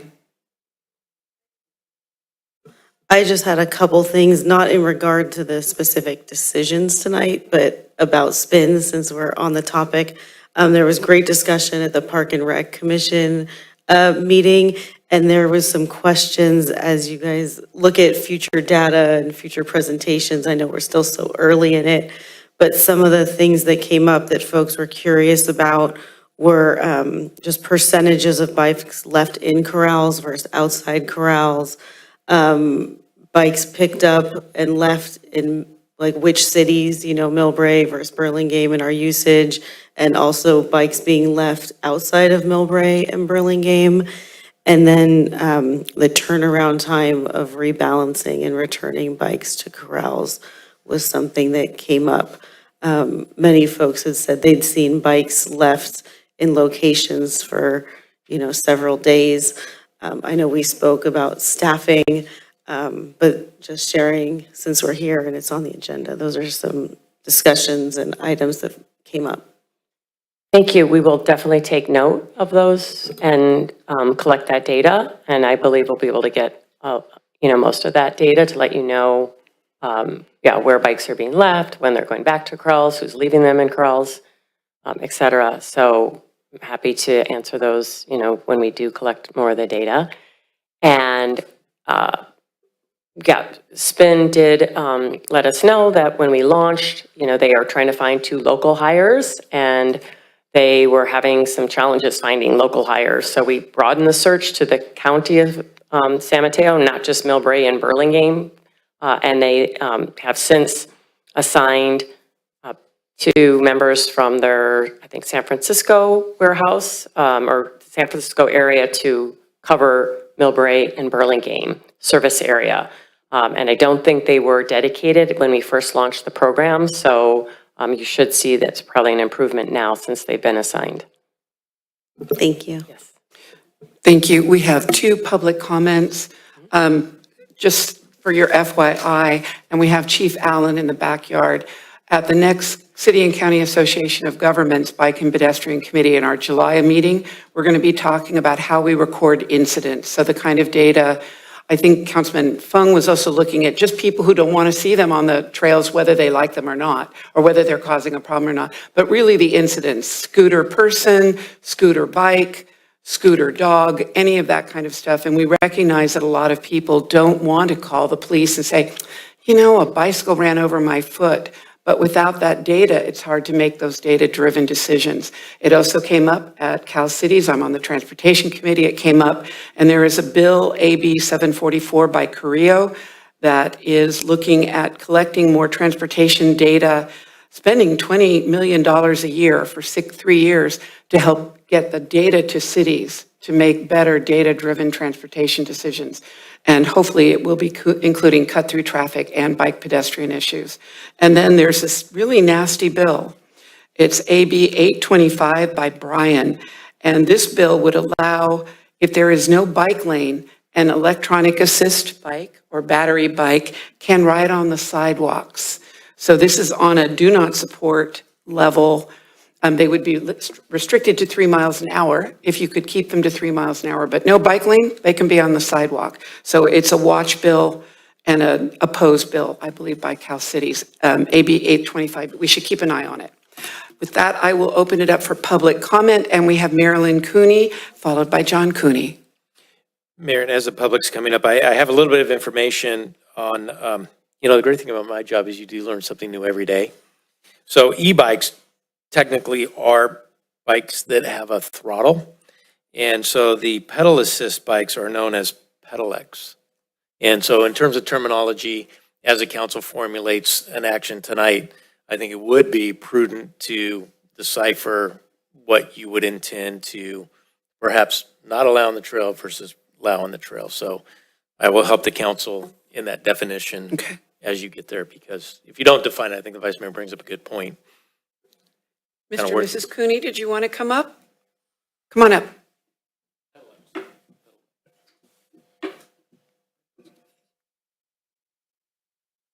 Madam Mayor, members of the City Council, my name is John Cooney.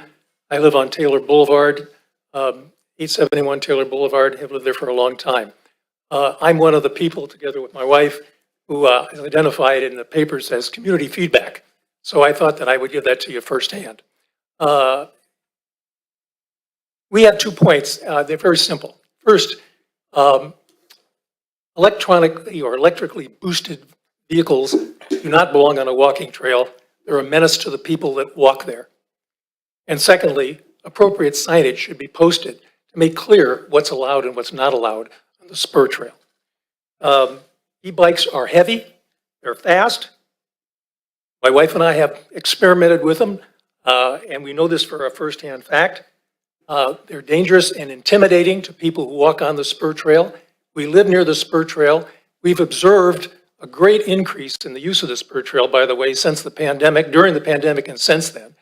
A lot of people walking their dogs, jogging, and a lot of those people are families with small children, and also old people who dodder along on the spur trail and are not going to be able to dodge fast-moving, electrically powered bicycles.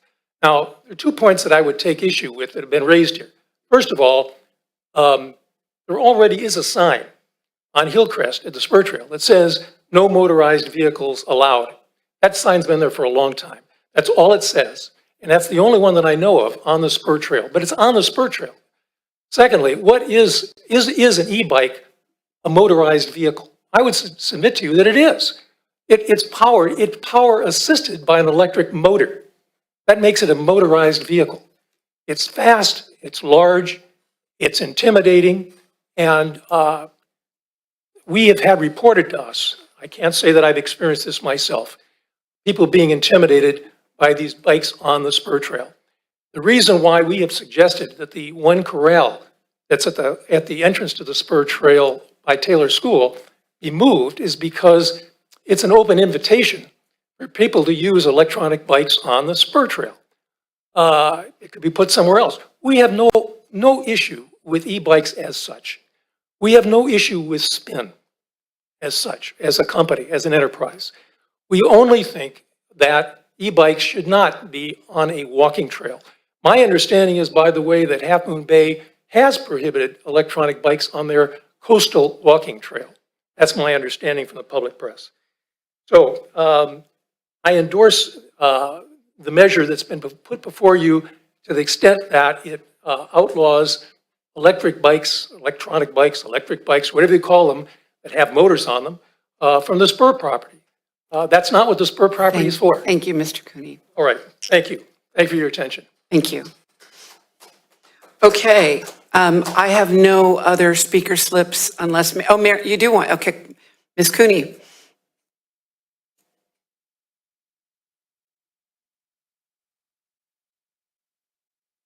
Evening, Mayor Schneider, council people, thank you so much for all you do for us, your staff. Yes, well, I'm married to Mr. Cooney, so, but we don't always agree. I do agree about this issue. As John said, there's been a great increase in the number of people walking. We love it. We love seeing them out there with their dogs. And in particular, the section of the spur that has a lot of traffic of elderly people, of which I are one, and people with dogs, is the section from Mills High School up to the Rotary Park. It's quite crowded there often, but so we have a lot of people also on the Taylor section. So we were very appreciative of the memorial park that we now have in place on the Taylor Spur, and we like the serenity that it affords us. Again, nothing against spin, but what about the private e-bikes? They're almost like motorcycles, some of them. In fact, John and I were walking on the trail by the Marriott Hotel last week, and a man and his two sons were just barreling down on these things that were just almost the same as motorcycles. So if the door is opened to that, as you can see around, more and more people are buying electric bikes. And in their place, they have their place. But I don't happen to think they do have a place on the spur trail. We've also seen ATVs out there, because we live right next to it. People on ATVs tearing around on the grass. So wheelchairs is another question, I realize. But I did have a friend paralyzed by a bike coming at very high speed. So that's all I have to say. Thank you for listening and for all you do for us. Thank you, Mrs. Cooney. I have no other speaker slips. Do we have anybody? Okay. All right, closing public comment, bringing it back to council. I had one kind of dumb question. When I was reading about not being able to get people to help bring the bikes back and thought about kids off for the summer, but they're under 18. Mm-hmm. How do we, if we've got a 16 or a 17-year-old with a driver's license, they can't use an e-bike, correct? Which is probably an issue of maturity. Correct. I think it's more because there's a state law that they have to wear helmets, and SPIN cannot enforce someone under 18. There's no way for them to really enforce wearing a helmet. And I'm going to call Derek. Derek, is that correct? Is it because under 18 they have to wear helmets? Yeah, that is correct, and it does have to do with our insurance policies as well. They change significantly when you bump that age up to 18. But the helmets, that is the underlying reason. Okay. All right, Councilwoman Pappen. Yes, I would support removing that one, maybe putting it on the other side of the school, if teachers were to use it. But I definitely do not support them on this spur trail. And secondarily, to come back to us, not now because it's not on the agenda, but I have seen minors in our neighboring city who we're partnering with using them without helmets. So again, future discussion, but that would be my proposal this evening. Is that a motion? That would be a motion as well. Thank you. Is there a second? Second. Any further discussion? Yeah, and this is on removing the corral, correct? I think the motion itself, hold on. I've Removing got the it in front of me. corral and also prohibiting them from using the spur trail. Yeah. So And, making it a ride no-ride zones. zone. Okay. And giving staff the ability to add and remove corrals as we As figure needed. out what's working and not working. Right. So it wouldn't be coming back to us anymore. So I guess my comment is removing the corral and disallowing usage on the spur trail. So that would mean a geofence saying 0, you can't use it. So it's counterproductive. I mean, or redundant, I'm sorry, that you're saying you can't use it on the spur trail. That's the goal we were trying to seek here by removing it and saying, hey, we don't want to encourage it. Well, it's not about encouraging it. We can encourage them all we want, but they can't use it. That's the fact. So how does having that corral there, I'm trying to understand the rationale to say, hey, we're going to disallow usage on the spur trail and then remove a corral for someone that might be going further up the hill. Because when you talk about last mile, as I mentioned earlier, I guess it was last week when we spoke, that the last mile is typically east to west. And so I'm trying to get up the hill, and you're saying that there is nothing close. That's the closest uphill crest or anywhere up in that area that there is a corral. So that's not helping the last mile. That's not helping anyone in that area for that purpose. So you're saying, hey, if you want to use a bike, but return it half a mile away and then walk up the hill the rest of the way. So who was our clientele? Who was the resident of MILLBRAE that we're trying to support or help with this service? Thank you. That's the council, staff to spend. But if we're talking about last mile, what does that exactly mean? Does that mean north-south? Because it surely isn't west. No, you are correct. There are no other corrals in that location, and we do want to add more corrals, not remove them. We, as staff, were actually just listening to the community, and we wanted to bring that to council since it had come directly to staff. I do agree there are no other corrals, and even if even the corral's there and we geofence it so that there's no ride zone on the trail, then people can still use the bikes. Right. So I thought we had to one at the top of the hill. We had said there's nothing at the top of the hill by the gas station, somewhere up there. we did check at that on the 27th of March, and I brought a picture because at the Chevron station in the city right-of-way, there's no safe place. We went there with Public Works and some other staff members, and there was just no safe place to put a corral at the Chevron station at Skyline and Hillcrest. However, what we are looking for is across the street, there's a multifamily dwelling, and it's on our list to reach out to more private dwellings to see if they would have a corral in front of their business. But that's to be worked out. So we'd like to put something up there, we just don't have it yet. Vice Mayor, if I could. So I understand having the bike corral right at the corner of Taylor and Minorca, yeah. Majorca right there, right with the spur trail right there. But just on the other side of that land divide, because Majorca's one way on two different streets, there's the bottom of Schultz Park, which has been closed for decades.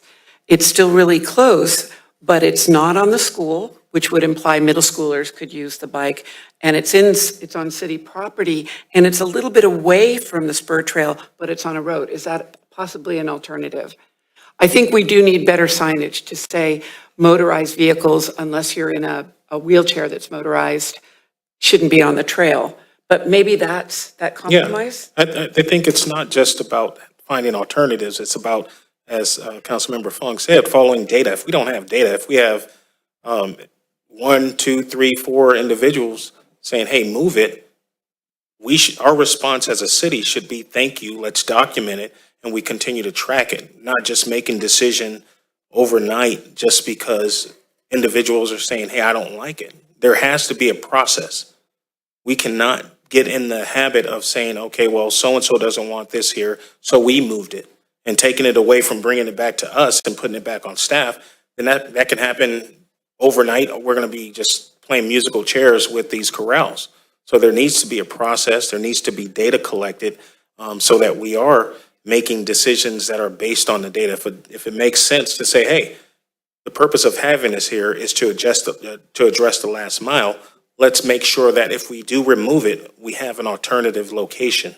And so that's all I'm asking. I totally get the concern regarding the bikes on the trail, but I know individuals have 21 speed bikes that are riding a lot faster than the 3 miles an hour that we have currently geofenced on the spur trail. So we're not saying anything about the people-powered bicycles. So let's be consistent here. If it's about safety, let's talk about safety. But if we're just saying, hey, we don't want the e-bikes, let's be clear about that as well. That's all. Thank you.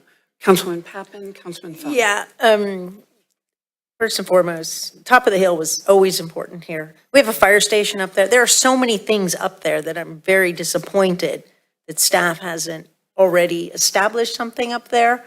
And if you want to drive around up there, it is the last mile thing. That is east and west. We do have data here. We have residents here. I believe tonight's motion is appropriate, but I am exceptionally disappointed that we are unable, or it just hasn't happened yet. But top of the hill, there are some, Mills Estates has an area right up there that has a lot of extra, an area where you can fit a corral. There just are so many different places to fit a corral that, if it wasn't the gas station, then, reach out to us. But again, we have a fire station up there, the Mills Estates area, there just are. Thank you, Councilwoman. Thank you. Councilman Fung, and then let's call the vote. Okay, well, I'll be quick, and then we'll make sure we give you an opportunity. So I'm hearing public safety issue with regard to the use of these e-bike, and I would support that. Absolutely, there's no question in my mind that it needs to be safe.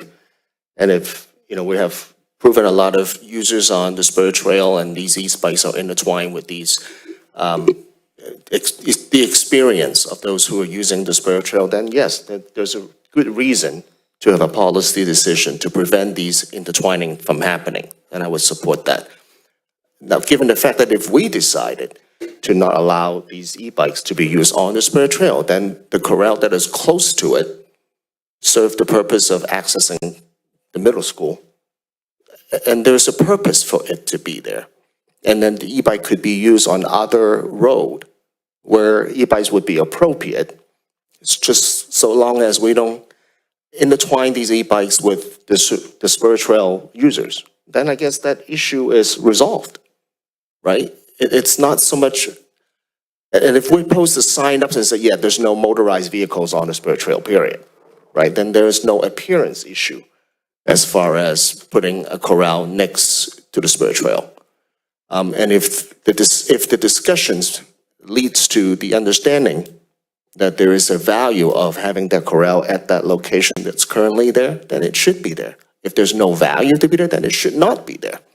And I think we should let the data to drive that decision at some point in the future, whether or not that corral is valuable and it's a place where it belongs there or not. So that's kind of where I'm standing. Okay, so Angie had a comment.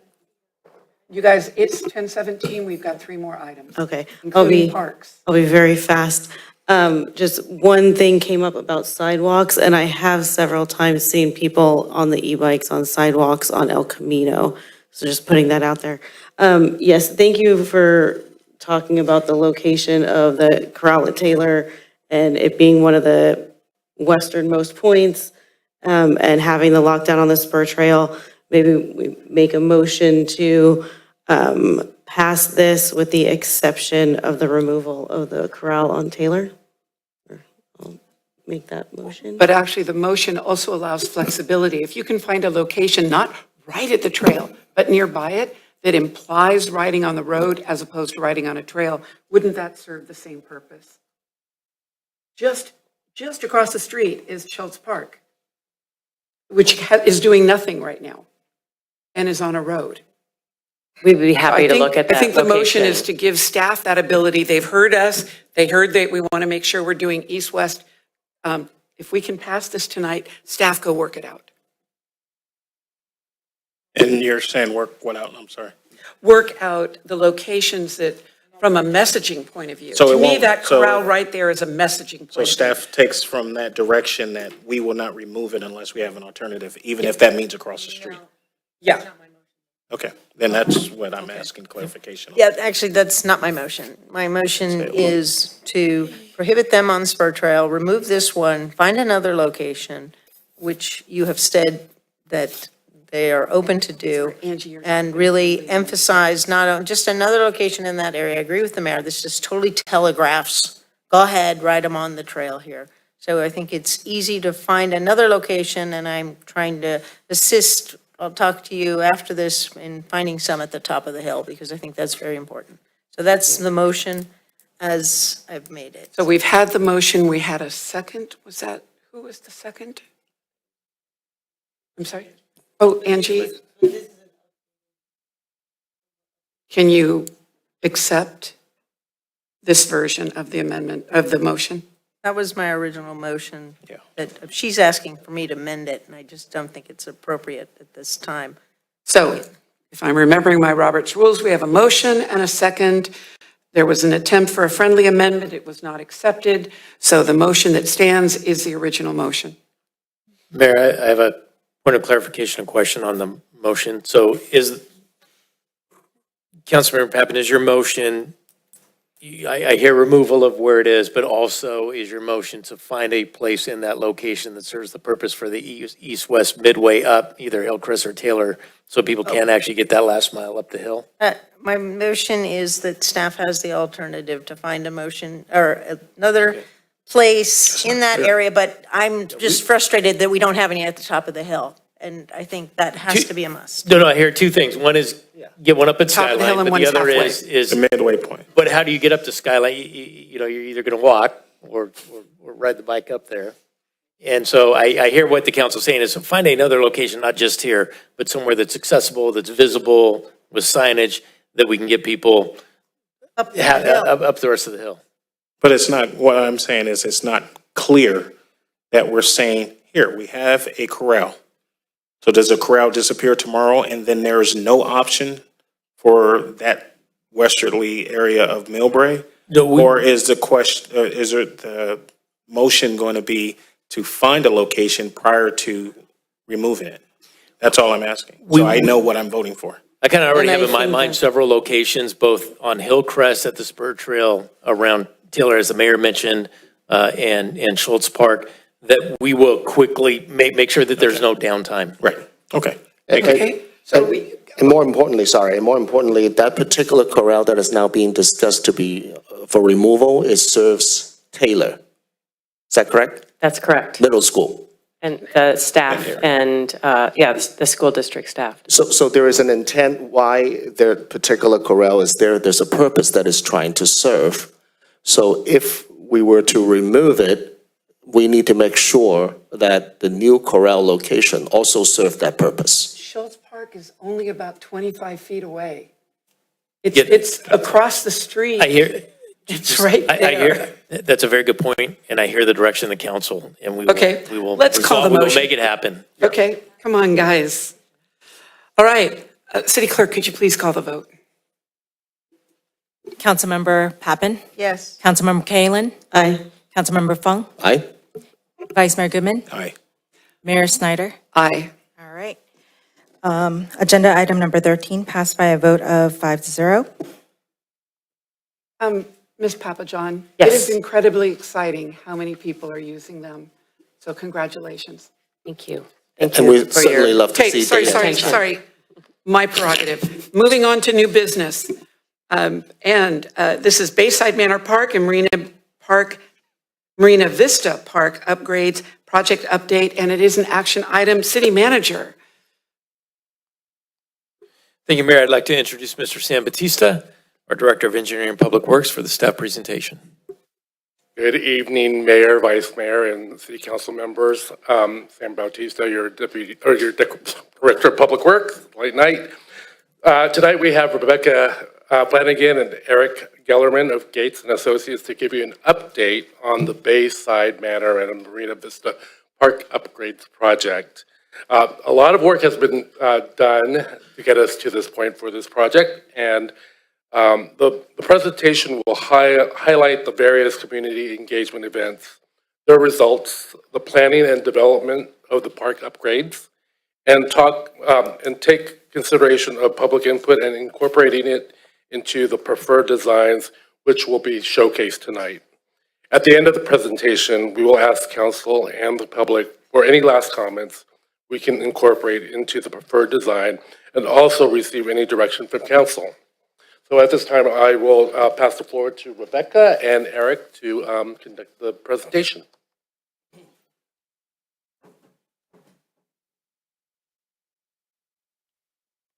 All right, good evening, everybody. Just take a few minutes here to give you guys kind of an update on what we've done so far and kind of where we're planning on going. We'll talk a little bit about the community, the project team, what we got as far as input, and Rebecca will handle that. And then we'll kind of go into the preferred park designs as we have them currently, and then we'll field any questions or comments. Slide. As Sam mentioned, we've been working with several folks over at the city over the last several months in regards to outreach and as well as also the preliminary design work that we've started. Next slide. I won't spend too much time on this, but our company's been around for a long time. Parks is kind of in our wheelhouse. We do a lot of different parks designs in various cities around the state and the country, and we do a lot of community outreach, these projects included. As Sam alluded, ultimately the goal of this is to upgrade both Bayside Manor Park and Marina Vista Park. I don't have an exact age on the current parks, but I could tell you a lot of the play structures are at least 15 years old, and that's just based off historical imagery that I can get my hands on. And a lot of stuff is in definite need of repair or replacement. Next slide. So we've done 2 rounds of community engagement, and Rebecca will get a little bit more detailed into that. And the first round effectively included what does the community, the surrounding community, what do they want? What do they feel like they need? Round 2 being a little more focused on the designs as far as getting feedback on that.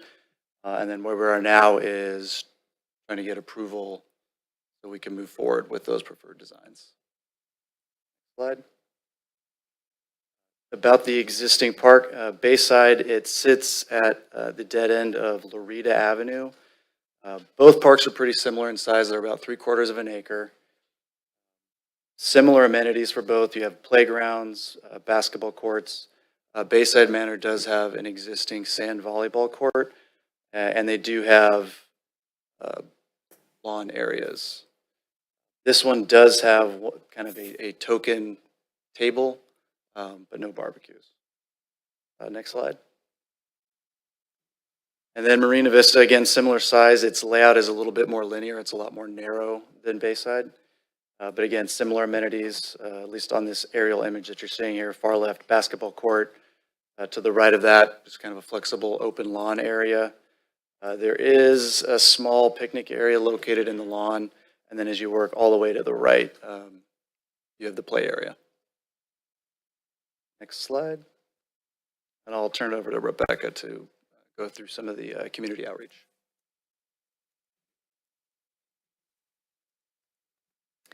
Thank you, Eric. So our first item of business really in designing these parks was to go out to the community and find out what is important to the people who use this park. We had a great partnership with the city about spreading the word. You know, you can't do engagement until you let people know what you're doing and what your purpose is. And so they helped get the word out to the community. We had social media and flyers, postcards, and door hangers, and we wanted to engage the community in a variety of different ways. So we went out in person and we held pop-up events, one at each park. And then we also had a concurrent online survey. And then We did in-person and virtual engagement again in round 2, where we were talking more about the designs. And we did a design survey online. And then we did an in-person open house event, which was at the awesome Recreation Center, where people could come and provide feedback on the designs. We engaged with a lot of community members of a variety of different ages, ethnicities, personal preferences, residences. All the residences in both neighborhoods received mailers, and we got a lot of community participation in the public outreach. Next slide. So round 1 was really about just base level. What do you like about the current parks or not like about the current parks? What features do you want to see added or upgraded? And what park characteristics overall are most important to you, which is kind of another way of saying, what is your vision for this park for the future? And in round 1, the feedback we heard from Bayside Manor and Marina Vista, you'll see there's a lot of continuity between these parks. They had similar features kind of going in, and these features are still important to the community. The playgrounds, basketball courts, and open lawn were both the favorite features for both parks, just a slightly different order. And playground and play experiences, again, in both parks, ranked as the #1 desired improvement and overall most important characteristic. We heard a lot about shade amenities. We heard a lot about how much people enjoy basketball and just being physically active in the park spaces. We heard a lot about picnicking and socialization. This is a place I come to hang out with my friends, to hang out with my family, and I would love to be able to do that more in a more robust way. And flexibility of spaces, meaning not being locked into using a space one way, that it can be multi-use by multiple people at multiple times doing different things. So this is all great feedback that we got in round 1. Next slide. And so again, as I mentioned, play experiences ranked really highly, playground, basketball courts. Key themes were play. Nature was very important, and the community doesn't want these spaces to be over-programmed in concrete jungles. They definitely want there to be a feeling of outdoor space with plants and grass and trees. As I mentioned, social gathering. Comfort and safety was also a theme that we heard during this round. We heard a lot of feedback just in general about the overall degradation of the parks over time, that they just have, they're older and they need to be improved, and that would make a more comfortable and safer experience for the users, which ties into maintenance and care. Just how do we maintain these parks better so that they can better serve the community? So we took all that feedback and kind of distilled it into kind of this target statement that the community wants comfortable, natural-looking parks, offering flexible spaces with a variety of social, exercise, and play opportunities. And again, we heard this kind of concurrently from both neighborhoods and communities, so we put that same messaging to work in creating 2 park concepts, 1 for each park. Next slide. So this is the draft park concept for Bayside Manor, where we introduced upgrades to the existing spaces, playgrounds. We introduced basketball courts. We introduced pickleball, which is something we heard about from the community about during round 1, an alternative, flexible, multi-use sporting activity that is on the rise in a lot of communities around the country. We introduced a new picnic area, entry space, landscaping, trees, and preserved the open lawn. Next slide.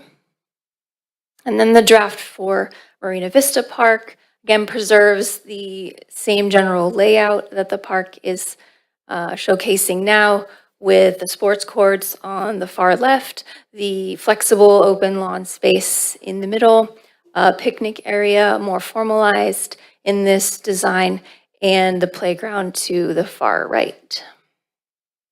Next slide. So we took those concept designs out to the community for round 2, and this time we asked more specific pointed questions regarding the general usage areas that we kind of focused on in the concept design. We asked, what features would you most like to see in these specific park areas? In the playground, what do you want to see? In the sports area, what do you want to see? In the picnic area, what do you want to see? And then we asked in general, of all the areas the park is offering, again, kind of sectioned by usage type, what is your favorite area of the proposed design? And then what is your least favorite area? And asking this question just gives us an opportunity to parse out what the priorities are. Round 2 of outreach is generally meant to be about prioritization. Round 1 is kind of, what are your visions, likes, wants, needs? And round 2 is about how do we prioritize and really focus on what needs to be there. Next slide. So what we heard in round 2 is that, again, the playground, sports court area, picnic area, and open lawn are all very important. You'll see some recurring elements in the least favorite park area because everyone has an opinion and they're not always the same. We heard a lot in this round again about shade. Shade in all areas. Any area we asked about shade, that was received a lot of support. The landscaping was voted highly, again, tying into the fact that the community does not want to lose the natural elements of this park and wants it to represent green space still as we upgrade the other elements. Seating opportunities also ranked very highly. And this gave us a chance to really look at the design a little further as we refine and make sure that when you come to these parks, there are places to rest, places to sit and socialize and gather and watch your children play, and watch a basketball game. So again, play continued to dominate the results, the open comments and feedback, excitement about upgrading the playground, especially over 66% of survey respondents voted for play-oriented areas, which we defined as both a combination of the playground itself and also the sports court area. Next slide. We asked about specific play element types for the playground. As I'm sure many of you understand, a traditional play structure, slides and stairs and monkey bars and those elements, but nature play is also very popular. It uses non-traditional play elements like rocks and boulders and tree logs, ropes. So we wanted to find out, is that something people would like to see in these parks? And the community was supportive of both. Traditional play elements ranked overall higher, but nature elements were still desired. We saw a lot of writing comments about a variety of different topics. We saw pollinator habitats and native plants, again, tying into the nature theme. Drinking fountains is something that we really heard about in the second round as we get more into the details. And Eric will talk about how we incorporated the drinking fountains into the park. And striping for multiple sports, again, having a combination of different sport options to make the sporting spaces multi-use and multi-purpose. Next slide. So we presented the park concepts to the Parks and Recreation Committee meeting, and they provided some valuable comments that we incorporated into the preferred designs that we're showing now and advancing for council approval. And then the same process will stand after tonight's commentary from council if there are directives that you would like to see incorporated into the design. Next slide. And now I'm going to let Eric talk about the designs themselves.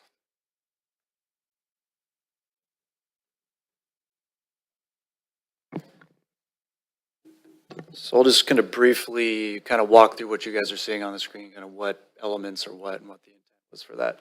If you can go to the next slide.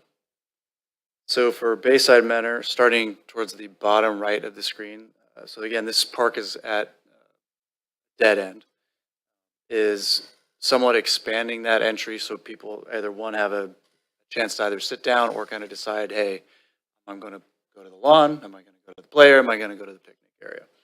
And you'll also notice we have a little bit better connectivity starting from that entry point, working, you kind of see that curved walkway that goes up and to the left, is providing better connections between the entry, the play area, the picnic, and then also the sports and lawn area. Moving to the right of the entry space there, you'll see there is a new play area, and that's new play equipment, new play surfacing.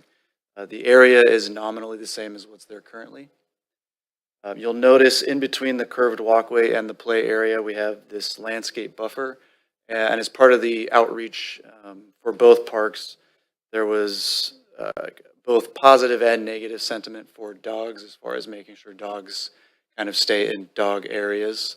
And so for both parks, the intent was to, one, have that fenced in so when people and children are playing in the park, there's less chance of dogs kind of flying in and out of these play areas.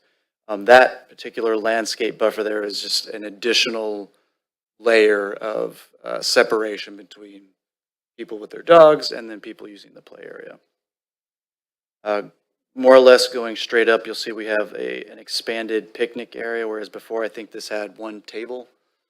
So here, again, numbers are conceptual, but say a handful of tables and other types of seating elements. A shade structure to provide the shade. That was a recent addition from the draft concepts to the preferred concepts, was to add the shade in there. Working to the far left or the top left, so what was originally one large basketball court, we've converted to two smaller courts, the orientation flipped 90 degrees. And then on the far left, what we're calling a multi-use court, but could also be used as pickleball.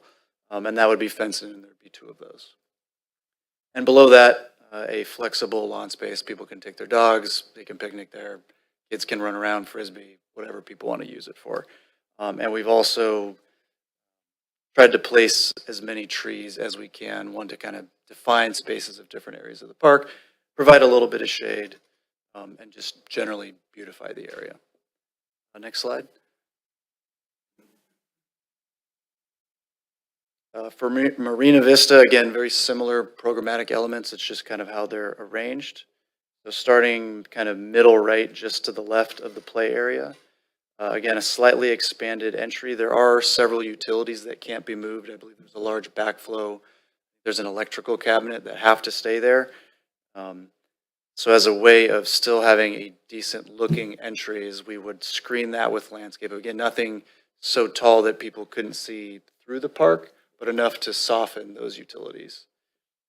Working up through that expanded picnic area, shade structure, a variety of seating elements.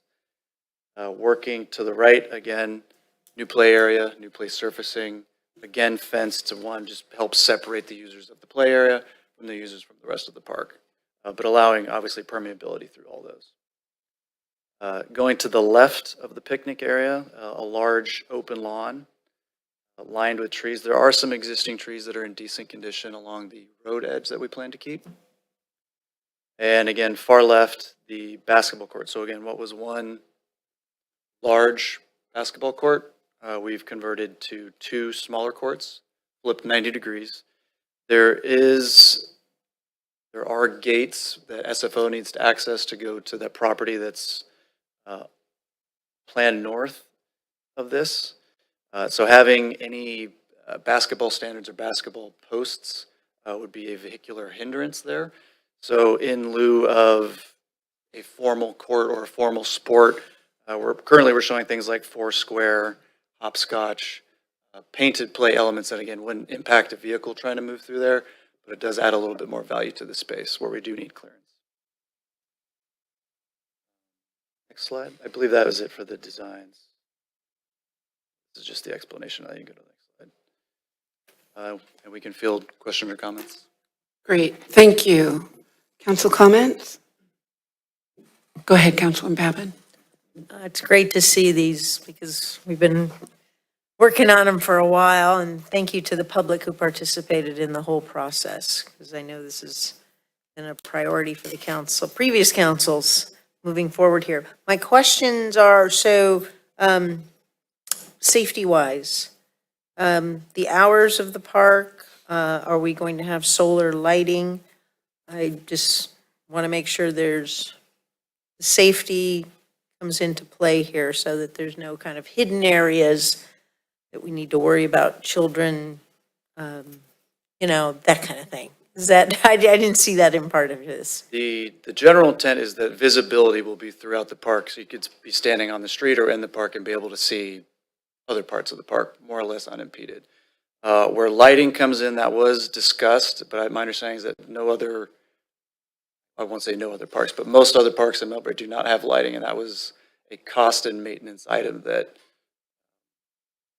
was not preferred. Okay, interesting. Just a thought on that. And I guess it's Marina Vista here. We have a person who likes to hit golf balls, according to my colleague, into the, we need signage there. They're hitting them into a preserve area, and we don't want anybody playing golf on these nice new parks. So that's not really your problem, but the city needs to be alerted to that. But it's very exciting to see these. They look great. And again, thank you for the public for participating in this. We do hope they will be enjoyed for many years to come. Thank you. Thank you, Councilwoman. Councilwoman Cahalan. Thank you so much, Eric and Rebecca.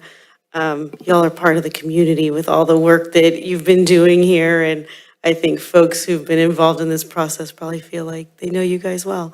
So I think that speaks to the engagement and the work that you really all have done to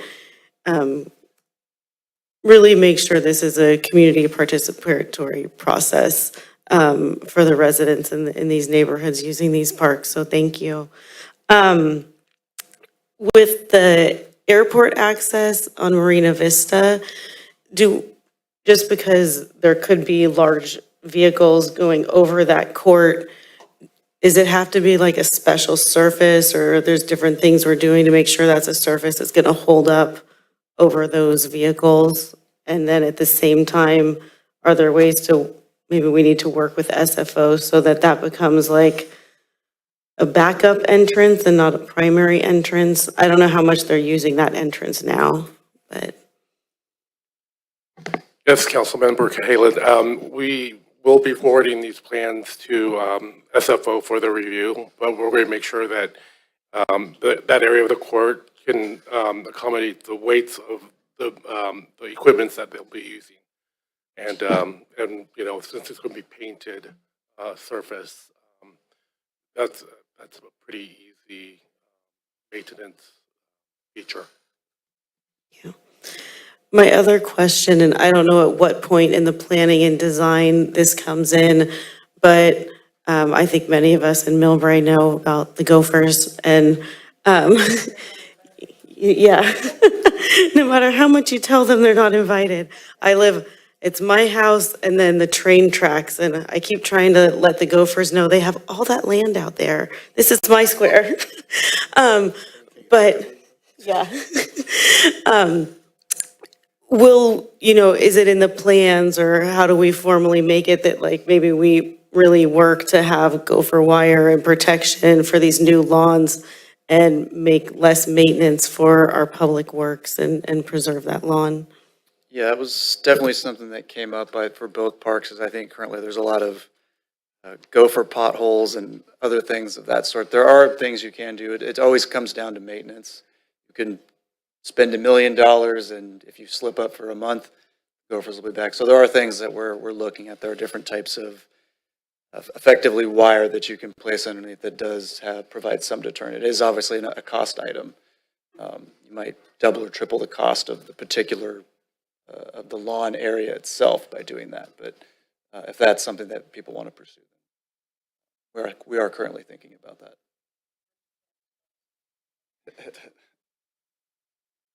All set? Vice Mayor? Councilman? Okay. Thank you. I think they look great. We're going to have to extend the meeting, so if somebody could be ready for that. Couple of questions. When I read in the plan, it sounded like the public wanted chain link fence. Now, what I like about Bayside Manor is they've got that, I would have called it powder-coated black metal, maybe it's wrought iron, but shouldn't Marina Vista get that same fence? Chain link fences, to me, it's right there in the staff report somewhere. Chain link fences to me remind me of prison. So if we could come up with an alternative fencing, even if it cost a little bit more, I think the two parks deserve it on there. That was one of my questions. I assume we're going to use the 1090 fescue we've been experimenting with at Hillcrest at Josephine Waugh Park for water use. I do agree with, I'm hearing gopher complaints from everybody all over MILLBRAE. They must have loved this winter, but we need to spend the extra money and put in at least what we can to protect. I love the pollinators on there. I would like every park to have a section, we've talked about it under Adopt a Spot, to have pollinators with signage to go with it. If it costs a little bit more with the signage, we're working on the signage for the pollinator demonstration garden, so that's great. In both parks, I think, or maybe only one, you talk about a swale. Now, I've tried and failed at trying to get a cistern put in under the rec center to catch stormwater. Now, after the atmospheric river and droughts, we are talking about how can we contain water so it doesn't flood. So I don't know, I think it's Bayside Manor that's got the swale, but it's a swale this way. So it could be designed to capture rainwater, depending on how we might slope things. I just would like to see us consider that.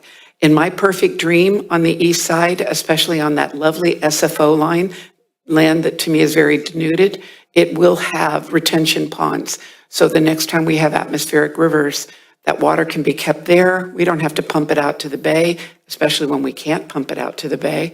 And we can capture that and keep saltwater intrusion from coming in. So if we look at some of that, I don't have my specifics on the asphalt basketball courts, but is there a lighter asphalt that would reflect more sunlight and reduce the heat island impact of asphalt? And then in the paved areas, same question. Can you look into reflective surfaces that will help reduce the heat? I'm so happy that both neighborhoods wanted more trees. My dream on the east side that the trees would be redwoods because they're the best tree, both for absorbing carbon. Number one, best for absorbing carbon. And number two, up in the top of absorbing sound from the freeway and from SFO. I know we can't do it on SFO's land, but I'd like to see that anyway. But at least on ours, if we're going to plant some new trees, those thick trees, not where it's keeping the police from seeing from, the other side, but against the area, that will help, at least in tiny increments, help our noise problem. The utility box at Marina Vista, is that the city's utility box or AT&T Comcast? I asked because I liked the idea of how to frame it, but it can also be public art. I will tell you Comcast and AT&T and PG&E are pains in the butt, and they're using a turn law to prevent that. But we could do a really lovely art piece right there, designed or painted by the neighborhood, that is very nature-based on there, and that would make that look much more attractive. I really do think Marina Vista deserves a nice fence and not a chain link fence along Bay Street. I mean, if we can come up with the funding for it, it's about time they get it. The dog park, what I hear from Bayside Manor more than Marina Vista is everybody goes down there to run their dogs around, so that when they bring their kids, it's a poop farm. So I don't have a solution from that other than to make sure that we've got enough garbage cans readily available. And I saw that you got the doggy bags right at the front, but that's one of the number one complaints I get. If it's going to be a dog park anyway, they seem like they're resigned. But how do we do so kids can play in clean areas? And if maybe it's better signage, I don't have an answer for that. Hey, Mayor, real quick, you said that's Marina Vista? Bayside Manor. No, Bayside Manor, okay. Manor, number one complaint when I walk that neighborhood is people bringing their dogs down there and never cleaning up after them. Because there is now a dog park available to the public on the new Gateway MILLBRAE project on the very east side that we can get the word out to the community as a dog park. You mean the strip along Millbrae Avenue? Yeah, Because every that's time a I've been dog. down there to check the art, it's locked up. But I think that's great. It's open to the public, just for information. It's just, And then- that's what I've heard for the neighborhood on there. I like the plans. I would love more redwood trees. I would love us to be absorbing carbon. Anything we can do to reduce heat grabbing. See there, I'm losing my terminology. Anything that can help prevent heat islands in there. But I like the plans. I'm glad the public is happy. Thank you for the process. But as much green that you can put in there. Oh, and I think the new concrete standards are coming in. So it should be no carbon or carbon-free. Sam, do we have that? Senator Becker, that was his big bill 2 years ago. It should be going into place on cement. I will say I was at Atherton for California Cities, and they created their entire walkway. Okay, this is Atherton, but it's permeable, but it doesn't look, it's decomposed granite, but it's different. And it's a hard surface, but it's also permeable. So maybe some permeability into some of those surfaces. I took pictures, but I don't have the chemistry of it on that. But I can send you the pictures, Sam. Again, Atherton had all the money in the world, but let's at least see what it would cost, and then maybe we go out and try to get some grants.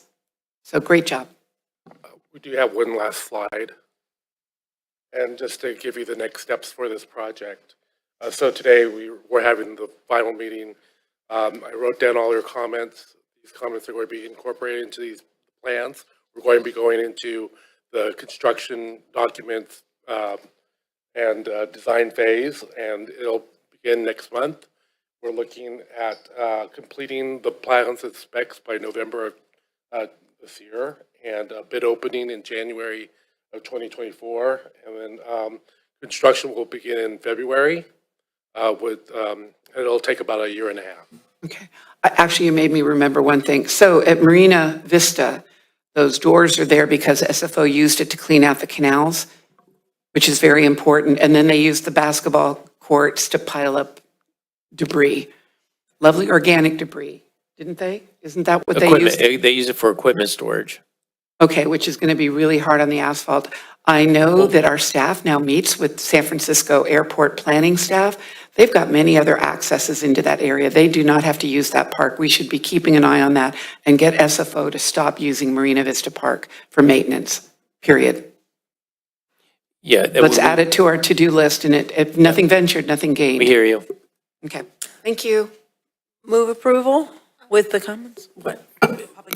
Oh, Yeah, Mayor, real quick point of, I had a question from one of the council members, actually Councilmember Cahalan, and it was not mentioned. So restrooms were brought up early on, and then they kind of fell off of a priority. I believe, and want to clarify that at Marina Vista, there's connections. So a year from now, 2 years, 3 years from now, if we want to add a restroom facility, the infrastructure is there to do that. And then if we did, it would not impede on any of the current design playgrounds or basketball courts or. So is there room to add a restroom facility specifically at Marina Vista in the future? We'd have to look at the utilities in the street, just for grades. But if there's enough fall there, then yes, the could be added. There's I room. need to talk closer to the mic. So we would have to look at the existing utilities in the street to see if there's enough fall for, for sewage to flow into the existing sewer system. So if there is that fall, then yes, in the future, if we wanted to put in a restroom, we could. I have to ask, before we move forward on this motion, I know Councilwoman Papa made a motion. Was there a second? If not, good. We're at 2 minutes before our quitting time at 11. So if I could have a motion to extend the meeting, we have got 2 additional items. Every time I think something is something, I'm not Move to extend the meeting. Move to extend 30 minutes in the hope that we don't need it. Okay, motion, second vote. Pappen, yes. To extend the meeting. I was a second. Who's the second? Second, Angelina Cahalan. Councilmember Pappen. Yes. Councilmember Cahalan. Aye. Councilmember Fung. Aye. Vice Mayor Goodman. Aye. Mayor Snyder? Aye. The meeting is now extended to 11:30 PM. Thank you. All right, back to, Move approval of the motion, the item, please, Second. with the comments and consideration. okay, and Sam, did you have anything else you needed to inform us of? Okay. No further questions. Did you say we had someone from the public? We just made a motion. Sorry, public. Public, who are they? Gina Miranda, if you could unmute yourself. My apology, Miss Miranda. Thank you, everybody, for staying with us. To the Gates folks, thank you for so much that you've done, staying with us tonight, number one. Number two, as somebody mentioned earlier, your engagement. I'm really super impressed at how you bring together all of this disparate ideas. I don't even know what I want, but you guys put it all together so well. And I was most impressed with how you listen to the community. That's such a huge deal, and I didn't think you could do it, quite frankly. It's a tough job, but I saw how your creative design included ways to be inclusive of dog people and people who have fear of dogs. I saw how you captured items from what people had told you that I know was important. Little tiny things, just one tree makes a huge difference. And I saw that. It was amazing. And then mine, which has to do with nature and history and keeping some of that local area of some of the local things that we have that are so important with our wildlife, teaching our future generations about the nature and the education, some signage, maybe telling them about how important it is, how important it's been as a happy place for so many generations of kids in this neighborhood, and pollinating, of course, for future generations. All that, I just love how we can incorporate that if there's any way. Again, thank you so much. Thank you, Miss Miranda. I have no speaker slips. Do we have anybody else online? Closing public comment, bringing back to council. We have a motion second. Call the vote. Councilmember Pappen? Yes. Councilmember Cahalan? Aye. Councilmember Fung? Aye. Vice Mayor Goodman? Aye. Mayor Snyder? Aye. Item number 14 passed by a vote of 5-0. Congratulations, everyone. And I can't wait to see it for our east side. That's very exciting. Moving on to agenda item 15, and I see our head of tourism who's been patiently waiting. Thank you. Agenda item 15, adoption of a resolution granting consent to the city of Burlingame to form the San Francisco Peninsula Tourism Marketing District, or SFPTMD, and include the city of MILLBRAE in the SFPTMD, and it is an action item. And City Manager. Thank you, Mayor. I'd just like to introduce Mr. John Hutar, who's here to provide the presentation and action this evening. And good evening, Mayor Schneider, Vice Mayor Goodman, council members. I have with me tonight two board members. I brought two of my 27 bosses. With me in the room is Tina Ongerth, owner of the Dillon Hotel. Her property back in 1971, when we were formed as an organization, was known as the Travel Lodge. And on Zoom is Robert Brandt, Complex General Manager of the Westin MILLBRAE and the Aloft. And along with him is Karen Tang, the Sales Director for those two properties. So we're here tonight not to ask for money, and we're not asking money from the city or from the hotels. But we would like to tell you a little bit about what we've accomplished recently, specifically for the hotels in MILLBRAE. Next slide, please. So for 2022, the return on assessment, there is a tourism business improvement district that was put in place in 2001. A fee is collected from guests staying overnight. For MILLBRAE's portion, The return of revenue from what was collected was 7.6 times greater throughout San Mateo County, 4.2 times, so much stronger performance in MILLBRAE. In addition to that, 93 group leads were sent to MILLBRAE hotels, generating over 1,500 room nights for $288,000 in room revenue and an economic impact of $1 million. And again, our two board members that represent MILLBRAE are with us tonight. Next slide. A recent trade show that the Westin and Aloft participated in as an example of how we network with hotel members was joining us at the International Travel Trade Show IPW. That is Karen on the lower left there in the beige sweater. And you can see the countries that we interacted with at that trade show. Next slide. This past fall, we helped the Aloft celebrate its 10th anniversary. Terrific community event. Next slide. We recently completed the Peninsula Restaurant Week, which some MILLBRAE restaurants participated in. I'll just throw in a request. If for next year we could have some ad time on the electronic billboard, we would appreciate it. We came a little too late to the party this year for that. Next slide. Every now and then you get a gift. A new hotel is born, and the Residence Inn at MILLBRAE Station was a fantastic ad. It remains the newest hotel on the peninsula. It gave us a lot of content for social media, talking about the project at large, photos from that grand opening event. Next slide. And shortly thereafter, we were able to bring travel writers to stay there and write about it, and there's content posted on YouTube and more that will be done as a result of that stay.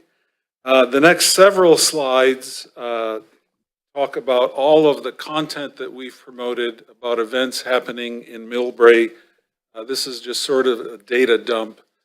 There's probably 3, 4, 5 slides of content from Lunar New Year to the MILLBRAE 75th anniversary, Juneteenth, and if we go to the next slide, overall this year we will participate in 31 trade shows and meeting events. We have a spring domestic campaign with Expedia for our hotels, an international campaign that runs from April through December, and we have a preferred partnership with several meeting planning companies, and San Francisco Travel we view as a partner, not a competitor. We work very closely with them and are a preferred destination management organization partner. That's just some samples of what we have done specifically for the city of MILLBRAE. The initiative in front of us, again, our organization formed in 1971. The Tourism Business Improvement District was put in place in 2001. MILLBRAE was a founding city as part of that district, and that has been renewing annually for 22 years. Our interest now is to move to more contemporary legislation, effectively from the 89 Highway Act to the 94 Act, which allows districts to have an initial term of 5 years and then up to 10 years. This migration this time will be for 5 years. Additionally, the rate of assessment, the dollar amount between 15 cents per night to $1 per night, has not increased since 2001. Next slide. So to give you an example of cities that were first formed under the 89 law that have migrated, it goes from Stockton in 2010 to Santa Clara in 2021 to San Jose in 2018. So you can see we are one of the last districts to make this migration on the law basis. And what the 5-year term allows is we know that we have secure funding and we can look forward and have more long-term contracts and agreements and focus on our body of work and less about compliancy. On the next slide, the alarm was sounded when we saw the Moscone calendar for convention room nights into San Francisco. For the peninsula to enjoy overflow, Moscone Center, as you can see that line in 2019, needs to be at about 1 million rooms a year. And that gives us a cadence of about 35 to 45 weeks a year of hotel rooms coming, overflowing into San Mateo County. Through 2030, they will be down 40 to 60%. So that regular cadence won't be there for the foreseeable future. And our board saw this convergence of an old law, a lot of time spent on renewal, 22 years of no rate increase, and compression overflow going away, that it's high time to take matters into our own hands. The next slide speaks to how we determine the rate. And if you take some of our neighboring convention bureaus, take their annual budget, divide by the number of rooms they represent, our factor comes down to $197 per room. We were not aspirational to reach for the sky of Napa County that is at $1,500 a room, or Oakland or San Francisco that are over $1,000 a room. But our board felt it was very fair to compare ourselves to Monterey County, Santa Cruz County that are in that $600 range. And that was the target we set for ourselves. Next slide, please. There will be many benefits for our hotels with this increased funding. Most notably, we will now have a budget to get into the events business, meaning an event that generates overnight room nights. That could be a marathon, it could be some kind of athletic event, some kind of music event. We've never had the funds to be able to do that. In addition, there are 14 items that are possibilities. Next slide. A lot of investment in marketing. You probably saw many commercials for Visit Santa Cruz during the pandemic. There's a recent one to visit Carmel by the Sea. A lot of investment in digital marketing, traditional marketing, be it print, television, etc. And we then have a total of 14 initiatives that our hotels are in the process of prioritizing. If you go to the next slide. Which markets we would add potentially convention sales, which markets we would add leisure sales. There is an opportunity to get into markets that we currently don't play in, be it financial or doing more in biopharma.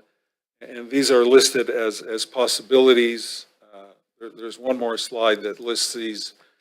But our board has met with a facilitator to give us guidance on direction. We've had a director of sales forum earlier this month for the folks on the ground to give us direction on where they want these, how they want these monies spent and how they want the programming. So the next slide shows the proposed rates. For large hotels like the Westin in MILLBRAE, 5,000 square feet or more, the assessment would be 1.5% of room revenue. For all other hotels, it would be 0.75%. That compares very favorably, and even with this increase, we will be the lowest of Bay Area tourism districts. San Francisco, hotels near Moscone are at 2.5%. Oakland has a 2-level assessment, $1.50 per room, plus a 3% assessment. San Jose, between $1 and $3, plus a 4%. Sacramento, 2 to 4%. So clearly, our 15 cent to $1, it's obvious that that is way under. And even with the increase, we remain competitive. We would join our counterparts in Oakland, San Francisco, et cetera, and not assess airline crew rooms, make them part of the assessment. So we have a competitive playing field with our neighbors. And the next slide has a little higher level view of how this assessment compares. We have a few communities with a higher TOT, Half Moon Bay, so they still compare favorably. Brisbane and South San Francisco have a conference center fee of $2.50. But the point being that even with the increase both at the Bay Area level and at a higher level, we remain very competitive. And with that, I will stop. And Robert, if you would like to comment from your perspective on the fee and how you feel that will augment our budget, please feel free to jump in. I don't see Robert. However, I did invite Karen Tang and also Emily Brown as a panelist. Emily is our consultant with Civitas if there are any technical questions. But Karen, perhaps you could jump in and talk about your recent participation at the IPW show and other interactions you have with us. Yeah, absolutely. I'm more than happy to do so. So I have recently attended IPW, which is a trade show that network with tour operators. And without this, at this trade show, I realized that there are many people that are looking beyond just the San Francisco experience, which I think San Mateo County would fit very well into. So I think it's very important for SF Peninsula to partner with hotel partners to bring business into San Mateo County, and that will also bring business opportunities to local businesses as well. So for me, I think that having that funding or that money will go a very long way to help businesses in MILLBRAE for sure. Thank you, Karen. I believe we lost Robert. He has 2 small children, so we'll give him a pass. But thank you for hanging in, Karen. Absolutely. And Tina, you're on our board, and yes, you know a few things about marketing and how much things cost. Yes. So the budget that they have been surviving on, I was shocked. I was like, how are you guys even surviving on that? $200 a room. If you know what it just costs even just to run a campaign on Expedia or to even put something up on the billboard up there on the freeway, it's very costly. Not to mention the sales missions they need to do to go out and reach these tour operators or the international or the corporate travelers. So the way that it's funded currently, it's not enough to sustain or to even take us through anything at this point. And also with the conventions not coming back as strongly, which creates compression here. So the large hotels and even the smaller hotels, we feel that from the conventions, just because of our proximity to BART, to the airport. MILLBRAE is just in a great area, but without the conventions, we're not going to get that ADR back for some time. So how do we get it? We need to go ahead and bring our own business to the area. So fill up the big hotels with groups, with meetings, whatever it takes. And also, not even just that, just promote what we have in the area. One of the things is we recently changed the name to San Francisco Peninsula because that's a more recognizable name. If you go anywhere else, no one knows what the peninsula is, or didn't know exactly what MILLBRAE is, or Burlingame, or anything like that. So that was one of the first steps in us trying to take the next step into maybe promoting tourism to the area. And getting back to that 0.75%, you know, on a $200 room, that's still only $1.50. And we pass that through to the guest. I've never had anybody complain. Okay, so I'm about what it is currently. So $1.50, someone's not going to come back and say, I'm not going to pay that. So that's my. Thank you. It is my understanding, but correct me if I'm wrong, that our MILLBRAE hotels want this. Yes, yes, yes, we do. Yes, we do. Okay. Yes. I had one question, and I think it doesn't involve, I know we don't have a shuttle system yet. We, all of your city council, we want a shuttle system. This won't in any way impact us. I always think that, the shuttle goes to Burlingame, so they've got that advantage over our hotels. Will we have a chance to talk maybe later on of how we can help? Yes. Okay, great. For sure. All right. I'm always here. Council, any comments on this? I heard what I wanted. You want it? We're here for you. Great. Glad to hear that. I see no other council comments. I don't have a speaker slip for this. If there is a motion, we have to take a motion on here. Move approval. Thank you, Ms. Pappen. Second? Second. I know it's late. Thank you, Vice Mayor. Any further discussion? Thank you. All right. City Clerk, could you call the vote? Councilmember Pappen? Yes. Councilmember Cahalan? Aye. Councilmember Fung? Aye. Vice Mayor Goodman? Aye. Mayor Snyder? Aye. Item number 15 passed by a vote of 5-0. Thank you for staying so late. Do reach out to us so that we can talk and we can help. Thank you. Okay, last up, and we have 10 minutes. And for all of the people who are waiting to get appointed tonight, our last agenda item is consider appointments to Park and Rec Commission, Sister City Commission, Community Enhancement Advisory Committee, Cultural Arts Advisory Committee, Economic Vitality Advisory Committee, and the Senior Advisory Committee. City Clerk, Given the time, Madam Mayor? we want to skip the presentation? Yeah, I think we can skip the presentation unless any council Do you want to just members- put up the names so we know? I mean, Next slide, please. Well, that's the presentation then. Oh, there we go. there we go. Sorry, City Clerk. Council, do we have any comments? I know we still have openings for almost everything, and I encourage the public. I know there should be one more applicant for MCAC, because I've met him. He works up at the garden, John, I believe his name is. I'm very big into gardening. Council, do we have any comments? I do have one speaker slip for the very patient, John Muniz.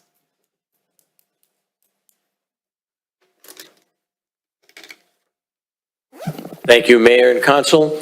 I am recommending Marion Kong for Park and Rec Commissioner. She's a 40-year resident of MILLBRAE.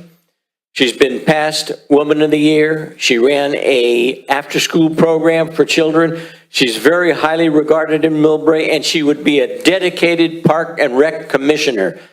Thank you. Thank you, Mr. Muniz.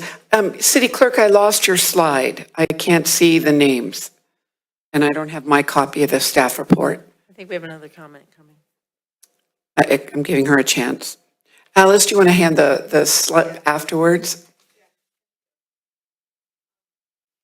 So right now, we've got Stephanie Douglas, who's gone through the interviews. I'm so tired. But anyway, as the same subject about John, I really support and commend and Madam Kong be part of the commissioner for the Park and Rec because this, oh my goodness, after she retired, she's been commit herself all time to try to work the community benefits.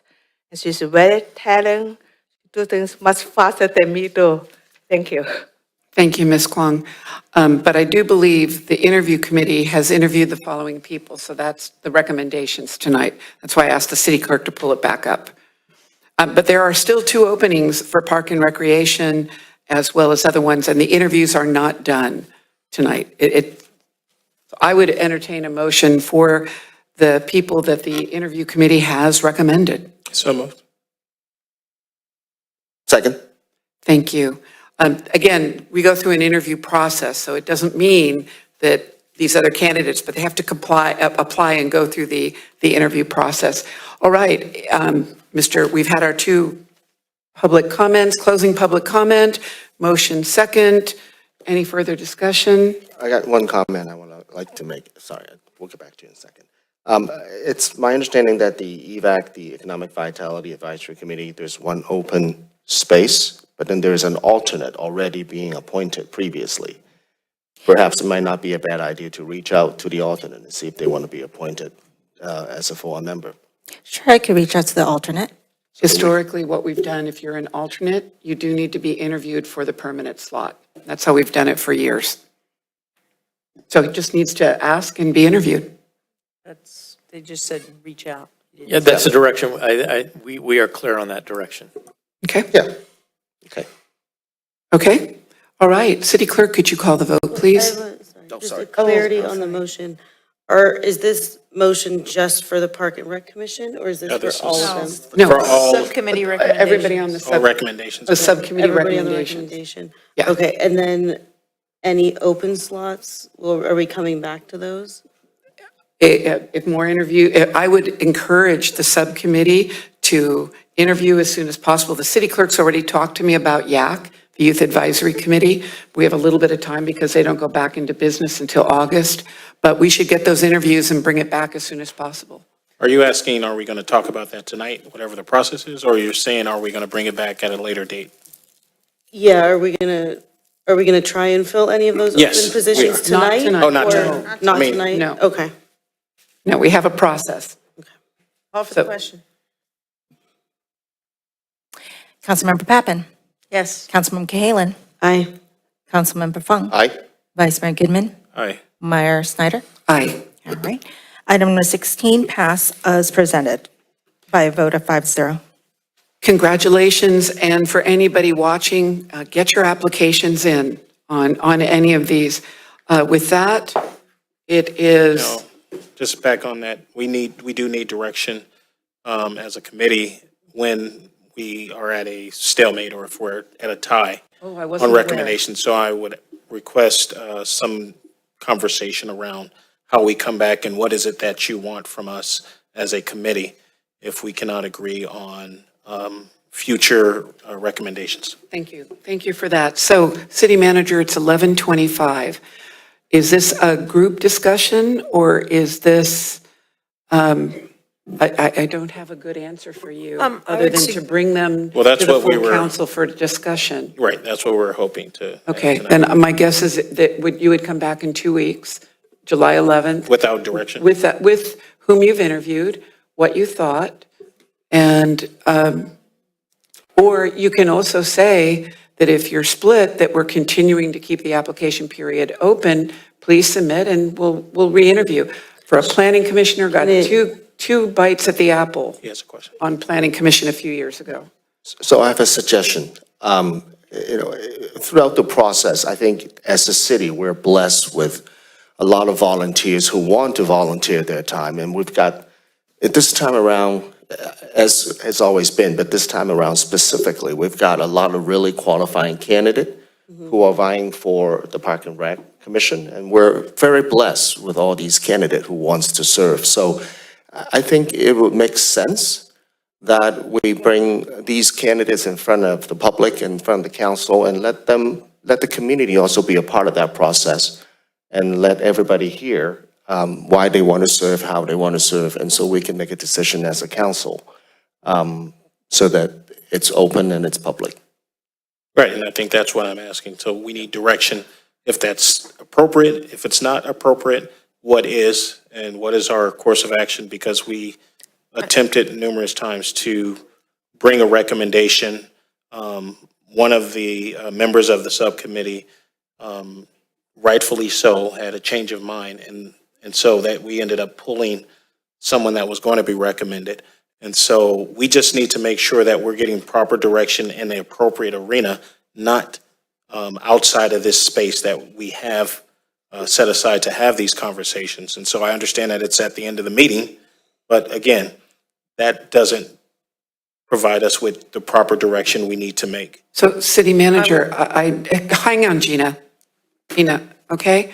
City manager, what can we do when we've got this? I understand that we have a lot of public that may like to volunteer. I'm of the mind that different committees and commissions have projects that they work on that are for specific skills.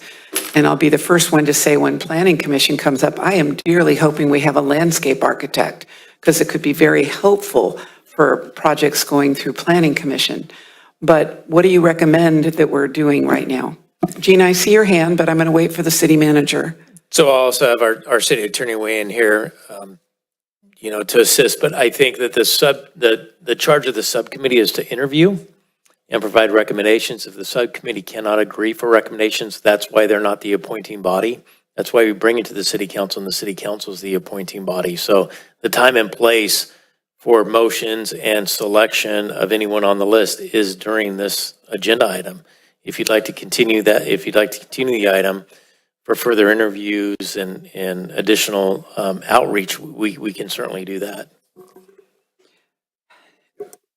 I'm not sure you need to continue it. I mean, you certainly have vacancies, and so you're going to continue the process. I guess the question is, if you have a particular nomination where the committee was unable to agree, is it the pleasure of the council to bring that forward to the council, or just go back through the interview process? I think it's related enough to the action you just took, so I think it's permissible to discuss it, but I think that's really the question. But we should probably let Councilwoman Pappen? Yes, as a council member, if they cannot decide, I would like it to come before the council so that we can move ahead. That's what I'm trying to get through here, and I've already said that, Ms. Pappen. Excuse me, you've asked what is the wishes of the council. I'm giving my wishes. And I'm asking, it's late, you've said it, we've heard it, I I've just said said it. That's the only opportunity I had to say it. Mayor, I think a that point is of what order, I'm saying. I need to jump in here. Council, we need points of order. Each council member should be able to speak. I don't think anybody should blurt out. I know it's late, but if we can just hang in there.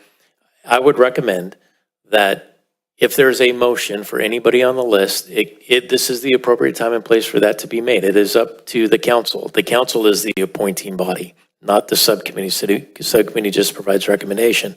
If it's the pleasure of the council to continue the process, go back out, continue the recruitment and marketing and interview process of the subcommittee to formulate a recommendation or not a recommendation, that's okay too. As Ms. Pappen said, that's why it comes to the council. You have that choice as well.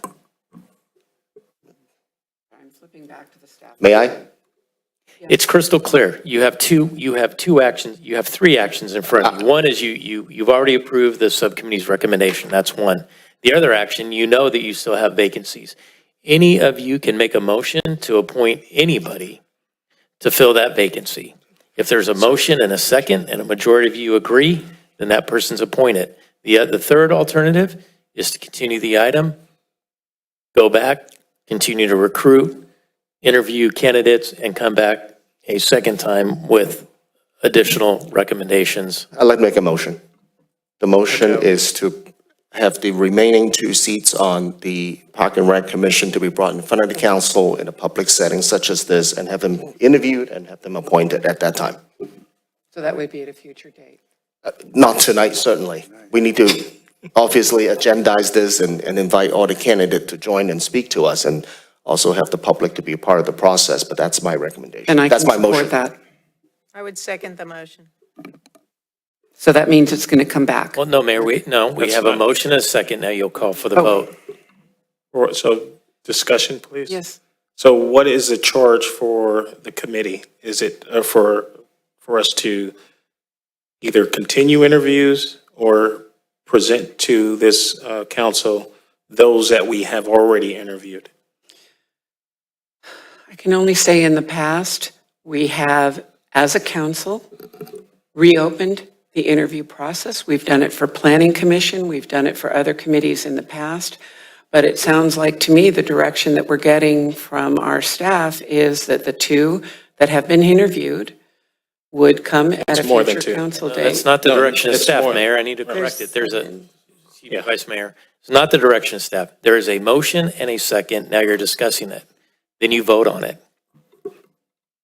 It's the direction of the council. You have a motion, a second, and you're discussing it. To bring it back, the question is it just the two or can additional? There was no, people apply?